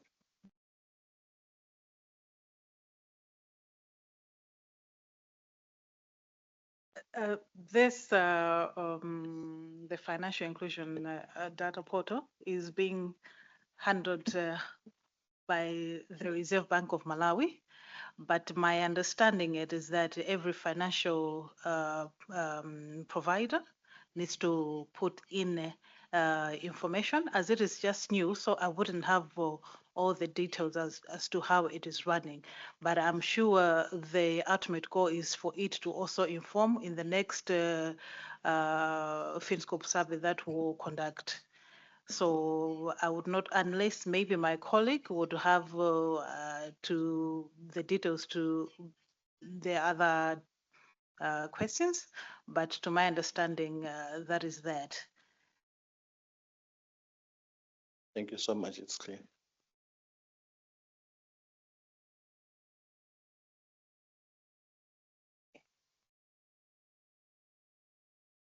Yes. There was a second part of the question from the colleague. And the question was on the balance between AML, CFT action and financial inclusion, what Zambia has done. I think before the risk assessment that we had, which was launched last month, Zambia was rated medium low on financial inclusion products. But previously, we had a rating of low on with regards to the 2016 national risk assessment. So in terms of actions that were taken before the new risk assessment, I think I can say it's a fragmented approach where this tiered approach in terms of CDD, in terms of supervision of financial inclusion operators, like mobile money operators and all, was fragmented. So the statistic that I gave in terms of reporting of suspicious transaction reports was mainly driven by action of the Financial Intelligence Unit and its engagement with these reporting entities directly. Not to say there was any direct policy that could have influenced that balance. But going forward, since now there's a newer assessment, we are now in the medium low. It's risky enough. I'm sure we will have policy that will look at what balance we can strike with regards to dealing with financial inclusion products. Thank you. Thank you, Daniel. Any other questions?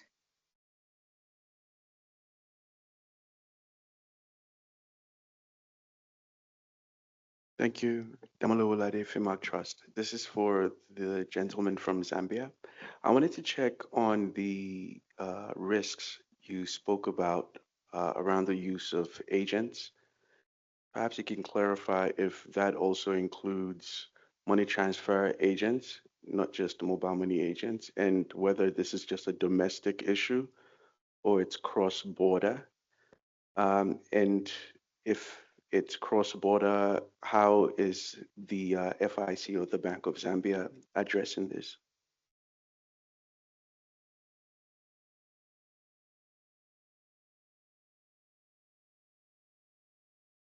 Thank you for that question. With regards to this, the use of mobile money agents, I think we had a trend report that was done in 2023, established that mobile money agents, specifically it was specific on mobile money agents, were actually being abused. In terms of clarifying, what I meant was an individual like myself, instead of having a customer account to do those transactions that I want to do, I'll avoid doing them on the banking sector if I'm into illicit activity, and instead buy a SIM card, which is already registered as a mobile money agency. Then I'll start putting money on that account. I'm going for a lower supervised sector and avoiding the higher supervised sector like the banking system. So basically those transfers will be made locally within what we observed. Those transfers were being made locally across the different mobile money agent wallets that are owned by individuals, not businesses, who are actually doing those transactions. In terms of typology with regards to cross-border, we didn't have any of that. We haven't yet experienced such a scenario. Thank you.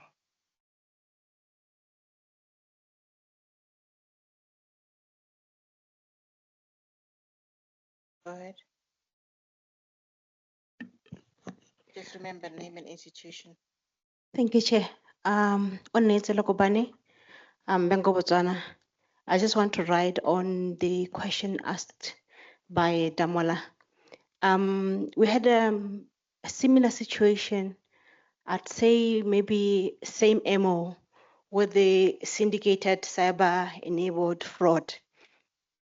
But what we realized is that the syndicate was working with individuals in the banking sectors and in the non-banking sectors, the mobile network operators. And apart from funds being transferred domestically, as he has already talked about, we saw a trend where some of the funds were eventually, I'd say maybe sent cross-border using third-party payment service providers such as Skrill, PayPal, and the like. And then this information, we got to know about it following a collaboration between the central bank, the Financial Intelligence Agency, and the police. Thank you.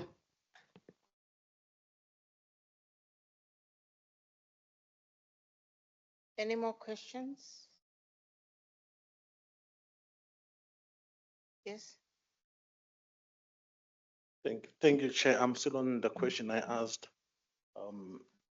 I'm just thinking, Chair and colleagues, would it not be proper for SADC to sort of like, because a number of the countries are taking the route of developing the data portals, would it not be neat if we sort of like would have guidance from the Secretariat in terms of the indicators and the kind of information we are going to capture so that this can be shared with, I understand there's a portal at Finmark Trust, so it could be easy to transmit the data to them and they do the comparison.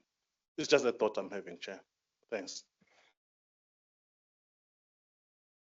Thank you. Damola, maybe would you like to come in on this one, because this is I know you've been working together with the payments committee on a data portal. Who deals with that? I know he's talked SADC, but SADC is looking more blank than you, because it's about what data sets you put in. So if countries are going to be developing portals, how can they feed that info to you? Oh, Yeah. well, that can be done manually, or if we have sophisticated systems, it could use APIs. I wouldn't advocate for that because it's expensive enough to put the portals up at a country level. So we're happy with spreadsheets if the data quality is improved. We don't get the best data.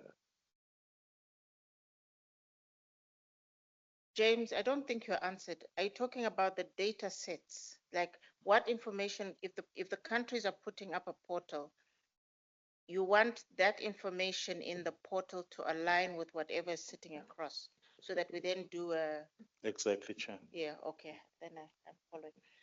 So maybe, and I don't know, maybe this is where the secretariat, but I think this work sits under Mavis, under you guys. So I don't know if we do share your sets, your data sets. This is where you'll have to come in, Damola. So So if you're saying one, how can one align with one in Zambia, one in, and I mean, just harmonize, basically, that's the word, harmonize. okay, so we manage two data portals. The first one is a remittances data portal. That data comes directly from exchange controls and surveillance departments. So they are actually the arbiter of truth there. And we then share that data with members of the PSS. At least they can access the portal and they cannot edit anything on it. So if you are a member of the payment system subcommittee, you should have access to that portal. Or if you have contacts with the country lead, you should have access to that. The other one we have is the I would say it's an analog of what the IMF collects, the financial access survey that the IMF does. We just have a bit more recent years that tracks access, uptake, and usage. And that comes directly from the central banks. So they sent that to Nicola, and she tries to clean that up, and then she puts it on a portal. And that is somewhat open source.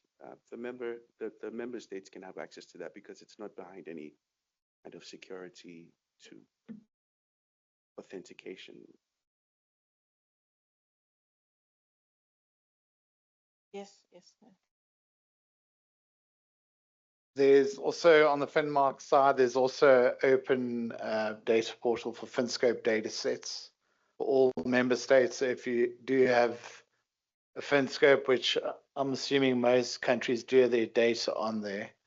But what's nice about that FinScope interface is that you can compare 38 indicators across all SADC countries, which is nice, and it's open source. So so that's another avenue. So I think James just needs to indicate what data he's looking when he's talking about data portals. Thanks.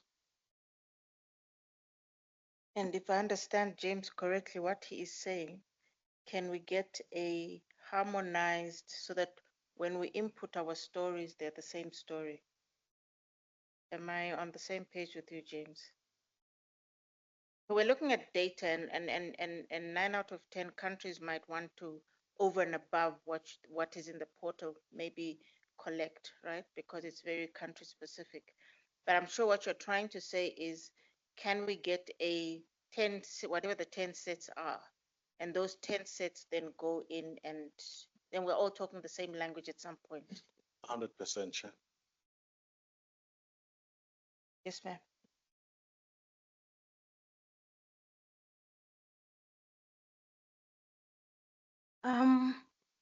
If I recall, there was a time at the financial inclusion subcommittee level where we discussed the financial inclusion indicators. I don't know if Damola remembers. There was a long list of financial inclusion indicators that we deliberated on, and there was a set that was agreed to be used in the portal. I think maybe we need to go back to that link, and maybe we can have new discussions as we see that there are developments within the financial inclusion sector where we are looking into financial deepening and financial help to just ensure that we have adequate indicators. Thank you. Who is taking the to-do notes? So Damola, somebody. The to-do notes, it's go back to that set of indicators we once upon a time presented to the colleagues in the financial inclusion subcommittee. But also, you know, I think one of the things, and it's unfortunate being at the table for too long, is there are a change of faces. So to your point, maybe every other agenda we should rather bring some of these topics back to the table so that the new colleagues, you know, get into knowing that there's a lot of work that has been done out there, so that we then streamline. Also, I think because we really need to have these meetings, because I think once we skip a year or so, then we lose a lot in between. James, are you happy? Chair, I'm answered. Okay, let's proceed. Any more questions? Going once, going twice, going thrice. No more questions. Okay. Allow us to say thank you very much to the colleagues here who made presentations this afternoon. It was a bit long, I know, but we are grateful for what was shared with us. Thank you very much. Let's give them a round of applause. Online, we didn't ask you if you have any questions. Online, I just see someone clapping, but did you have any questions? None. Colleagues,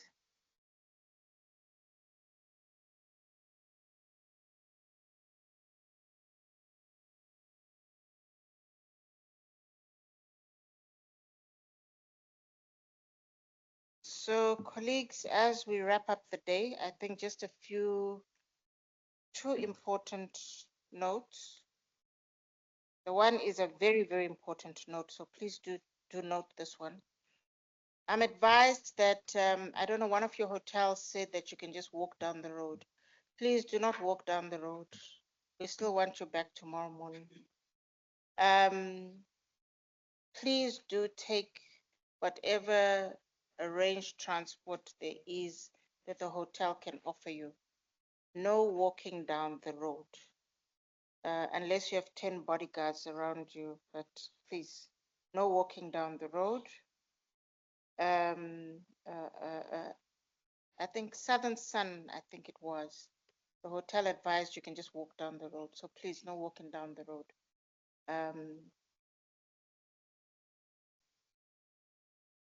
Tomorrow, I'll be seated at the back, thankfully.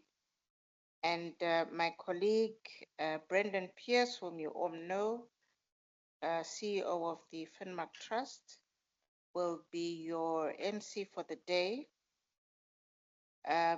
Please do arrive on time. We are going to start at 09. It does take a little bit of a process to get through the building.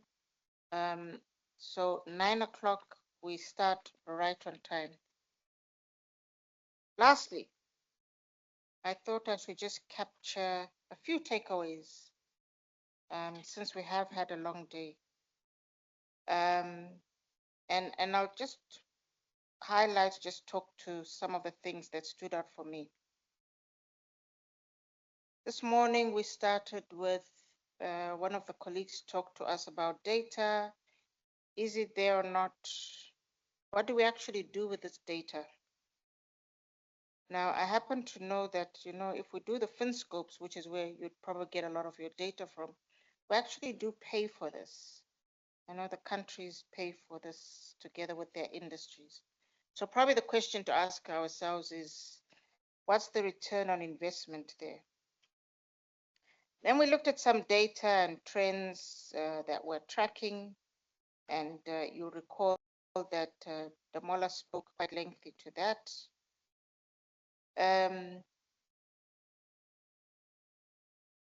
I also heard that there is a need for us to unpack our message, and the message needs to go to our ministers who send us here, to our governors who send us here, to the private sector, and to civil society at large. If we're going to get support for this work going forward, and if we're going to get real to impact in the lives of those we say we are trying to improve their lives, livelihoods and lives, we need to get the right message out there. And I think that becomes very important because that message begins to inform your budgets, begins to inform, it's a line item sitting somewhere in your organizations. But also, I think just to remind our principals that they did ask us to come and set up something. It's 10 years later. While we don't have the balloons and the champagne, I'm glad that 10 years later we're still standing, and I think there is a lot of work that has come out from this committee that you yourselves have taken the time to follow through in the last 10 years. So a lot of work has been done by this forum in the last 10 years. In fact, it was through this forum that you were able to create the Financial Inclusion Subcommittee. A lot of the work that comes from here is now sitting in the subcommittee. So we're going to look at budget allocations. We're going to look at maybe rotating these meetings around the countries. Food for thought there. I think like in all things in life, we have challenges. I'm sure the challenges outweigh the positives, but I love to be on the positive side of life and opportunities. So let us continue to keep looking for those opportunities because they are there, right? We just had a panel here, and I'm sure each of you, if we had to ask you to come and sit here, you'll tell us about a story or two in your respective area of work. So the opportunities are there, but maybe we need to take the message of the opportunities forward, out and loud, and maybe Madam Director, you are new, so with new, you can come up with lots of ideas. You see, that's a nice thing about being the new person in the room. The new person can see all our faults. The new person can also see all the opportunities. And I think, we briefly had this discussion at lunch, is that we need to get the message out there, but it's about the how, I suppose, that we do that. It's clear also sometimes we are competing for resources, but we still have to make this work if we're going to impact any lives on the ground. Lastly, and this pertains to the panel that was here, I saw colleague from the FIC and any other FIC in the House. At the Banking Association, we've been invited to sit in the subcommittee for the what you call anti-money laundering subcommittee. Unfortunately, I've not been able to attend fully one full length of a meeting. But the bit that I did attend last year, I think it was in November, and I've also had the opportunity now to attend one session of a SEMALAC. I walked away asking myself, these regulators are talking to themselves. When are they talking to industry? So we've heard about how the thugs jump around. They're either in the industry with people external. You'll be surprised what the banking associations are sitting with. I'm currently monitoring developments in South Africa. And they've created structures where you have your FIC, the police, everybody that is looking for somebody, what they call it, modern day slavery. I forget the name of the structure, but there's quite a solid structure sitting in South Africa that monitors some of these trends and things that are going on. And whilst their achievements might not necessarily be in the papers every day, but there is work behind the scenes that is being conducted. So I'd just like to urge the colleagues in those spaces that I'm still wondering. I know you do talk to your in-country banking associations. However, I think there is an opportunity for us to talk with a body which has banking associations who are members, and we can also start looking at how do you now start tracking cross-border some of your transactions that you're chasing. Colleagues, with those few words, I would like to close off the session.